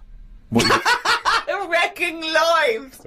It was a No, worm! but it just swallowed it really quickly and that, and I thought, that's life, innit? That's what life is like. 1 minute it's there, then it's not. I just thought, there's the worm, it came out, it was happy, it didn't know what was going on, and it had an extra chance, the robin dropped it, and then it got it again and ate it, and I just made me a bit fed up. Well, do you know why, don't you? You couldn't outwit a robin. You put it off, but then it won. That's the terrible thing, isn't it? The worm was going, oh God, Karl Pilkington. So that's who's been sent to save me, is it God? You've sent Karl Pilkington, oh, I'm dead. That's it, okay, eat me. But all I'm saying is our bird noises are normally quite relaxing, but not for the worm. Unbelievable. That was one question. Question 7. What sound or noise do you hate? As me, or as a worm? I don't know what you mean. What do you mean? Why would be asking a worm? I've never heard an actor say that to James Lipton. When he says, what noise do you hate? What, as me or a worm? No, but all I'm saying is, because of my last question, that's what I was saying, a bird noise is relaxing to me. Right. Well, it's not anymore, because I think of all the deaths and stuff that go around that. So now you hate the sound of birds? I'm just saying it's changed my view on it. It's like anything, isn't it? Every noise can mean a disaster somewhere. Can it? Why? Think of some other noises you like. Okay, what's a lovely noise? No, hang on. Why would the sound of laughter, people laughing, why would that suddenly cause? Why would that also signify disaster? Asylums. Yeah, that's depressing, isn't it? They're always laughing in asylums. But it's a scary laugh, isn't it? What? It's like, oh, if you wake up in the night by the sound of like a baby laughing. Baby laughing. No, if I had a baby, right, and Suzanne was out, she'd worked nights or something. Yeah. And I'd nodded off, I'd put the baby to sleep. Yeah. And then it's 3 in the morning and I'm woken up by the sound of a baby laughing, that would terrify me. How is this? I just think the baby's sitting up in a chair like Chucky, going. Well, no, I think the baby's reading his diary. Thinking, oh Christ, this is my father. I just hope I'm adopted. Oh God, a baby laughing. Oh God, come on. No, I'm not getting off this subject. Right. So, what other sounds? Right. What other sounds? Right. More you like. Well, come on. There must be sounds you like. No, the sounds he hates are even more fascinating. This terrifying, haunting baby laugh. I don't think you can pick any sound and say, I like that. I imagine we don't like the sound of a tiger. Evolutionary speaking, that's probably not a good sound to hear. But there are obviously some calming noises because, you know, when your mother sings you a nursery rhyme or something when you're a kid, you know, your mother's it's very voice. calming. Of course, your mother's voice. That's probably pre-programmed for you to like it. Yeah. So there's a time and a place. A lion's roar or whatever you just mentioned, a tiger growling, it's alright. If you're in a zoo, you go, oh, look at that. So there's a time and a place for everything, isn't there? Yeah. I don't know what that point is. I don't know how that relates. Because, I mean, I live in London. If I woke up and heard the sea, I'd be worried. I'd go, what's going on? You're like the worm who hears the rain. Question 8. What profession other than your own would you like to attempt? And this is you as you, not as you as a worm. But have I had the training? Oh, for Oh. No, well, I've said before, haven't I, about maybe having a go at an operation. I I don't know why it leaps from where it leaps from no ambition. Where if he could have a job, it would his best job he's ever had is a paper round, and if he could have a job, he'd like go to the cobbler once a week and then walk a dog. To I'd like to have a go at thoracic surgery. No, I'm just saying. I bet it's like we do this, and you know, some people like listening to it and what have you, and you go fair enough. But I never feel like I'm doing anything of any worth. No, you're absolutely right there. But if you're going into like an hospital, which are places that are pretty miserable anyway, as an office space. Do you know what I mean? When you're in waiting rooms and that. I'd hate to have my office in you know, A&E. Yeah, that's what I mean. There's loads of ill people coming in. They're normally upset. Do you know what I mean? It's even if the sun's out, it's a depressing building, isn't it? There's people handcuffed to policemen. Not only have you got to go in that building and work in it, but you've then got the pressure of changing a lung or whatever I've said before. Right? Changing a lung, yeah. But I'd like to have a go at it so I can say... You've done it. I've done that. So, under what circumstances, in what world, do you think anyone's going to let you have a go at changing a lung and that? Jim will fix it? No, I'm just saying the Comic relief? But the way the world is, and the way that there's more and more people, more and more doctors are needed. I mean, it's already happening now that people are doing jobs that they're not really qualified for because they get sort of, what's the word? Sort of uppered too early. Uppered. Uppered! I love the fact it's basic language. It's like, it's unbelievable. It's like there are only sort of like 50 words in the English language, so he has to like, you know, change them and customise them. Uppered. Do you know what I mean? Promoted. Yeah, promoted. Yeah. They get promoted. I prefer uppered. Uppered's great. So why was I not uppered? Unbelievable. So do you know what I mean? I think because more and more people are knocking about, we need more and more doctors. Yeah. You get a job in a doctor's, you're going to be promoted sooner now, I think. Yeah. Well, what I'd do is I'd probably upper you, and then what's the word? You go away them. I think it is you go away them. You leave the door. You leave the door. You fire them. That's it. That's the word I'm looking for. So I'd upper you and go away the doctor, if anything. But I've been to. You know how I don't like going to the doctors and stuff. Yeah. Right? Because you're always scared that they might investigate below the bridge. Yeah, but I checked on that before. I signed up to it, and then they said, right, before we can take you on as a patient, you've got to have a health check. Right? Which I thought was odd, because it's almost like saying, if you're ill, we can't be having you coming here. Right? But I said, right, okay, fair enough, what is this health check? And they said, oh, you know, we just check your body out and make sure you're fit and healthy. And I thought that isn't enough information. You know, I want to know if it's the old finger trick, or and I said, what do you mean though? When you said health check, what do you do? And she said, oh, it's just. I think she knew what I was getting at, and she said, oh, it's just the blood pressure, your height, your weight. Okay. That's about it. So I went and had it and stuff. But you had to, before you sort of said, right, I want this doctor. They give you loads of forms to fill out, right? And one of the things they did was, if you die, what do you want to give away? Right, like a donor.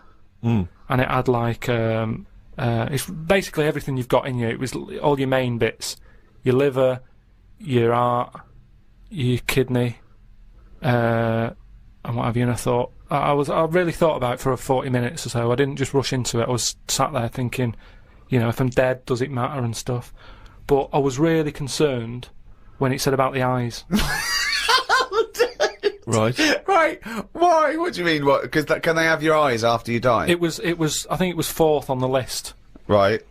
So they just sort of crammed it in. I think they know everybody's a bit cautious about giving their eyes away. No one cares more about the eyes than the liver or the. Why do you care about giving your eyes away when you're dead? Just because of that thing of, you know, we don't know for sure yet. I know that you poo-poo it, but the afterlife thing. Right, but you don't know for sure if. Well, why would there be? How would there be? How would it work? Why do you think there's an afterlife? Why do you think there's? Why? Because we're here already. It blows my mind that we're wandering about this planet anyway. Do you know what I mean? The fact that we're here, just by gravity blows your mind, Karl. No, but do you know what I mean? The fact of your mum and dad have it away, and then you just pop out, and it's like, how's that happened? And then it's what happens is the father inserts his. No, but what I mean is, you know, not just that bit. How I've said before about my heart just sort of pumping away on its own. No one's keeping an eye on it. It's not plugged into anything. No. And yet I want to move my hand like that and it does it. Yeah. That blows me away, right? Yeah. I mean, you're still worried about whether you control your brain or the brain controls you. So what I'm saying is, how do you know what goes on after life? Because, do you know what I mean? So why in an afterlife would you want your eyes more than your liver and your kidneys and your lungs and your heart?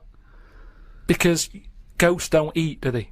So you don't need all your liver and your kidneys and stuff, because they're only there to sort your food out. But your eyes, if you're a ghost, I don't want to be a blind ghost. Because you're around forever then, aren't you? Once you're a ghost, that's it. So the idea of being blind when you're alive, you go, well, alright, then maybe in the afterlife I might be treated to a pair of eyes. But the fact of wandering about, dead for years, bumping into stuff... Oh God!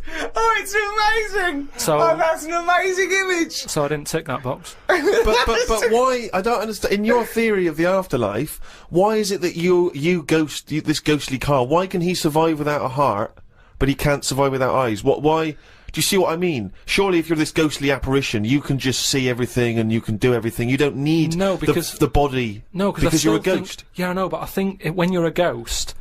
Say like how they've seen ghosts in Right, could I just say now for any listeners, this is not the thoughts and beliefs of the management. There is no such thing as ghosts. I do not believe in ghosts. I do not believe in ESP or any mumbo jumbo. Carry on, Karl. So when there's a ghost, yeah. When they see ghosts in like old castles and stuff, yeah, they've had their head cut off because they've been up to no good, right, years ago. But they're carrying it around normally under their arm. That's what I'm saying. It hasn't reattached itself. So if you take the eyes out... But Karl, how is this ghostly creature able to function? It doesn't have its head on anyway. It's carrying it under its arm, so the suspicion is it doesn't need its head. No, it does. It just happens to be carrying it around because it wants to keep it with it. The ghost is always in the last condition that it was in when it was in... Who makes these rules? The way you are in your last bit of life is how you are as a ghost forever, even in the fashion. Like I say, the ghosts that you see never wear modern clothes, so it's always the Victorian stuff. Now, if they could change it, they would, but they can't because they're stuck with it. So that's why did you see cavemen ghosts? When did ghosts start? They didn't kick in till about 1830, did they? What if you die when you're having a rectal examination? Are you always bent forward with your trousers around your ankles and someone's finger up your ass? But why would you die when you're having that done? That's why I'm not having it done. If that's no. But you might have both been suddenly killed in a terrible disaster. Yeah, a meteorite hit you. A meteorite hit you, or that's when you get the moaning ghosts, isn't it? They're the ones who aren't happy. So you're going round bent forward. You've got a doctor's finger up your ass, yeah. And what are you doing? You start going, oh, and that's when you have to get the vicar round. What do you mean? Because they have to put you to rest and what have you, don't they? And what does a vicar do when he's going? So I get the vicar round. Okay, right. See, I don't want to get caught with someone with their finger up my arse when the vicars come round. The last thing I want to catch me is the vicar coming in when I've got a doctor's finger up my arse. I usually hide in the wardrobe when that happens. Whenever that happens. So listen, wait. So you're haunting, right? It's years later. It's 100 years later. You're around this doctor's surgery, and there's people coming, and the doctor there, the new doctor there, and it's 2073, and they go, Vicar. They go, Vicar, there's a strange ghostly apparition. It looks like an old doctor, right, and he's got his fingers up this sort of like little, it's like a chimpanzee but with a shaved head. No, but the doctor wouldn't be, are you saying the doctor dies as well? Yeah, they die at the same time with his finger up your ass, and so you're forever having a little rectal examination with your little trousers around your ankles. Well, that's when it'd be best not to have your eyes.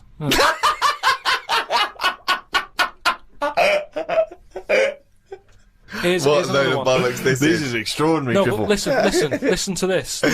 This is a good one. Oh, this will convince us. This one. Yeah, this way. Okay. This. This will be proof. Go on. I watched a programme the other week about dead people. Of course you did. Right? And it was people who had been found in their house. You know, they haven't got any family. They died sat in their armchair.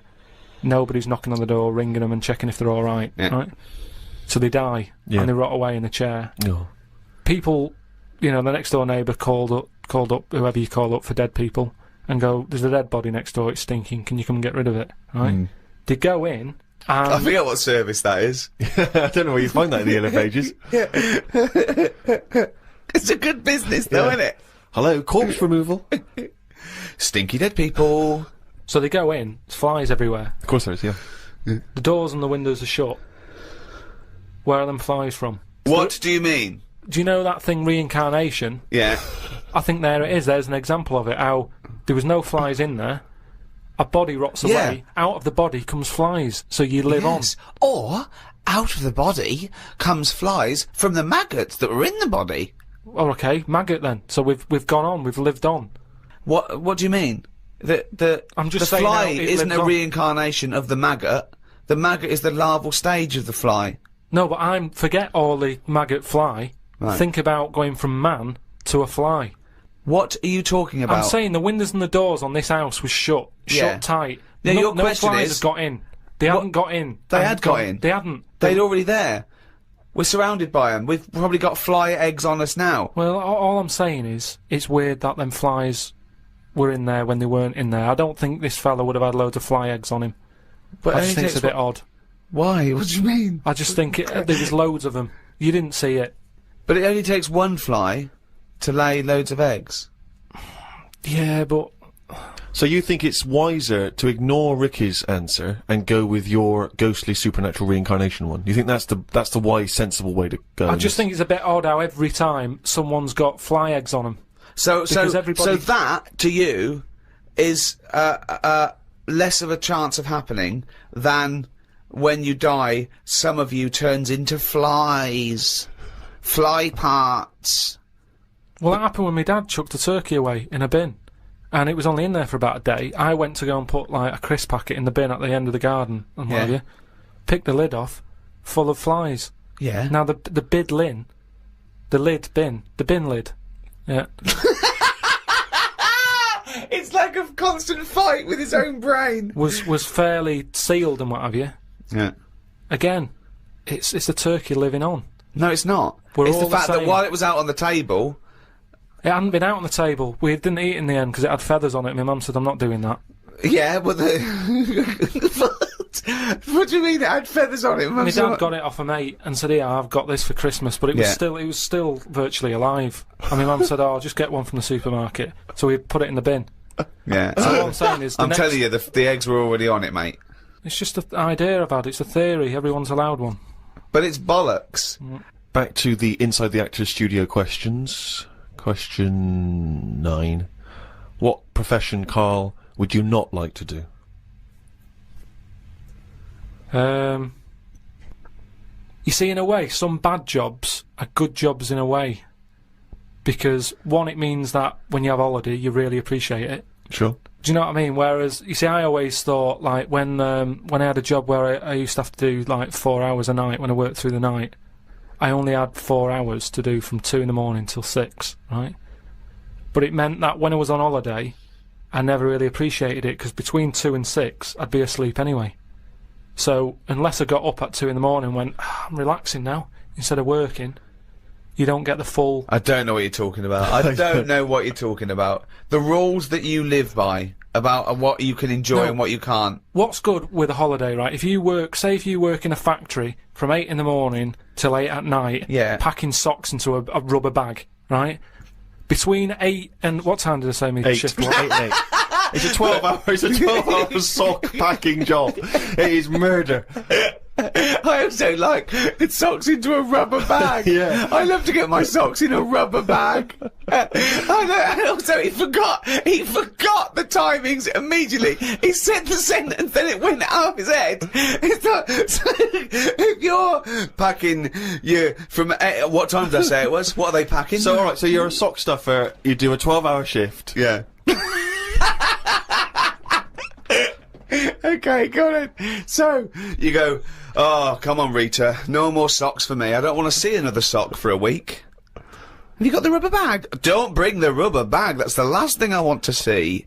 So what I mean is, when you're on the beach, right, by the sea, between 8 and 8, you're thinking, oh, this time yesterday I was packing socks in a rubber bag. And you can really enjoy it. You can keep going... Oh, an hour later you can go, oh, I was packing socks yesterday. Yeah. And you can I'm keep glad you're saying enjoying it, love. Will you stop going about the fucking socks? We're on holiday. I don't think this marriage is going to last. Oh, look, Rita. I know, you were packing fucking socks yesterday. Let's not fucking talk about it for a week. You boring bastard. Oh, Rita, what? This time I know, you were packing fucking socks in a rubber cunting bag. No, I was having lunch at this time, you fucking slut. Oh, Christ almighty. So what I was saying is, when I was working from 2 in the morning till 6. To really enjoy being off from there, if I was on holiday... You'd have to get up in the middle of the night. To go, oh, this time yesterday I was playing... Surely the joy is not having to get up in the middle of the night. Then when you get up and thought, God, thank God I didn't have to get up in the middle of the night like I usually do. I slept through like a normal person.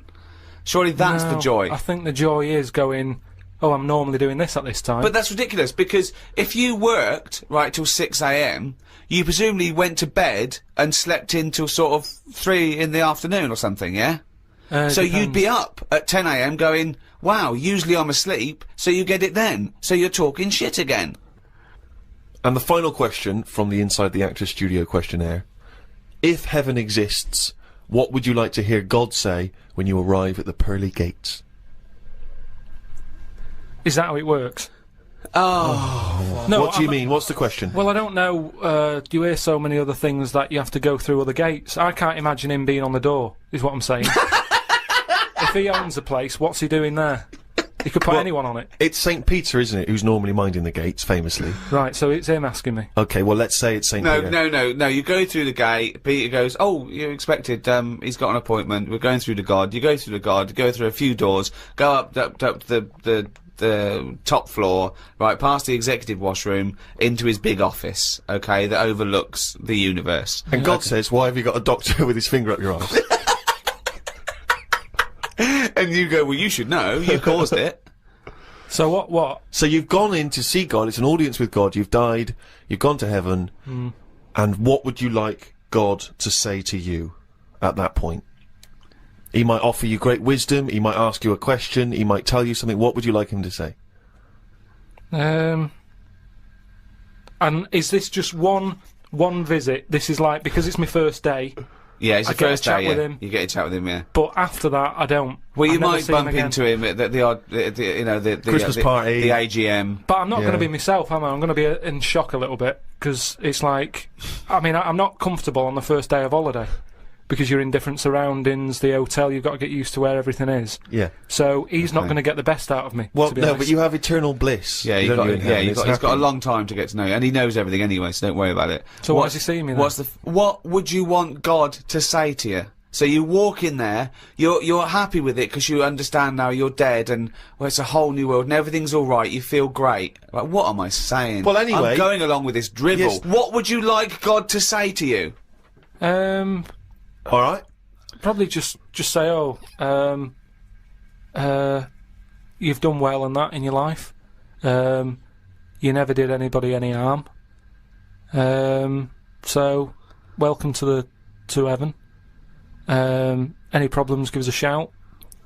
Here's a little layout of like a little map. It's kind of like... I love this. This is a great answer. And my favourite one is you never did anyone any harm. That's great. That's a brilliant thing for God to say. Yeah. So hang on, he's giving you a little map. So he's giving you a little map of the area. It's and big. He'll sort of say, this is where you go for this is where you go for that. I'd probably ask him about the ghost situation. I'd say, am I now a ghost then? Or is this just like another planet that I've come onto? Right. I don't know if he'd answer that. I don't know if he'd be a little bit... Bit cagey. Yeah, a little bit like, well, I don't want to panic you and stuff. I'd say, right, is it right that I can see past family and that? Because, to be honest, I'd probably prefer to stay away. He doesn't even want to! No, but because the thing is, if you've done I've done all that in this life, so it's about moving on to another life and meeting different people, isn't it? Yeah. Otherwise, what's the point? It's just like the same all over again, but everywhere's white. So, who's the worst person? You go to heaven, and it's all great, and God goes, oh, look, and here's so-and-so, and you go, oh, I don't know, what's he doing here? Yeah. But why would he be introducing me to that one? Oh. No, I'm saying who's the worst person you'd like to see? And who do you just not want to encounter in heaven? What if he said, right, Karl, you're in heaven, but we've got to teach you a lesson. You're a bit cruel to freaks. Here's Pillow Man. Here's the three-legged juggler. Here's the Elephant Man. They got a few questions. Yeah, that'd be alright. That'd be Elephant Man fair goes, enough. Why did you talk about me like that? I'd say I never had a go at you.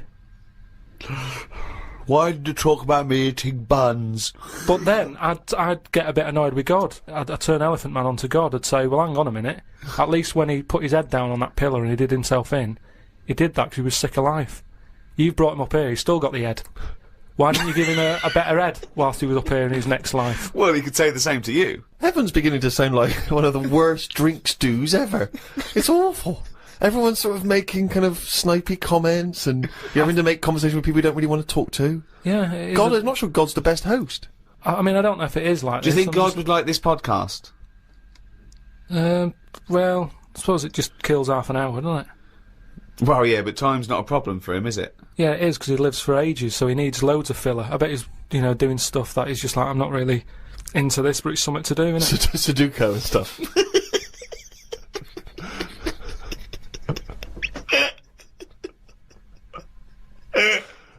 I love the idea God's bored. Yeah. Is there a lot to keep him going? Oh, God. Playing solitaire on the computer. I know, yeah. But I think there'll be just as many problems up there as there is here, because at least people are leaving here, whereas up there, that's the thing that I'd be worried about the most, actually, that it's really crowded. Because it's years and years of dead people, isn't it? London does me head in. Up there, it's going to be well busier than that.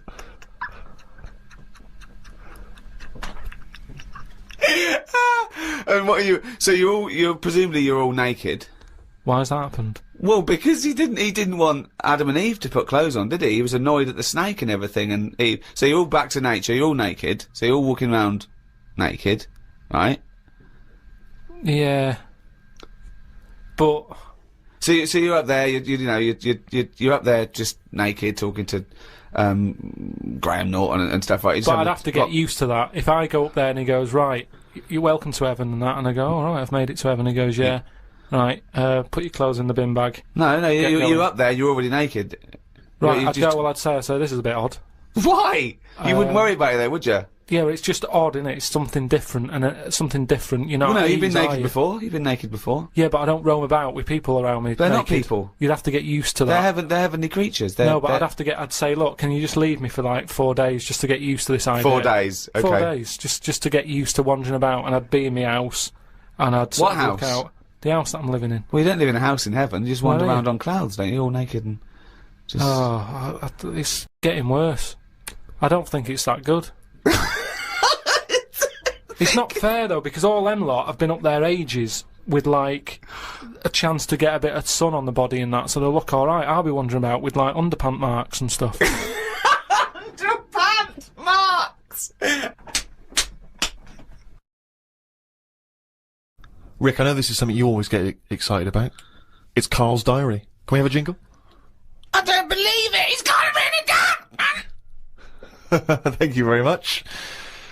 Woke up to the news about an elephant in India that had sore feet, so the locals have made it a big pair of slippers. Tried to look online for a picture, but I couldn't find anything. Sure they've made it 2 pairs of slippers? Well, I'm only going by the facts in the diary, Rick, and I would have thought that they were absolutely bona fide and fact-checked and completely accurate. I'd be very surprised if there's any mistakes in here. I'm sure they've done this for an elephant before. I thought elephants have bad memories. No, but fair enough. I thought elephants have bad memories. If they have, I'm guessing it's going to keep forgetting where it's left them. I mean, just to get if it's a myth, the myth completely wrong. Yeah. Elephants never forget. That's the saying. Not they always forget, so you can buy them slippers every year. Karl says, I haven't had a pair of slippers for years. He thinks they're dying out. No, I love slippers. I love a pair of slippers, I love a pair of slippers, mate. Just wear socks. Oh, slidey on a no. slidey on a piece of lino. I know. And what about if you maybe opening a brand new box of thumbtacks? You drop them all over the floor. You're trying to pick them up. Rick, I've got to pop across the road to get some milk, but it's right opposite. I'm surely not going to go in my socks, though, am I? But I don't want to put on the shoes. It's mad. No. Pop some slippers on. Well, perfect. Yeah. Yeah. But you shouldn't go out in your slippers. Why not? Just across the street, mate, to get some milk. Because they're inside shoes. You don't go roaming about on tarmac in slippers. That's basic. But you don't have any slippers, so No, you're but- just tiptoeing across the street, you know. I with put your- my shoes on. But you can pop out and get the paper and, you know, the bottle of milk, can't you, in the slippers without any harm done? No. Huh. Apparently not. That'll make it into the diary. Tried to have a shower, but there was no water. I love it when he calls me and things go wrong with the flat. But I like the fact that he tried to have a shower, but there's no water. How long did it take you before you realised he was there for 20 minutes? Yeah, after 20 minutes, he said, Suzanne, should I be dry? Yeah, I'm freezing cold. Yeah, no, you should be sort of wet and warm. Right, there's no water then. Brilliant. I called the service charge people, but no one was about. Looked outside, but couldn't see any work going on. Great, innit? In India, they can sort out elephants with shoes. In London, we have no water. Hung about for a bit, but still no sign of any water. Brushed my teeth just using the paste, and used the little bit that was in the kettle to have a wash. I was pretty chuffed that I thought of using that. Suzanne was a bit annoyed because she wanted a cup of tea. She said, go across the road and buy a big bottle of water. Not in your socks. Pop some slippers on. Go across the road and buy a big bottle of water, she said. I never thought of that.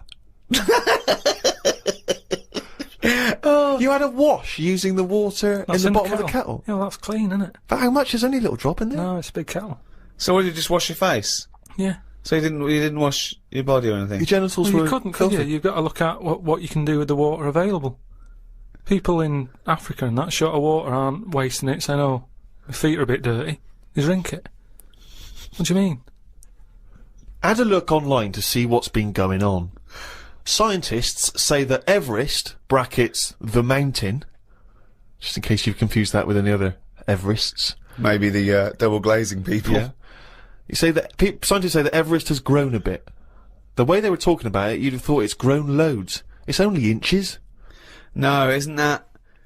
They found out that it's actually a couple of inches taller than they first thought because their methods of measuring are more accurate than they were 20 years ago. So it's bigger than they thought it was. It hasn't grown. No, I just think what's happened is at the bottom, because of like people are always climbing up it, aren't they? Right? Yeah. So they're sort of wearing away the soil at the bottom. Talk rubbish. So there's always also, pushed it down. it's also measured against sea level. It's not measured about when you get... Otherwise they'd just dig a big hole, wouldn't they, and go, right, it's down to here. If the peak is measured at the end against of the day, sea though, level. does it matter at the end of the day? No, but it's just nice to know, isn't it? Yeah, but that's what I'm saying is we don't need to know that. It's not going to put anyone off. Like Brian Blessed, who's always climbing up there for fun. He's not going to go, oh, I could handle it last year, but 2 more inches. Forget that. Going to be shattered. So don't worry about it. It doesn't matter how big it is. Something else, though, that's happened since, right? They were climbing up there, and someone got near the top, and they were sort of climbing up like that, holding the cliff edge and that. And they'd forgotten the flag. Had to go back. No, their hand hit the bit of rock, and it went like, ding. I'm like, what's that? It went, ding, ding. Put another hand up, ding, ding. Piano under there. They don't know how it's got there. Right, you're talking shit again. Someone's been tipping. Well, oh, right. Up Everest. Okay. The council won't even take away your washing machine unless you pay them. They're not going to sneak up Everest. No, this is the problem, innit? Because the council won't take anything. People are going, what can we do with this? Oh, yeah. Well, I'll tell you what, yeah. Just sneak up Everest. It'll take you 9 days, and you may die. But just pop it up on Everest.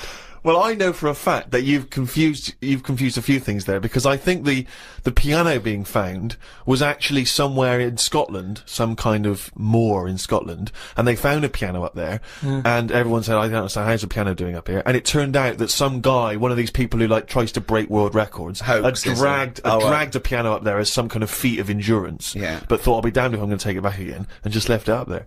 It wasn't, you know, bloody tip-in or aliens or anything.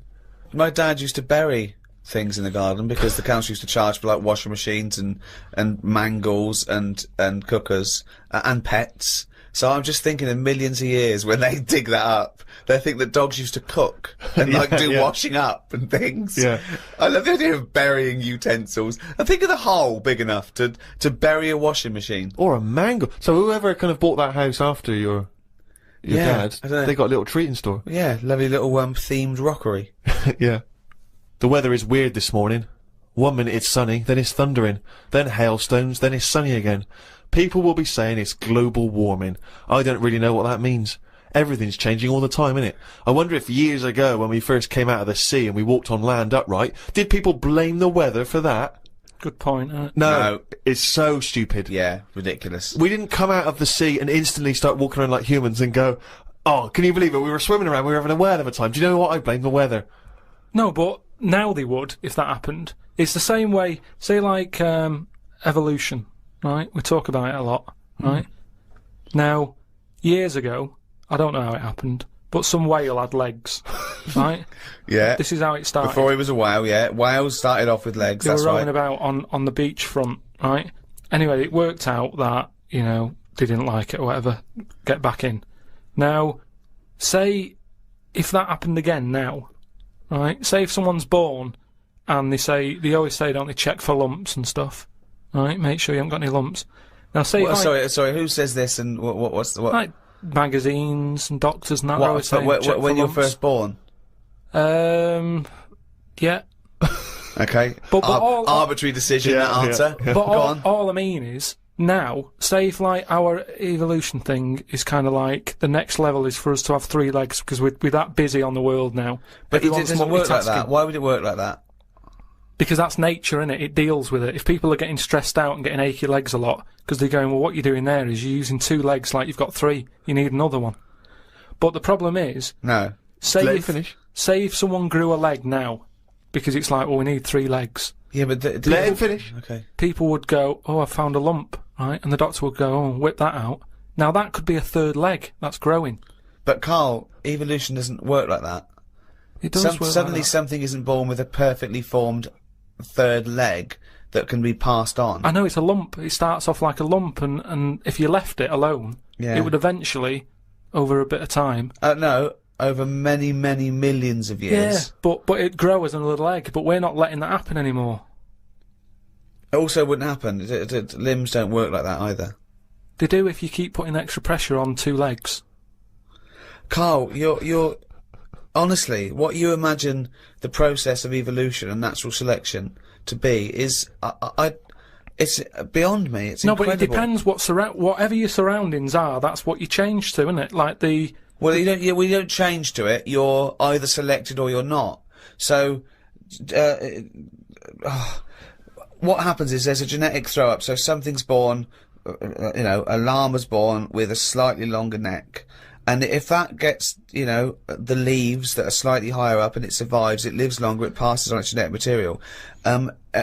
Soon, if that works, now over millions and millions of years, that they're the dominant species, a new species is thrown up with a slightly longer neck, and so on and so on, and it's gradual.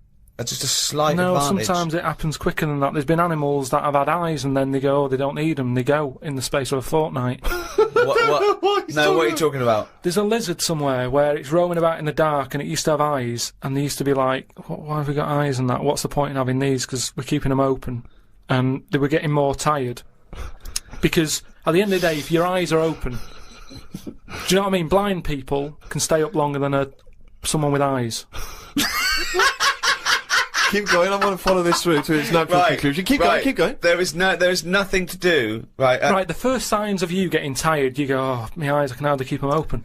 Yeah. So a blind person doesn't get that because they can roam about with them shut like that. So they never sleep, do they, blind people? Well, they sleep, but they don't need as much because their eyes aren't stinging. All guessing, all guesswork, and all nonsense.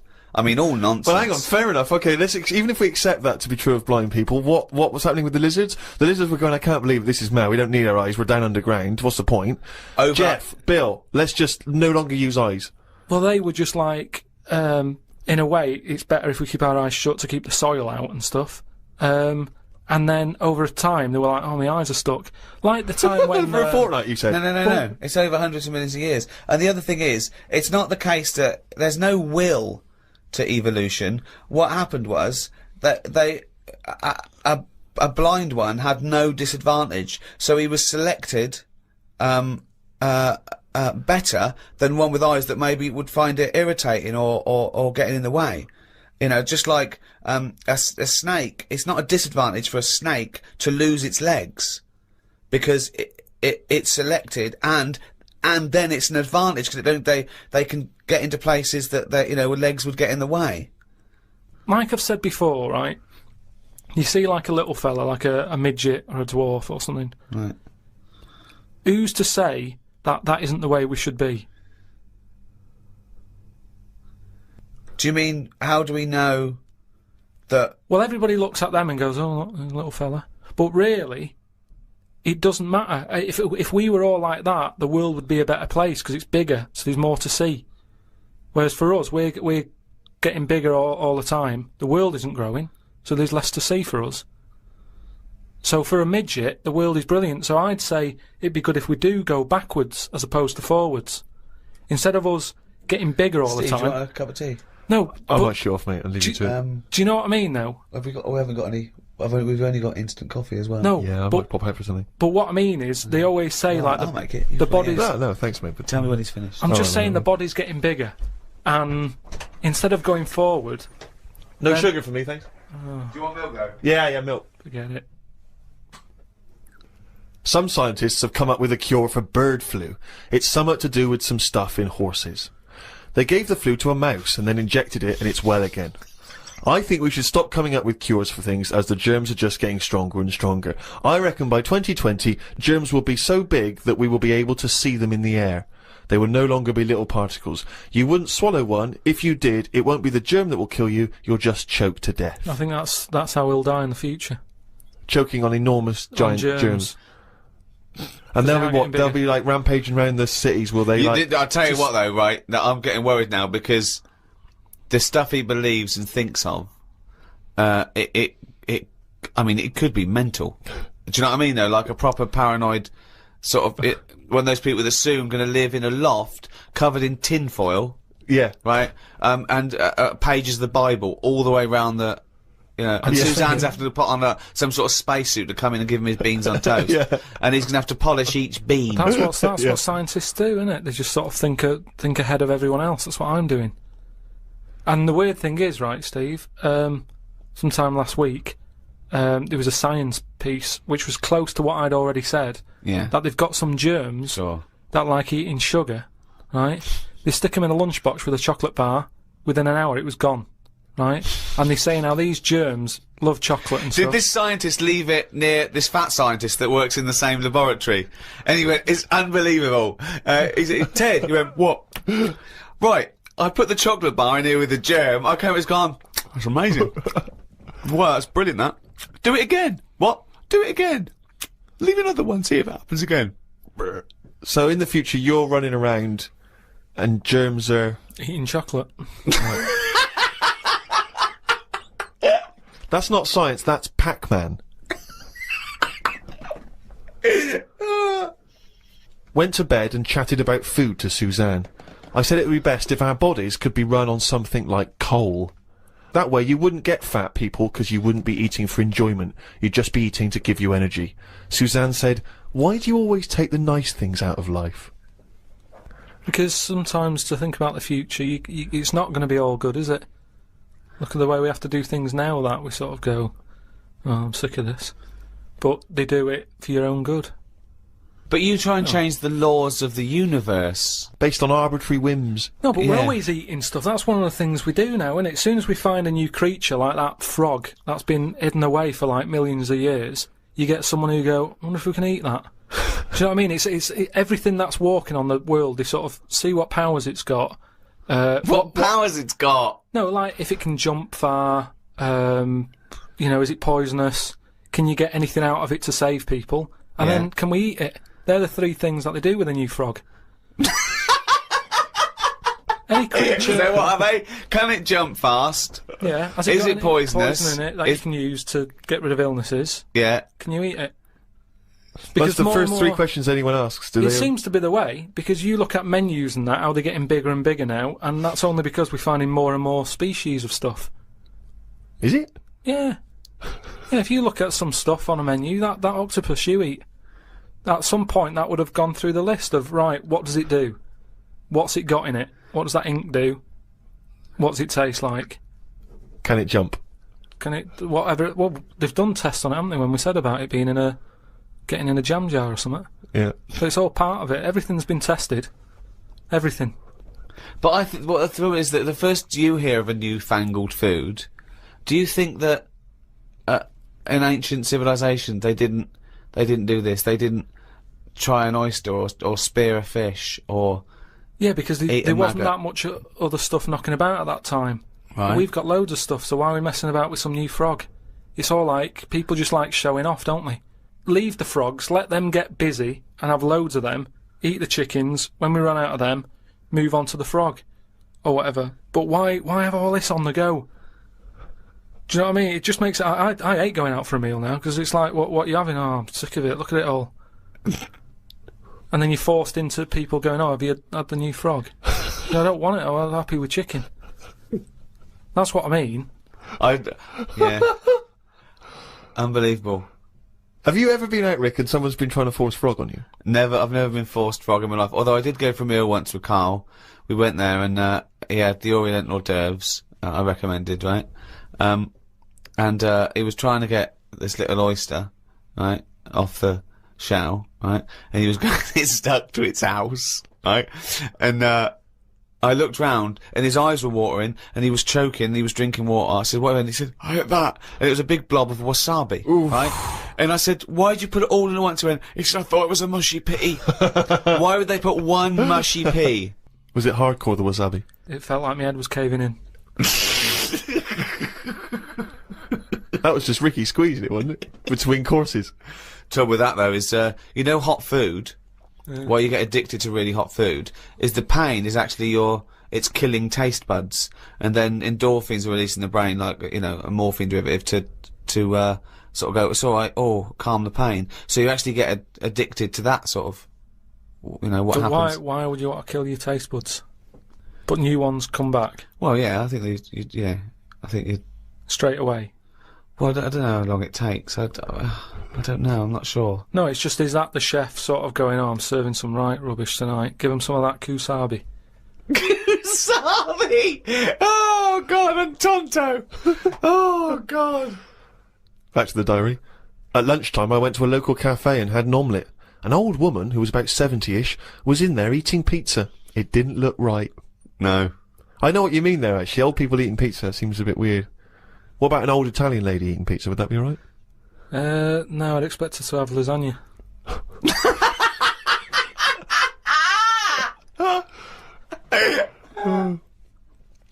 Told Suzanne that I had read that we will have spoken to aliens by the year 2025.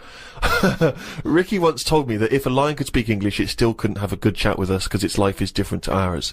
If that's true, we've got no chance with an alien. I'd be worried it could read my mind. I had that problem once years ago when I worked in a studio making cassettes. Some mind-reading woman was having some cassettes made. She waited while I did them. She had a small dog. I knew she was trying to read my mind, so I just thought about the dog. I thought that would confuse her, because she wouldn't understand why I was thinking about her dog.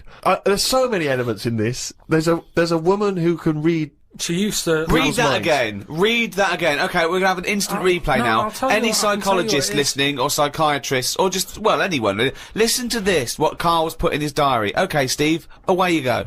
I'd be worried that an alien could read my mind. I had that problem once years ago, when I worked in a studio making cassettes. Some mind-reading woman was having some cassettes made. She waited while I did them. She had a small dog. I knew she was trying to read my mind, so I just thought about the dog. I thought that would confuse her, because she wouldn't understand why I was thinking about her dog. That's amazing. So, firstly, how did you know she was a mind-reading woman? Everybody who came in having cassettes done, you'd find out about what the job is. So, you know, if it's a band or whatever, it might be a police station needing blank cassettes to interview people. Yeah. And she had them to sort of use during a thing where they do mind reading and stuff, so you get a recording of it. Yep. And she was just there and she was staring at me like that, just looking over. And a dog was sort of looking worried, and they pick up vibes, don't they? No.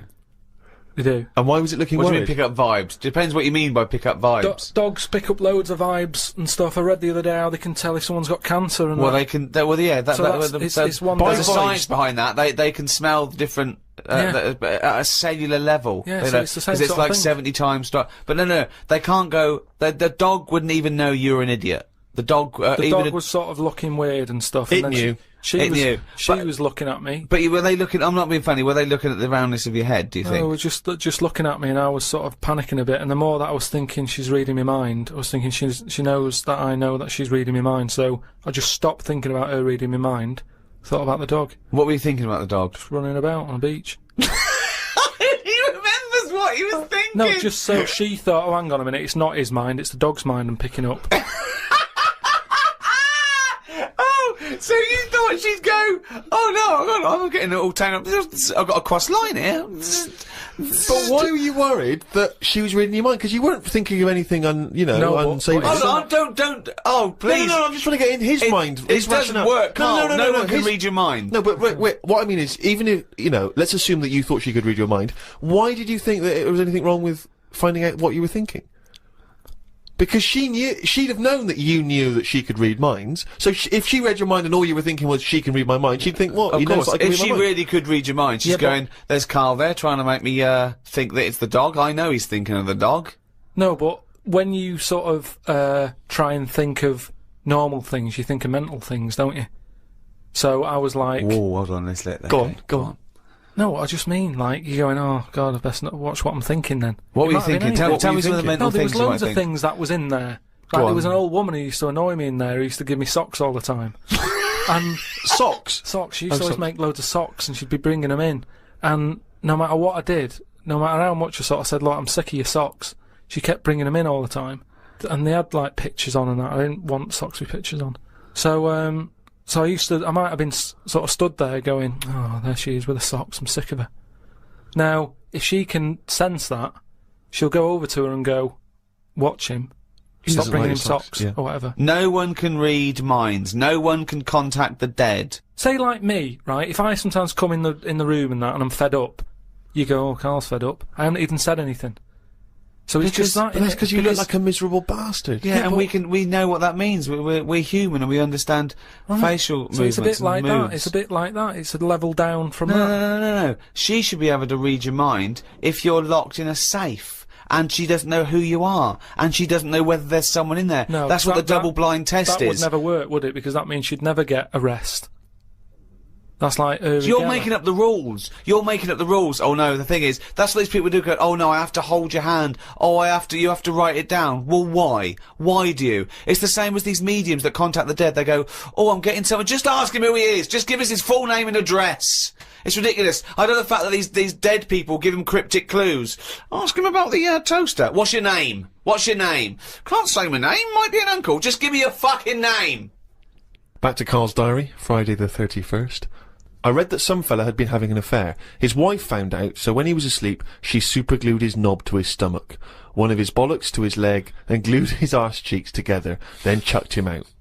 If Suzanne did that, I would definitely not get back with her. Saying that, I would have woke up if someone was putting superglue on me arse. I'm quite a light sleeper. Is that what she did, is it? Yeah, that's why I'm a bit cautious about wearing earbuds every night. The, plunge things. Earbuds, right?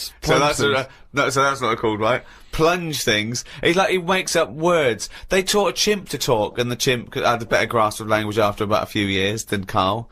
Unbelievable. Yeah, that's why I won't wear buds and plunge things. I phoned him up the other day. He went, oh, just tried out those new earplugs that mould to your ear. You can't hear a thing except your own voice. And I went, oh, right, they're good, aren't they? He went, yeah. He said, it's weird hearing your own voice, isn't it? Because you're hearing it as other people hear it. I went, no, you're not. He went, you are. He said, you don't usually hear your own voice, because usually when you talk, you're talking over it. Woke up at 9:55 a.m. Soon as I woke up, I looked at Suzanne and she looked at me. I said, did I tell you about... I just think of him opening his eyes and looking at him. Okay, alright. Okay, so he opens his eyes, he looks at Suzanne, she looks at him. What question, Rick, do you think he immediately asks his girlfriend? Go on! What question do you think? Have a quick guess. Am I dreaming? I woke up, I said to my girlfriend, did I tell you about... I woke up, I looked at Suzanne, she looked at me. I said, did I tell you about the immune system?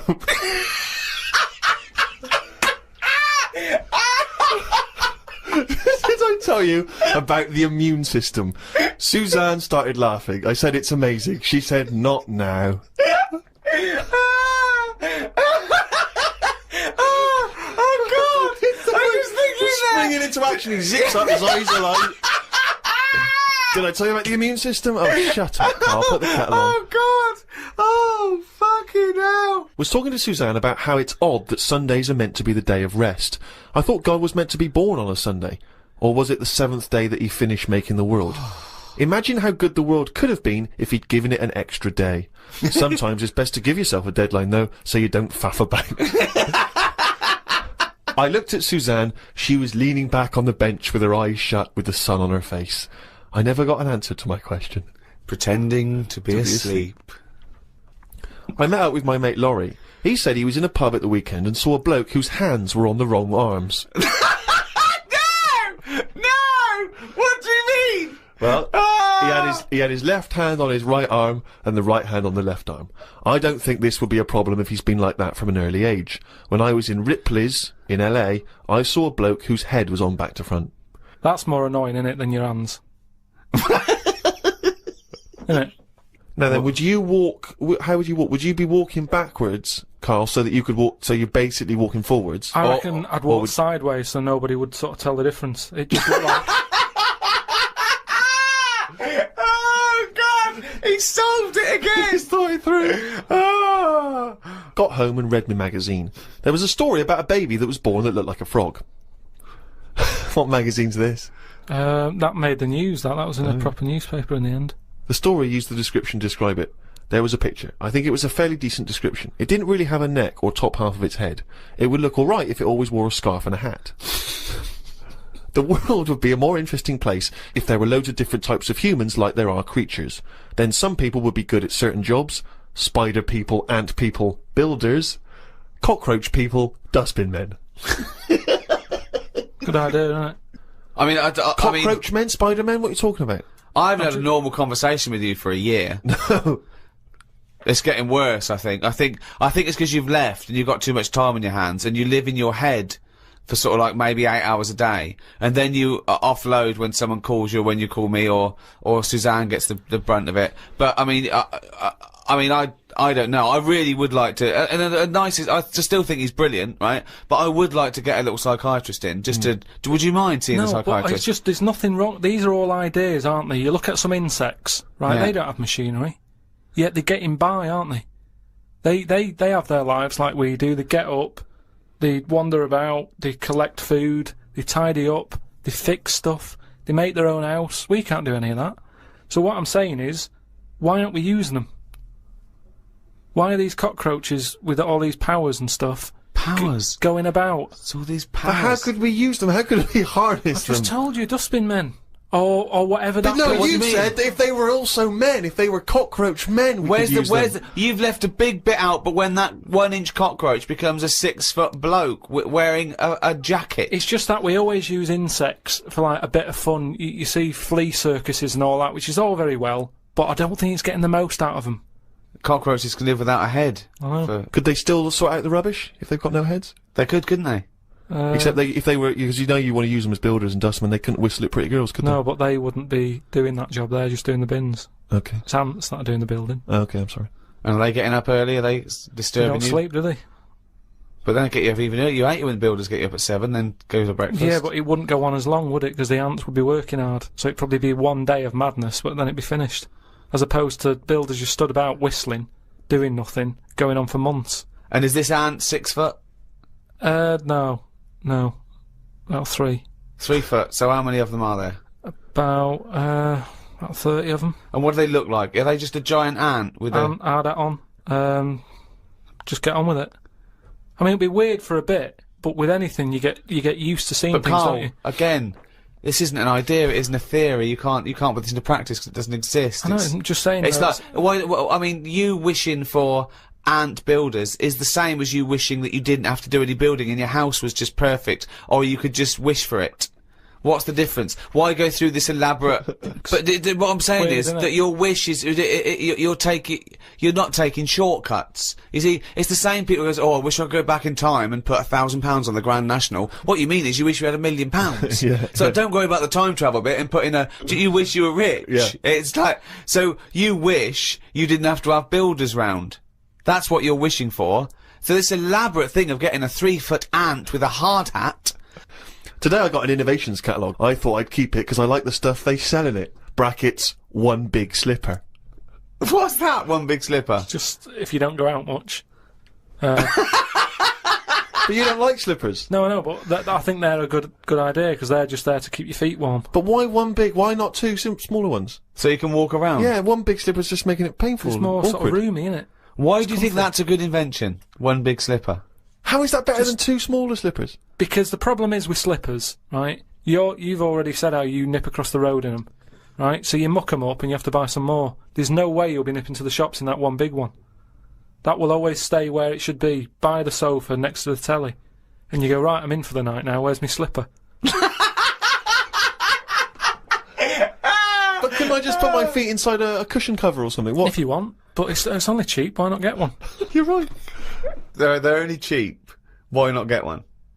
But then, Karl, why not get one big glove? If you're not going out, right, just get one big glove. You don't have to do anything, just one big glove. Pop your hands in one big glove. I'm not going out. Gloves, you have to go out and touch stuff. Just one big glove. Why? Well, yeah, why bother putting trousers on? You've got to put legs in both. Why not just wear a skirt? Yeah, well, pop a skirt on, yeah. Just put on a lady's skirt or a lady's dress. It's one piece, isn't it, then? Yeah. Just pop around in one big monocle, don't wear glasses, wear one big monocle. Yeah. I mean, it's stupid having two gloves, two gloves, two slippers is mental. Anyway, I had a good sleep last night. So much so that I woke up before my legs did. I don't know what that means! This has happened before when I was younger. We used to have a phone in the bathroom so that if anyone called and we were on the toilet, you'd still be able to be available. My bedroom was next to the bathroom and the phone rang one morning. My mum and dad were at work and my brother and sister were out somewhere and the phone woke me up. So I jumped out of bed to answer it, but the bottom half of my body was still asleep and I fell to the floor.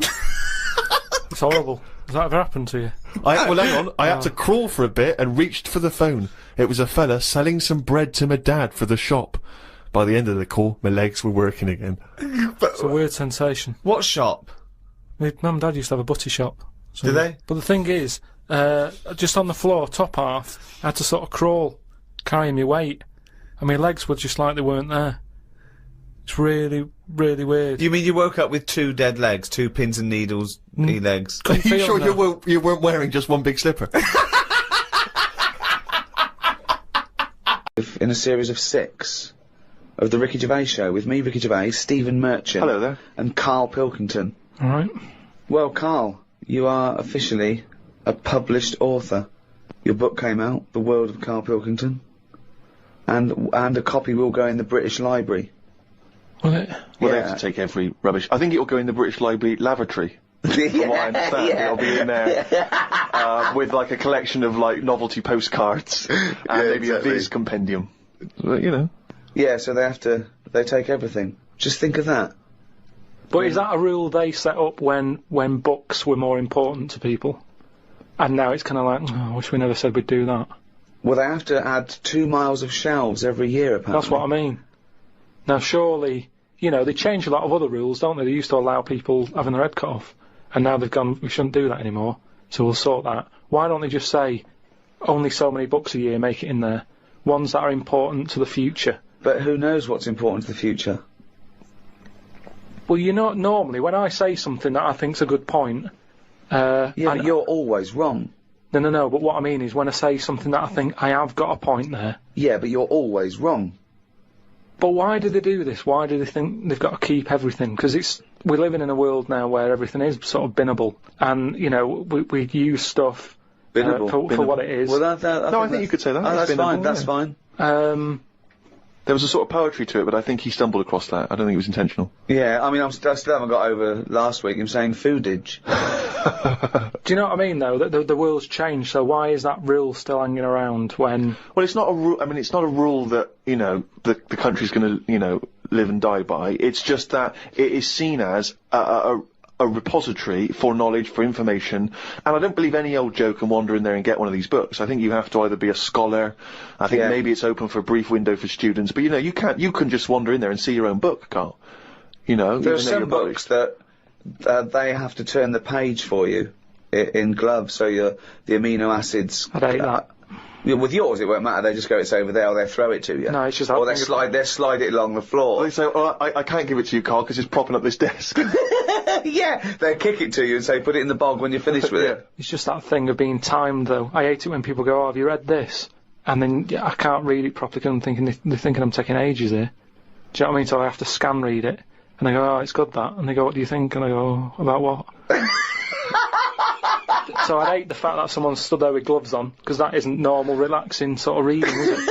But it's not, you don't go in to read the Doomsday Book, let's say, in order to just have a relaxing read. You're going in there to study They're it, historically. say they're professors and scholars and scientists and historians. They don't wander in because it's raining and they go, "What's a good read?" There's not a man wearing white gloves turning the pages of the latest Jackie Collins. Exactly. Do you have heat? Watching your lips move as you read to see if you can turn the next page.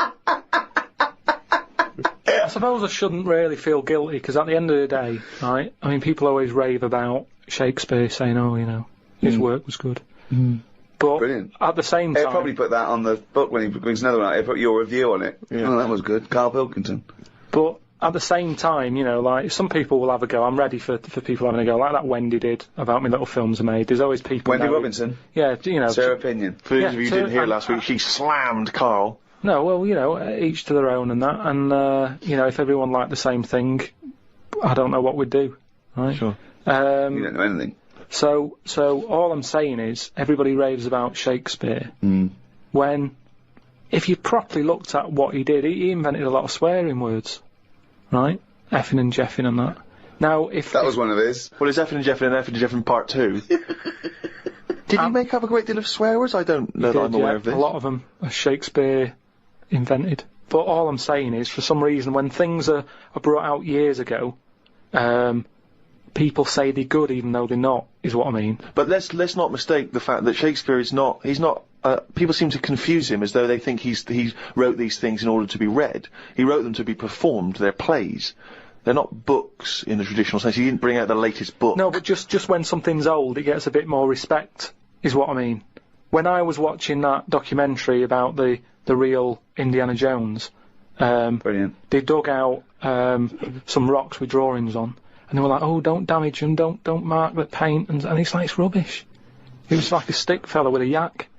And now, if that was found now, or if a kid showed me that, I'd go, "Hey, it's not that good." So what I mean is, because stuff's old stuff gets respect. But you're not judging it on its aesthetic merits, you're judging it on its historical importance. I don't think that's fair, though, because when that fella drew that, it wasn't old. He did it when he was knocking about. No, yes, but you must see the difference between you doing a stick man on a wall with a bit of chalk near your local, and a cave painting that they date to 10,000 years ago. Yeah, so in 10,000 years' time, when they find my story about the monkey fireman, will it gain more respect then than it is now? No, less. But why is it? Because people will more and more realise what a buffoon you are. The more research we do, the more these podcasts we do, the more you expose yourself as an empty, egg-headed moron. That's a friend speaking right there, Ricky Gervais. No, he loves you like a brother. I just think, you've mentioned him before, Steve, this Peeps fella. Yes. Has he done anything else apart from a diary? Because now I've done a book and a diary. That means you're better than Pepys, is what you're thinking, well, isn't it? I'm not going to say that until I know, but what else did he do? Well, Pepys wasn't a writer predominantly. I believe he was, you know, like a bureaucrat or something. But he kept a diary which has since become a historical landmark. And what did he say in it? What did he say in it? Well, it's again more because it's both well written and it's also an amazing insight into... A social document as well. Document, yeah. Yeah. It's a social document of that I mean, yours period. is a social document, but it sort of revolves around having egg and chips and a calf and seeing a ladybird, which, you know... But that's today's living. That's well, his describes the Great Fire of London, which is what it's most... Yeah, but we haven't had one of them. If we had one, I'd write it down. I'm only writing what's happening. The ladybird happened, right? I wrote it down. He was just lucky. He was about in London when that happened. So you're a little angered that you've not witnessed one of the great disasters? Because the thing is, if they read your diary, they'd think, well, nothing happened that year. Nothing important in the world happened that year. Because your diary doesn't just mention, I mean, okay, yes, it does, it fails to mention any disasters in London because we haven't had any, but it doesn't mention any, it doesn't mention any world events, it doesn't mention wars in Iraq, terrorism, it doesn't mention anything. But that's all been wrote about anyway. If you're saying there's a museum that's keeping everything, there's loads of other books for that. Who's looking at the fella whose skulls fell off? What? We see. It's interesting, isn't it? What do you mean the fellow whose skulls fell off? Well, that's what happened the other week, so I wrote about it. What? A fella's skull has fell off. What do you mean, his skull has fell off? It's something to do with circulation. But what do you mean his skull fell off? Well, it's in the diary. But how can a skull fall off? Because it's surrounded by tissue and it's got a brain. How can just his skull, how can it detach itself from all the stuff surrounding it? He mislaid all his dreams. But all I'm saying is, that's not getting a look in. No, because it's not significant or probably true. Good point, Steve. I don't. All right. Well, let me just. I'll just consult the diary quickly and find the moment with the man whose skull fell off. Oh, here we are. Yeah. Looks like the world's fattest man is having an operation to get rid of some of the fat. Mm. He has to have an iron bed because that's the only thing that can hold his weight. Mm. There's also a man whose skull has fell out. He's in hospital somewhere. I hate that. It would make me panic. The hospital is busy with people coming in to look at their head. What are you talking about there? That tells us nothing. Right, it's impossible for a skull to fall out. How are scholars in 10,000 years going to be... What are they going to decipher from that? They can sort of go... There's not enough incident detail. But how did his skull fall out? Circulation problems. But answer the question. How did his skull fall out? Fall out of what? He was at home, and I don't know if he was combing his hair or something, but it come off. What did? His skull. What do you mean, his skull? Do you know what the skull is? It's a part of the head. Well, no, it's the structure of the head. It's the bone. Do you mean the top of the skull? This is only useful if you have all the salient facts. Then it would be of interest to us. We could. Well, I couldn't take that on. I'm busy. I'm not going to start looking into stuff in depth. Just get the details. God. You're such an idiot. You are the best... idiot in the world. Well, I don't want to be premature, but that entry is followed by, I injured my toe the other day by dropping the toaster. Instead of letting it hit the floor, I tried to catch it with my foot. I didn't think I'd done any harm, but my nail looks like it could fall off. I might show it to the doctor when I get my kidney stones out. We could easily get by without nails on the feet. They are more trouble than they're worth. You're so wrong. You're so wrong. I think on the days when cavemen without shoes and animals need nails, I don't think we need them now. I honestly... Because you hear about ingrowing toenails, right, so that's a problem. You've got to cut them. Stuff gets under there and gets infected. Get rid of them, you won't have any of that. As long as you wear shoes. No, you'd have unprotected toes and fingers, wouldn't you? I didn't say on the fingers, just on the toes. So why do you need them on the fingers and not the toes? Because you use your hands to do stuff. I've said about toenail out, it'd be good to have it growing on the head. What? Just having like a sheet of it, just like a nail on the forehead. It wouldn't look weird because we'd all have it. I'm not saying. What are you talking about now? I'm just saying I don't want to go on about evolution stuff because we've done it all. What do you think the skull is for? No, but I mean on the outside, so that when you bang your head, it's a little bit more protection. Like people, I mean, you're looking at me like that, why'd you wear a helmet on a bike then? Because the bike wasn't meant to be invented. We weren't meant to whiz along at 70 miles an hour with evolution. I know, but because life's changing, like you've said. But you can't go, let's evolve, let's re-evolve. Okay, let's assume we've got this nail on our head that's growing out of our forehead. So we look like one big thumb. Yeah. Which weirdly, Karl kind of, I mean, you can almost imagine it looking at Karl now. You can imagine a big nail there. Does the nail continue to grow? Do we have to trim the head nail? Yeah, in the same way you get a haircut. Why is that preferable in your mind to just wearing a crash helmet in instances where you might have something hit your head? Just because, for a start, helmets, you have to carry them around with you. That's one thing that's put me off on a motorbike. Whenever you see someone on a motorbike, it's all like the clothes they've got to wear. And it's like a big upheaval, innit? It's you know, if you have a car, you can get in with your shorts on, your flip-flops on. A motorbike, it's like you're an astronaut or something, and you're only nipping down the road for some milk. Do you know what I mean? So, what I'm saying is get rid But does it annoy you having to put shoes on every day, and underpants, and a vest, and I don't know. No, but once they're on, I'm not carrying them. They're on me. If I had to then take the shorts off for whatever reason and walk around holding them, I'd go, I can't be bothered. I don't like holding a bag. I don't like bags. We carry too much around with us now. I don't like carrying stuff. It's just a hassle, isn't it? It's just endless things he doesn't want to do, doesn't like doing, isn't like carrying bags. Who the hell has a gripe about carrying bags? Why is that a concern? Because it's stuff that's on I you. love the way that he wouldn't mind having a nail going out of his fucking head, but he doesn't want to carry a bag. What's good with it is, everybody's got one of these. And but it's not going to happen, Karl. And the most important thing in your body, apart from the heart, is your brain. So protect that, not the toes. The toes we can get by without the toes. People. But your head's important, isn't it? There's a lot of stuff in your head. And I know all this just after seeing the Bodyworks thing. I went to see it's a show on where there's a load of, like, dead bodies and that. And you can see how much stuff's in the body. And there's loads of stuff. There's nothing in there that you don't need. It's all doing stuff. Everything in your body. We've been telling you that for years. But you reckon you don't need the toenails? Yeah, that's on the outside. I'm saying everything that's on the inside of your body, right? You don't need the appendix. No, but doesn't that depend on what lifestyle you have? Well, it's a hangover of when we probably ate a lot more cellulose, and it's. Yeah, well, they might come back. Things are always coming back, aren't they? So if people start eating them again. What about male nipples? Sort of looks alright though, doesn't it? Because the chest is quite plain, so with nothing on it, you'd go, oh, what's this?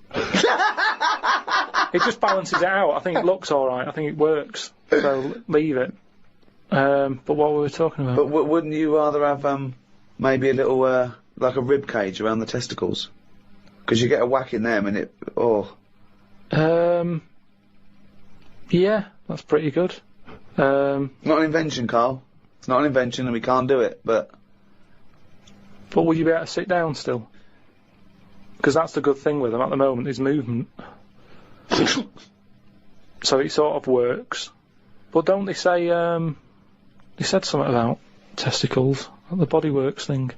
Well, they're on the outside. Put yours away, Karl. You're not one of the exhibits. They're on the outside because they have to be a few degrees below body temperature for the Sertoli cells to So that's an odd design. That they had to go there, because it's a bit of an odd place to have them. Where would you suggest? Dangling from the throat? Sort of.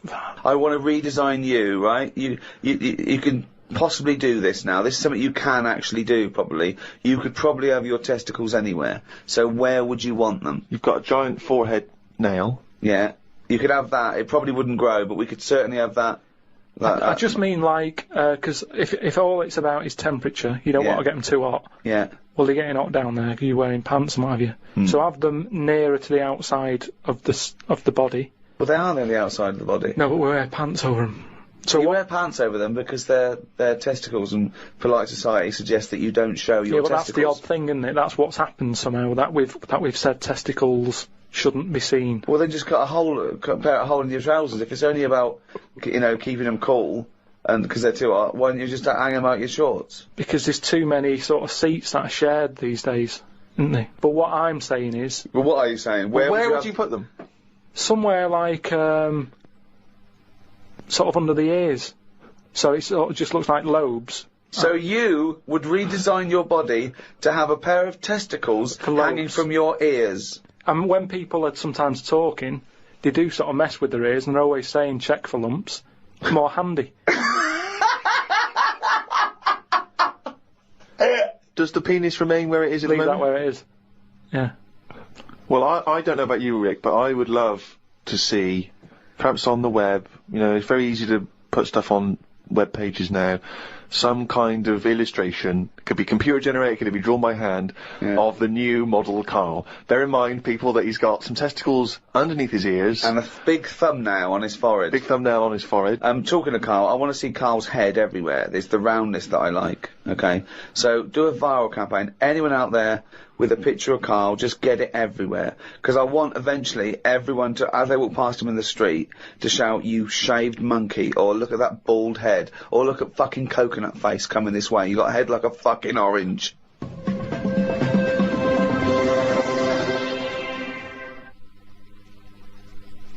Went out the other night with the lads. You know, there's a few of us, you know, young, free and single. Must look like the Swingers. Oh, it was pretty. It looked like a boy band had gone out. It looked like, really? It looked like, you know, NSYNC had hit the streets. Right, yeah. Yeah. We'd dressed up, togged up, out for a few drinks. A friend of mine said, "Let's go to a club." Right, I haven't been to a nightclub for a long time. Actually, I haven't been. Is that because your glasses steam up when you walk in out of the cold? That is a problem in the winter. I genuinely, it's very difficult to make a good impression when as you walk in, your glasses steam up straight away, and, you know, you got to take them off and clean them and stuff, and then, you know, you get a bit dirty. On your white fronts, you pull your white fronts out through the jeans, clean them on that. Or the back of a girl's dress. But, we cruised down to the club. It's one of those big sort of super clubs, London super clubs. Never been in one of those, the Ministry or any of those things, so it was all new. And it's a bit of a queue. I think it's a bit of a chore. But we're queuing up, we're in good spirits, we're looking at it. It sounds pretty funky, we can hear the music coming out. You know, been in the queue for quite a while, 25 minutes. Forget it, 25 minutes. Well, yeah, we were pretty excited by this point. The doorman says, "Hello lads." I said, "Yeah, we're coming please." He went, "No, you're not." Really? What? He said, you're not coming in." And he just immediately lifted the little rope and sent us away from the queue, right? And we were slightly perplexed. We were dumbfounded. We didn't know what to do. It was like this couldn't be happening. It didn't make sense. We just queued up what was going on. And so, my friend said, "Well, we've got to find out why he's not going to let us in." So he goes back over. I thought you wanted to do. You wanted to tie him up with logic. That'll show a bouncer. Exactly. Yeah, show him how educated you are and how you can win an argument and make him look stupid. You'll be in that club in no time. That's what they appreciate. They love that. Because what they respect is being made to look like a fool. Exactly. So we went over and, They really look up to intellectuals. Exactly, yeah. So one of our mates goes over and he says, "Why didn't you let us in?" And he went, "Because you didn't have any girls with you." Now, I'll tell you this. That's kicking you when you're down. Because when you're out on a Saturday night trying to get into a club to meet women, and the reason you're not allowed to go in a club to meet women is because you haven't got any women with you, that's just salt in the wound. It's so humiliating. So, a friend of mine says that there's a VIP entrance over there. And there was like a woman with a clipboard, you know, the guest list. Separate entrance. She said, "You know, you've got a little bit of profile, Steve. Why don't we try and use your You ran home, got your Golden Globe and your Emmy." Yeah, exactly. Well, I always carry, you know, some of my cuttings with me. Yeah. And I felt a bit self-conscious about that. I was thinking, I'm not into this, you know, it's a bit awkward. But he said, "Look, don't worry, you just stand here. Just stand here, just like you're having a conversation. I'll go over, I'll point him out, I'll go, oh, there's, you know, Steve Merchant over there, they're at the office or whatever." Oh, God, Steve! So I thought, well, you know, the thing is, we were out, and I was a bit frustrated, and I thought, you know, we may as well try everything. So I stand there, with my friend goes over, and he has a word, and he comes back, and he says, "It's fine. She can't let us in the VIP entrance because she's not allowed, but what she can do is walk us to the front of the queue. Right? You can walk to the front of the queue and explain." So I think, okay, fine. Oh, God. So the guy takes me and my mates, right, this girl, she takes us, we walk past everyone else, right, to the front of the queue, right? She goes up to the guy, she says, "This is Steve Merchant office." The guy goes, "I know he is, we're not letting him in." Oh, God! Oh, God! By now, of course, some people have recognised me, so they're trying to have my photo taken. So there's people inside the line that's being allowed in the club. I've got to lean across the rope to have my photo taken with them, even though I'm not allowed in the club. So they go, "Oh, alright, this is Steve there," and the photo's taken, right, camera phones and that. They're going into the club where the music, the party's kicking off. I'm outside waiting for the next chump who wants to have his photo taken. I mean, it was mental. So, that's unbelievable. I was furious, and then one guy, I remember he was trying, and he goes, "Oh, yeah, brilliant, I love the podcast and all that stuff, I love Karl, is Karl with you?" I said, "Oh, Karl's not out here."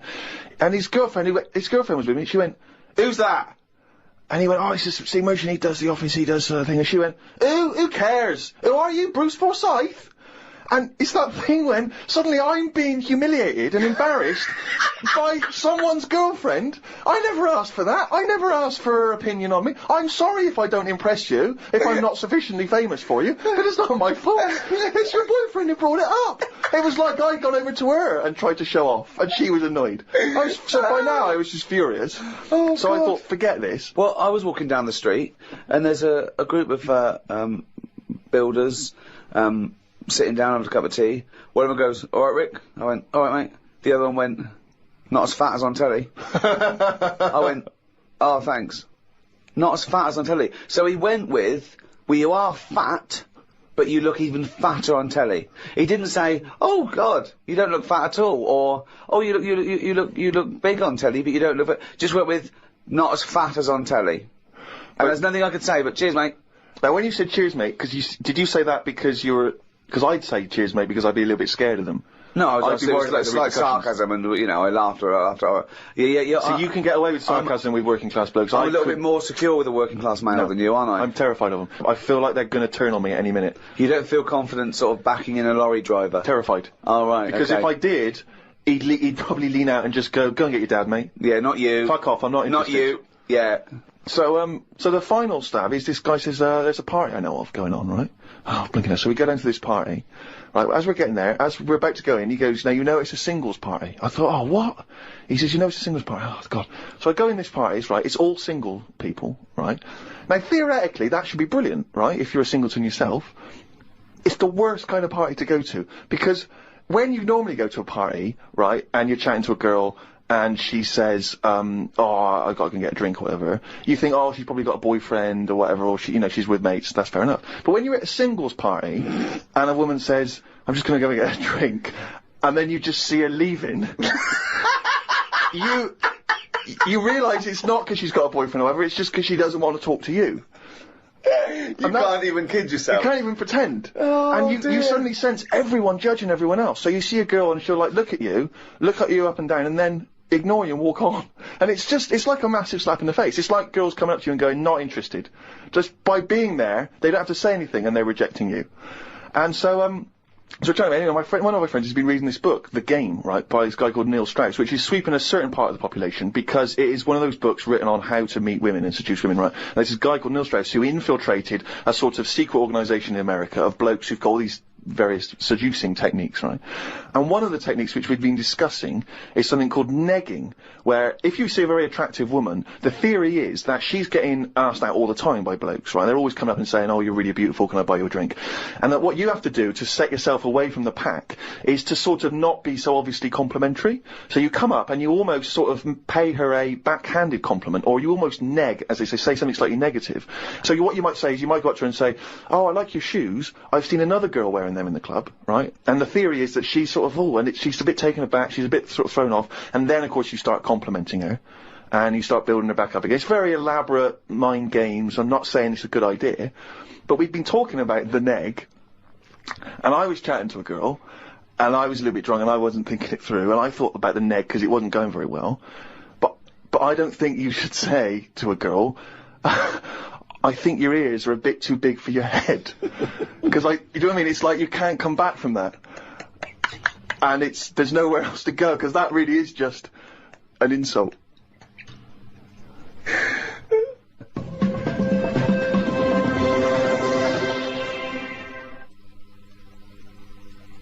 Oh, he's only gone and listened it down the little fucking car.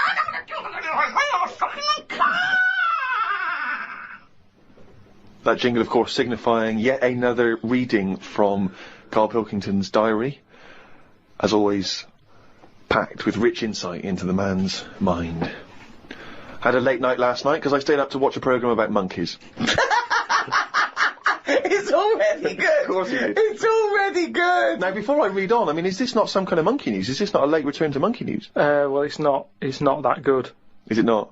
Whereas the other monkey news is... Oh, chimpanzee, that's some more shit! This is what he says. This is what he gleaned from the programme about monkeys.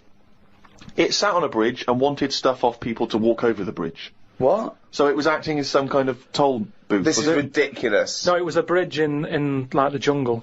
Oh, shut the fuck up. And it's a monkey that sat on a bridge, and a lot of tourists go through the area. No, it's a monkey who realised that if he sits there, he'll get stuff because it look like it's a cute little chimp begging. No, but every time. Yeah, because you give a monkey, I'm as bad as him now. If you give a chimpanzee a banana, and he starts realising that humans have things to give. Yeah, but it's all squirrels sorts of learn that. But you don't go, you wouldn't say, went to the park, the squirrels waiting at the gate. You have to give them a toll to go in. They're only going to give them a nuts. They come up to you every time.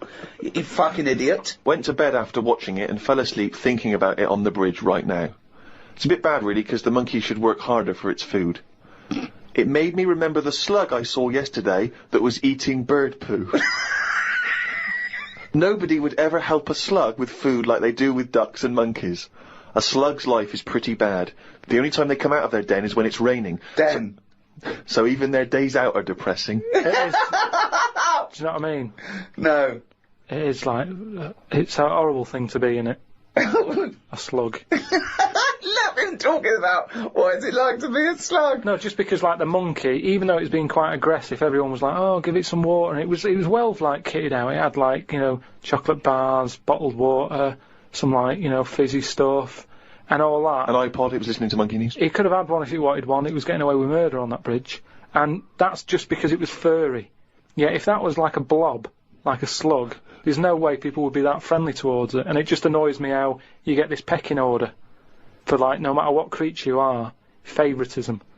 And that slug was only eating that bird poo because it wasn't being offered stuff. If it was offered toffees or whatever. Well, it's just sad, isn't it? It's come to that. That's what its life has come to. Yeah, but it's not as mollusk that's down on its fucking luck. It didn't live in a big country house and his wife left it, the kids went, it started hitting the bowl. And I kind of thought, and look, they do only come out in the rain and it's depressing and it'll probably get killed in a bit, and that was its last meal.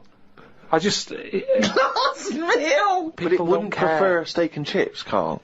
It doesn't have... It must like a leaf or at the end of the day, it's an insect. They love It's not an insect! Well, it's part of that gang. It's part of that... No, it's part of that... They hang out together. They hang out together. Why do you think it's part of that gang? Because it knocks about in the woods in the same place as a spider does. But what I'm saying is, they're eating boring stuff because that is what's It's in not their boring area. stuff to them. They're not... I have no opinion of it at all. They take in sustenance. No, but where you are is what you eat. When I'm in London, I'll have beans on toast for lunch. On holiday, what? Tapas? Go on, I'll have a bit. So it's whatever you eat, what's in that area. Suzanne went off to work and I went to the shop to buy some envelopes. The shop was empty, but the fella behind the counter was on the phone and just kept talking even though he could see I was waiting. I started to count backwards from 20. When I got to 6, he hung up and served me. I won't use the shop again. Question, why count backwards from 20? So he's thinking, what's going to happen at 1? If I start counting from 1, he's going, well, let him carry on. What, out loud? So, not really loud, but like, more of a mouth action, so he could see who was doing it. Like Sorry, you just started miming counting backwards to a man in a shop? He's on the phone. The Yes. shop is empty. Yes. I thought he'd like me custom. He could have served me and stay on the phone. Even though I don't like that, at least he's still doing what he needs to do. I'd have said, sorry, can I just get these, please? Yeah. Well, I stood there and I thought, it's annoying me now, my kidneys aching, and I started to get a bit of a sweat on. So I thought, right, I'm going to give him 20 seconds, and if he hasn't got off the phone, I'm leaving. And when I got to about 6, he served me. What's wrong with that? Again, you are giving one yourself... of the strangest people. It's just giving yourself a thing. I could have been stood there for ages. He's one of the strangest people who's free to walk the streets. No, I set myself a little target and I thought I don't want to waste another 30 seconds in here, I'll give him 20. It worked. He served me at 6. But it didn't work. Yeah, but did he do it because you were doing that, or did he finish his phone call? I don't know, I was busy counting. Looked at what's been going on in the world. There was a human head attached to a seagull's body in a jar. Is that all it says? This is the sort of weird stuff that goes on behind surgery doors. I doubt it ever flew, because the head would have been too heavy. Well, of course it wasn't. It didn't happen. It wasn't live. No, but they try this stuff, don't they? That's like that programme I watched with a Well, monkey. who has ever tried to put a human head on a seagull's body?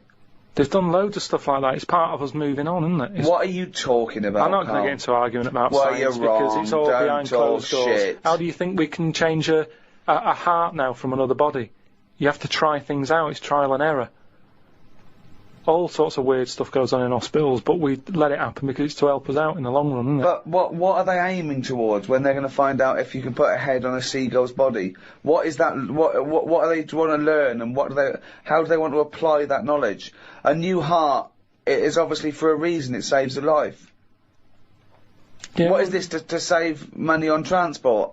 Instead of getting a bus pass, you go, can I put my head on the seagull's body? I go, well, it won't work. We'll try it. Yeah, but there is odd things like that. Like, I saw a fish the other day, right? And honestly, it's the weirdest thing. It was just like a blob with a face. Now, I would never have said, yeah, let that swim about. I'd have killed it from day dot. I would have gone, get rid of that. Oh, God! Under what circumstances would you have killed that from day dot? Oh, I'm just saying, looking at it, I'd say that does not work. And it looked sad. It looked like it didn't want to be about. Have you got her number?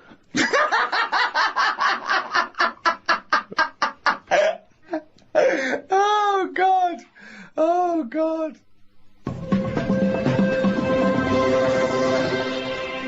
Well, that's it for another week.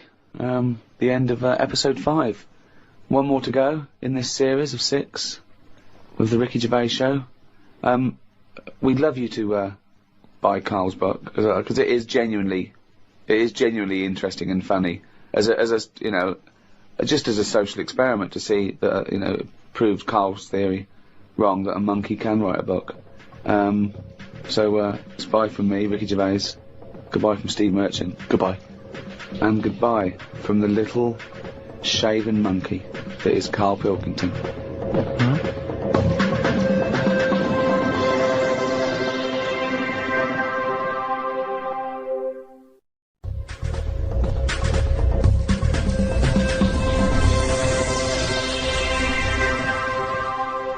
Hello and welcome to the last in this series of 6 of the Ricky Gervais Show with me, Ricky Gervais, Steve Merchant. Hello. And Karl Pilkington. Alright. Karl, as you're aware, you've obviously got many celebrity fans. David Bowie is a fan, people involved with creating The Simpsons. And you've also got a new fan, Warwick Davis, who is the short actor that many people will see in films like Return of the Jedi. He also is in Harry Potter. He's 3'6", and Ricky and I worked with him recently on extras. And far from asking us about the many celebrity names that we've worked with, the only person he was interested in talking about, of course, Mr. K. Pilkington. He wanted to meet you, Karl. Yeah. Well, is he all right to get on with? Why wouldn't he be? Just because sometimes when people aren't normal, it's just. Sorry? No, I just mean when someone, like, I've met a few little people in my time. The one that I met a little fellow once, and he was all right. He got drunk really quick, but he was all right. But it took me by surprise, only because, like I've said about when I met Steve for the first time, it's only that same thing. And then if I lived with the little fella, I'm sure we'd get on a storm. What do you mean when you met There's Steve? a TV show waiting to happen. What do you mean when you met Steve for the first time? No, we've done it, you know, when he walked in, it just a bit of, oh, he's different. But then, I see Steve every week, and, you know, the same way I say I like watching Elephant Man, from the first time I watched it to the last, totally different. When he walks in the first time, it's like, oh God, look at that. It's a mess, isn't it? When I watch it again, it's kind of like, oh, here he is, here's John. So, it doesn't, things wear off. That's like the world, isn't it? Things don't amaze you as much as you see things and you use things often. And it's the same with the little fella you're talking about. First time I see him, I'd be a little bit like, oh, what do you say? You know, what shouldn't I say? Whereas once you get to know him, I'm sure he'd be a lovely little fella. I don't know where to start, Steve. Well, Warwick, I think, suspected as much. He's offered you an interesting fact, actually. You're wearing headphones now. Apparently you wear those headphones for just 1 hour, and it will multiply the amount of bacteria in your ear by over 700 times. But why is he worrying about that? I mean... Well, he's not worrying about it. He thinks it's of interest to you because you're wearing headphones. It's part of your profession. You wear headphones, yeah. But Warwick asks, really, what are your thoughts on short people, particularly in entertainment? Because, of course, they've, throughout the ages, made an appearance, particularly in fiction. Tom Thumb, of course, the Oompa Loompas. What do I think of them? He's just wondering, you know, I suppose, what your take is. They're alright. I mean, when I was on jury duty, when you go in the morning, you have to go into a big sort of waiting room, and every day I'd sort of see one pop in, and he'd be sort of struggling getting on the chair, and it was kind of something to watch. It was different. That's what's good with things in life. If you look at stuff and you go, oh, look at that, and seeing him struggle on the chair, he was happy. He wasn't struggling in a way that he felt uncomfortable. He'd obviously climbed a lot of chairs in his time, and this was just another one. And watching him, it just makes you think. You go, I should appreciate that I don't have that problem every time I have to sit down and what have you.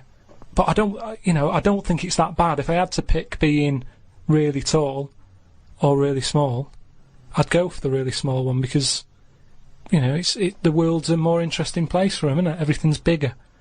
Do you know what I mean? We go to New York and go, wow, look at this. And they go and they go, oh dear. Do you know what I mean? Everything's a lot bigger. Everything's more amazing. Food portions. Everything's a bonus. So out of the two, I'd be small, and maybe that's what I'd chat to Warwick about for a bit, just to get to know him. Brilliant. It's a shame in a way that he's not been able to pop in. I'd like to hear that conversation. But I've got, speaking of like weird stuff and that, I've got a new... Well, we weren't, but go on. No, got a new book. Do you know I had that Freaks book? The Top 50 Freaks. Got a new one sent to me. Really? Yeah. And do you know, like, everything normally has a name. So, like, if it's the two-headed fella, they're all nicknames like that, aren't they? They've got two nicknames, I imagine. But this new book I've got, right, on the cover of this one, it's got, like, a woman with 3 breasts, right? And she's called the three-breasted woman, as you'd expect. And there's what else was in there? There's a fella, the one face. Why is she posing nude though? That's what I want to know. Showing off. It's not the worst disability, is it? Well, just 'cause you've got 3, it doesn't mean you have to get them out for the lads, does it? Tart. I know. Well, she looked happy. And there was a fella with like one face but 2 bodies. Doing one face but 2 bodies. One face, 2 bodies. What do you mean one face, 2 bodies? Surely one head, 2 bodies. Head as well, but it was mainly the face that was weird because he looked fed up. What are you talking about? What are you talking about? Without a head? How can you have? What do you mean? How did it join to the neck? No, it did. It did have a head, but the fact is, it was weird that it had one face to me. What do you mean? Well, if you've got one head, you'd have one face. Yeah, I know, but it was the fact that he had one face and 2 bodies that I didn't think. But why do you keep saying one face and 2 bodies as opposed to one head and 2 bodies? We're all the man with one face. Yeah, but now I've got one body. Yeah, well, surely he's the man with 2 bodies then. Again, the description.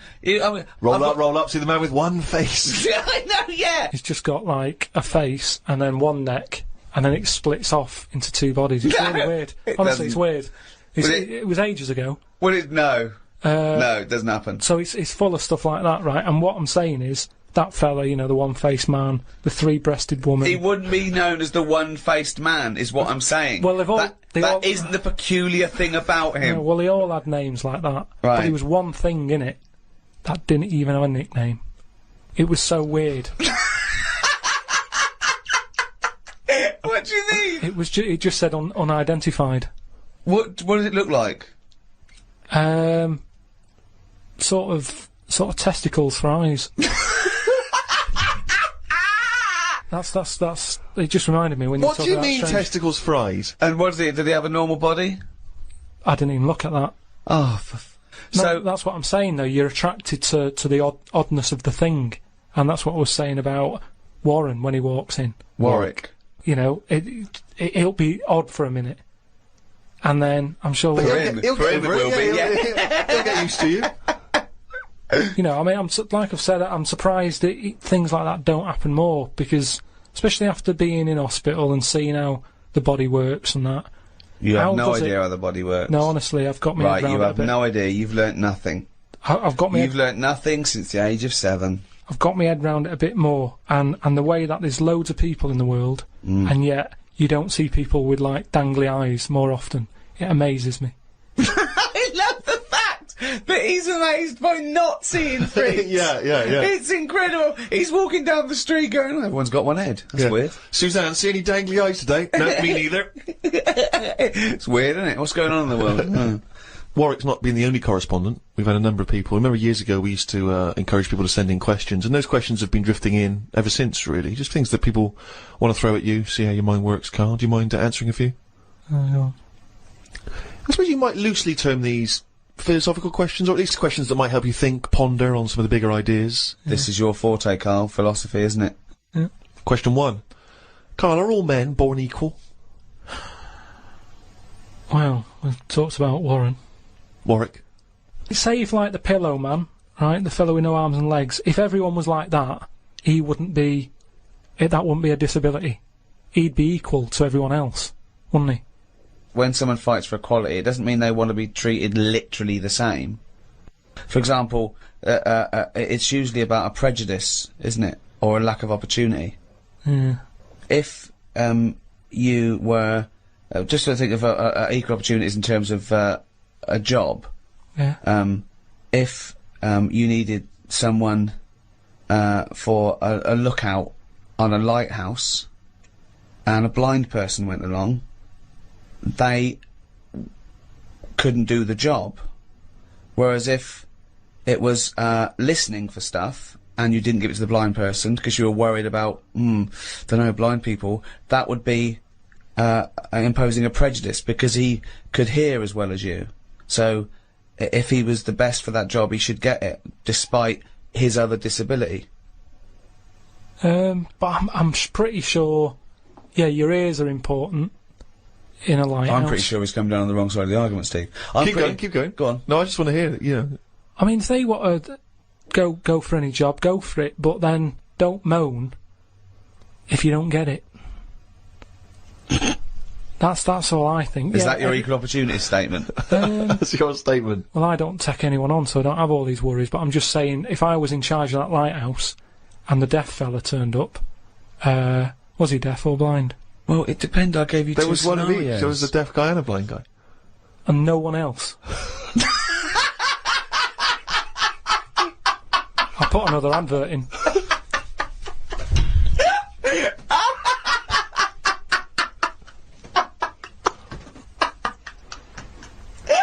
Okay, well, we've got another question here, which I suppose in some respects is along the same lines. Do you believe in the notion that history is written by the victors, and consequently? Well, don't tell him what the upshot of that is. No, I was just saying, consequently, what does that mean? Yeah, sorry. And consequently, what does that mean for history, as we understand it? Just that stuff's written by the people who won it, type thing. Won what? Won whatever they did.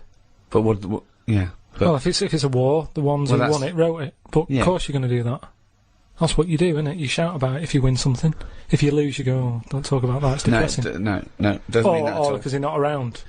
Well, it means very often if someone has conquered a nation or set up a dominance somewhere, that they keep an eye on what goes out, what's propaganda or whatever, or what's taught in schools, But it's even more significant than that, because it comes down to the very, very minute pieces of information that we see in every walk of life, Prior to black people having their freedom when they were slaves, history, or the history of black people, was not being written by black people. Therefore, it was always seen through white eyes, which often explained, justified, or excused, or dismissed, or didn't even mention many of the abhorrent things that happened. So it's hugely significant.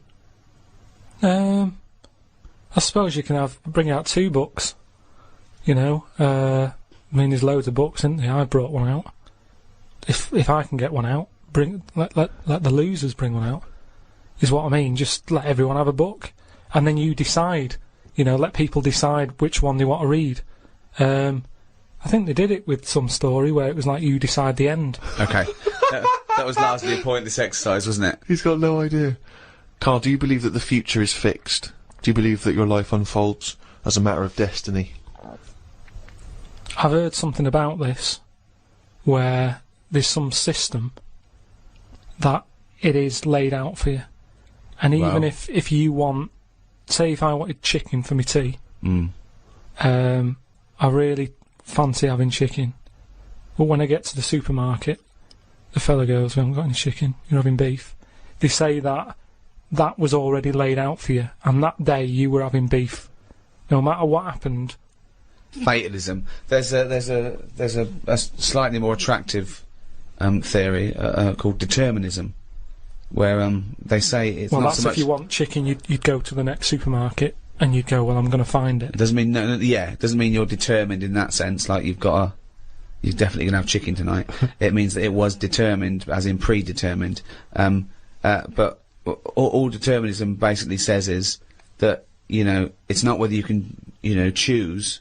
It's whether you can choose your choice, because it's it's to do with brain states, and we think we have the illusion of free will because you go, "Oh, I have a drink, oh, I fancy Coke," but something in you happened that meant you wanted Coke. Well, this is weird, right? Because do you know how I've been in hospital having me kidney stones done and what have you? Well, as they do in hospitals. And this is why I don't like going in them. Did I just try and explain determinism to Karl Pilkington? Yeah, I didn't want to stop you, but I mean, what am I thinking? It just made you look more of an idiot than I him. know exactly. Yeah, I feel stupid. Yeah. But I'm in hospital, right? And like I've said to you, the annoying thing is when you're in hospital, they didn't just have a play about with the kidney. Whilst they're there, they're fiddling about with other bits, right? And they're like, "Oh, let's have a That's feel." libelous. No, but that's what they do. Whilst you're in, let's have a prod about. They took some blood, right? And they said to us, now the weird thing is, these kidney stones you had, it was probably caused by too much calcium, right? That's what they are. They're a calcium build-up where you're not flushing it out, and so it's... Yeah. Now, the weird thing is I don't like having cornflakes. So what I'm saying is, what you were just saying there is your mind or whatever. I've asked you before, I don't know what's in charge, but say like... You don't, do you? Say like when I get up in the morning, normally Suzanne will have some Rice Krispies, and she's like, "Do you want some?" Right? Just have some. And I'm like, "No." Now that isn't me saying no. That's the calcium. That's my body going, "I don't need any milk. Don't give me milk. I'll have a crumpet." Now, bear in mind, Rick, that in the space of 3 minutes, we've gone from your definition of determinism to him having a lovely crumpet for breakfast. There's no one else in the world you can have a conversation with where you can make that distance that quickly. But it is interesting how my body... Have you ever had it, right? Sometimes I can go ages. No, your body lied to you, because your body said you don't need water, you don't need water, you don't need water. No. Oh, yeah. Like today before I left, Suzanne said, "What do you want?" Straight away I said, "I need some leeks." Now, that operation I've had has obviously taken out whatever the leaks give me. I'm lacking on that. See, I think he probably has it more than the rest of us, because I think he uses his subconscious more than us. We think about stuff. He is like the leech that is going on chemical memory. Yeah.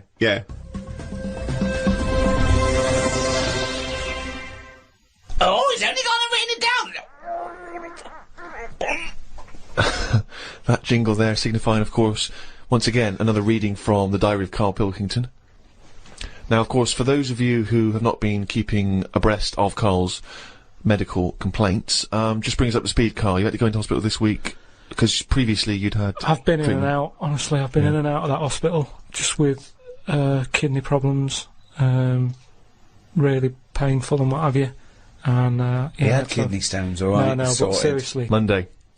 I had a bit of a lie-in today, because I have to get up early for my operation tomorrow.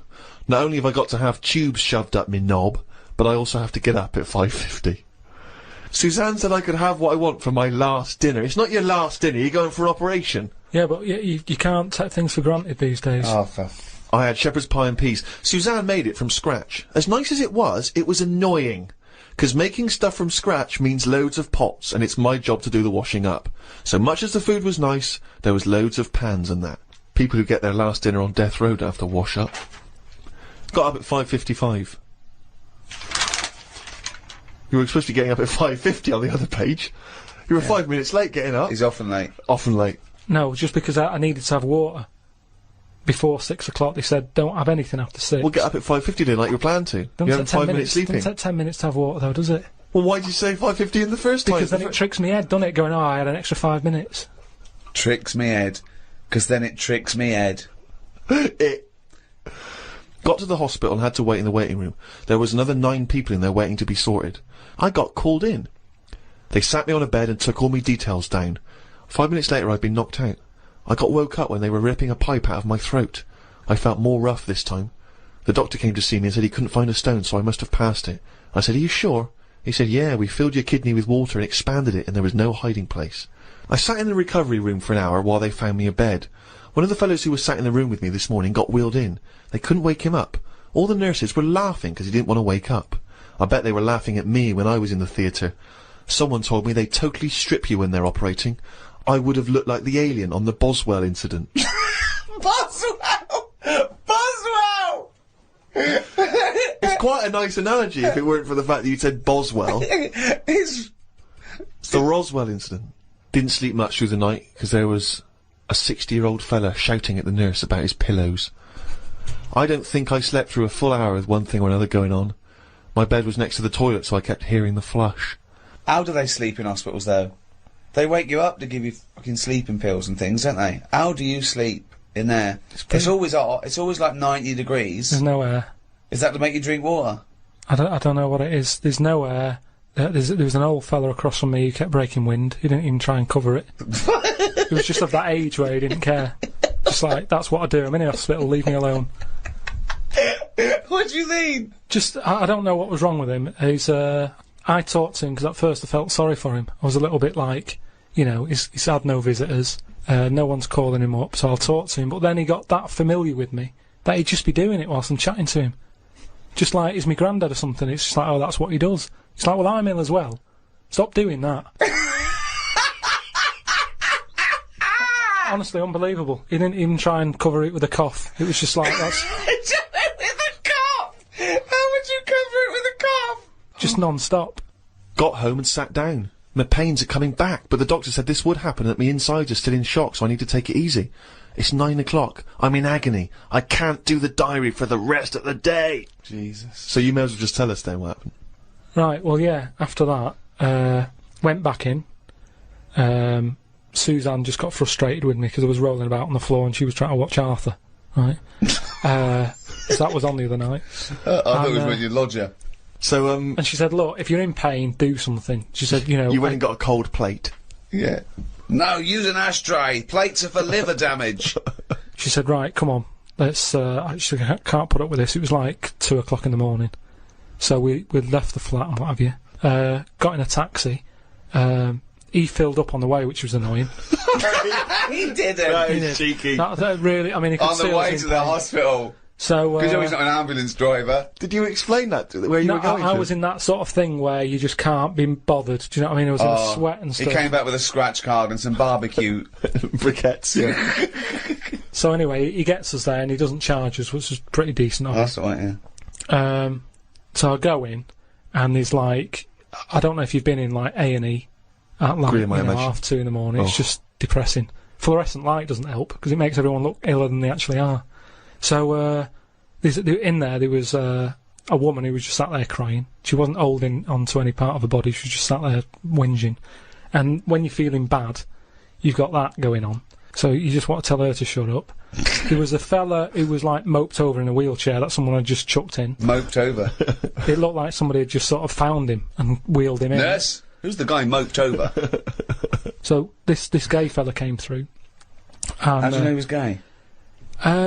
Just the way he was. I'm not having a go. He was a good fella. Do you know what I mean? A doctor, you mean? No, he was a nurse. Right. And he came through and just sort of went, oh, how are you? And I was like, oh, I've had better days. So he got As you mentioned in the diary, I remember the first time when I came here, they said the nurse might put a tablet up my arse. I thought the chances of that happening had just increased. Oh, Karl! Yeah, but I would have let him do it. Honestly, I was that sort of out of it. That of course you'd let him do it. He's a qualified nurse. No, but the way I am now, say if it was just a tablet for sorting out my blood pressure, and I walked in there and he went, oh, hello, and he said, yeah, let's pop that. I'd go, hang on a minute. But what I mean is that night, I would have just let him put 3 up, honestly. It's just weird, isn't it? How your body just goes, let them get on with it, and you trust anyone, don't you? When you're in that much pain and you need. And they're a qualified nurse, yes. They gave me some morphine, and my sort of head caved in again like last time, and then the pain went. But anyway, just turns out that I'd had a load of like blood clots in the bit from my kidney to my bladder, and that was acting as a sort of a stone again. No, it's just a scab, isn't it, where it's curing it? So. No, but all the work, when they blew up the kidney 4 times its normal size, so there was no hiding place for the stone. Yeah. So when they did that, it caused a lot of blood. It must have ripped the sides of it and stuff. And then that blood was in the kidney, and it went down the pipe and blocked it up a little bit. And that's the pain that I had. It was sort of had problems getting through all this thick blood that they caused. So the weirdest thing that happened when I was in there, right? The morning. Like, after I'd had the morphine and what have you, right? I slept pretty well. But I woke up and you have like a telly for your own bed. That you're allowed to use if you pay for it, right? So the glow from that woke me up because they come on at about 7:10. And the telly's in front of your head, right? So you're getting this glow and you're going, oh, what's that now? And I looked at it and all it had written on it is, Karl received bad news about your father. Right? And I was like, is this what they do now? Because it's such a big hospital, did they just text you sort of news to your bed? And I was kind of like, like I say, it was early, it was 7:10 or whatever. Thinking, what's going on? I didn't have my mobile, Suzanne took that. And I was looking at it, I read it again, I thought, he might come up with more, like, what's up with him? Turns out it was just a review for Neighbours. It just tells you... It tells you what's on the telly that day. And there's some fella in Neighbours who's called Karl, whose dad went bad. So that sort of woke me up a bit. I had a bit of a shock then. It was kind of like... So I was wide awake at like 7:15 in the morning because my heart went a bit fast because I thought something had happened to me dad. Karl, of course, has written a poem about the experience entitled My Ward. All I've done here, I've been through I don't know what the word is, a bad experience. Trauma? A trauma, yeah. I've been through a load of trauma. So I'm just finishing it off with a little sort of picture for people. Go on then. In my ward. It's called my ward. Me, a Chinese fella, and an old bloke who looked like Mr. Burns from The Simpsons. Don't know what was wrong with him, but breaking wind was the symptoms. No one visited him or called him. He seemed quite lost to me. As well as wind problems, he had a colostomy. When I left, I said see you to the old man. Turned out the other fella wasn't Chinese, he was from Japan. I never found out what was up with him. You've got a little picture there, haven't you, of me sat in my ward. I'm sat there with that fella who I didn't talk to, the old fella who had wind problems.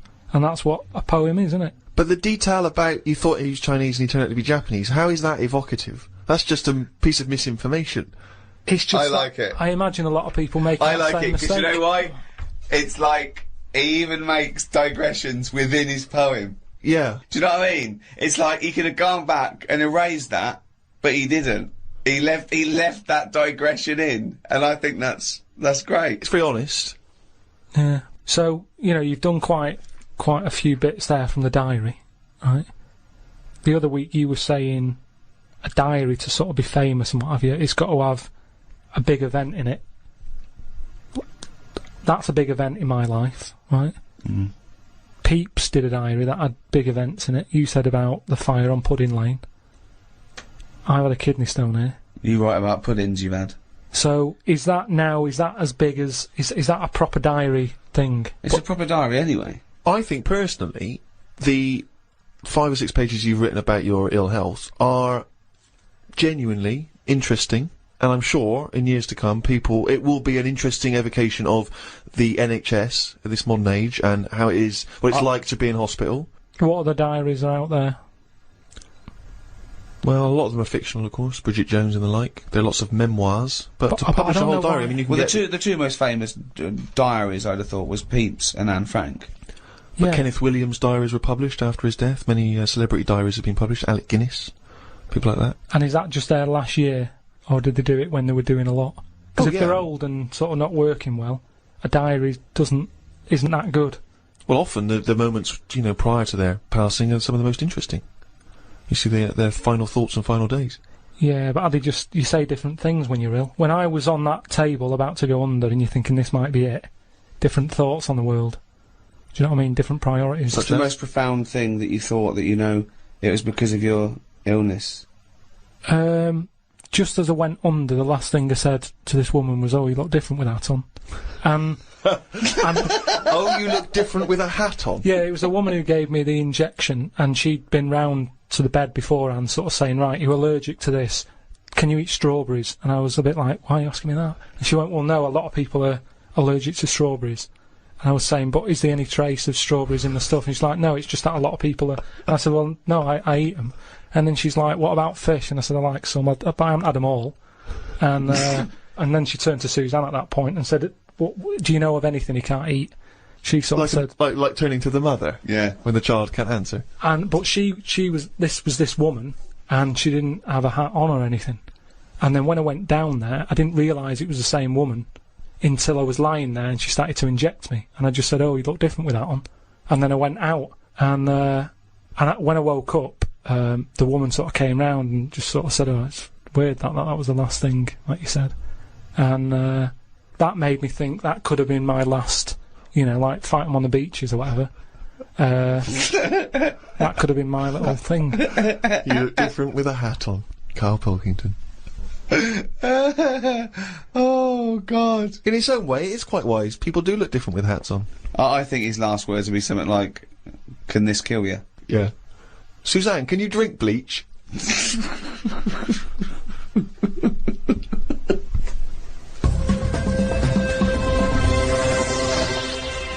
So that's it. That's the end of this series, the third series of the Ricky Gervais Show. We'll have to give it a rest for a while, won't we? I'm exhausted. Thank you, everyone who bought the series. All 24 episodes we've ever done are available on iTunes.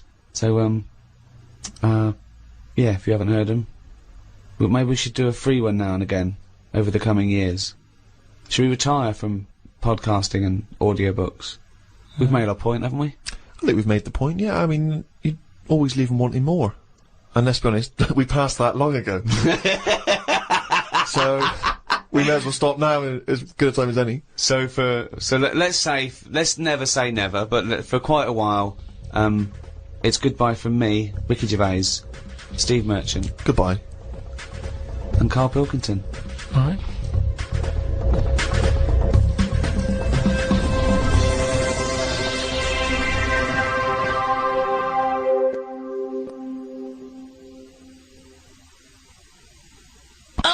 Chimpanzee lap monkey news, you little round-headed...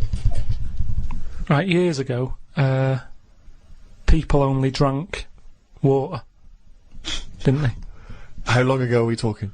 Going back a bit. Okay. And it was just the norm, everybody was happy with that. It was kind of like, what, you're thirsty, have some water. It was just what you did. And it was more of... Well, no, not only water. No, it was kind of like... Well, they drank milk at birth, didn't they? Yeah, as a baby. But then you don't have that when you're older. What I mean is more now, as we've discussed, is more of everything. So I thought there was fruit juices in. Yeah, but what stuff. I mean, when people were thirsty, it was like, well, have water. They didn't go, "What do you want? Do you want this? Do you want that?" I'm just saying they had it for a purpose as opposed to something for the taste buds. Right? Yeah. So anyway, so this town, right? It was in the middle of nowhere somewhere. Mm.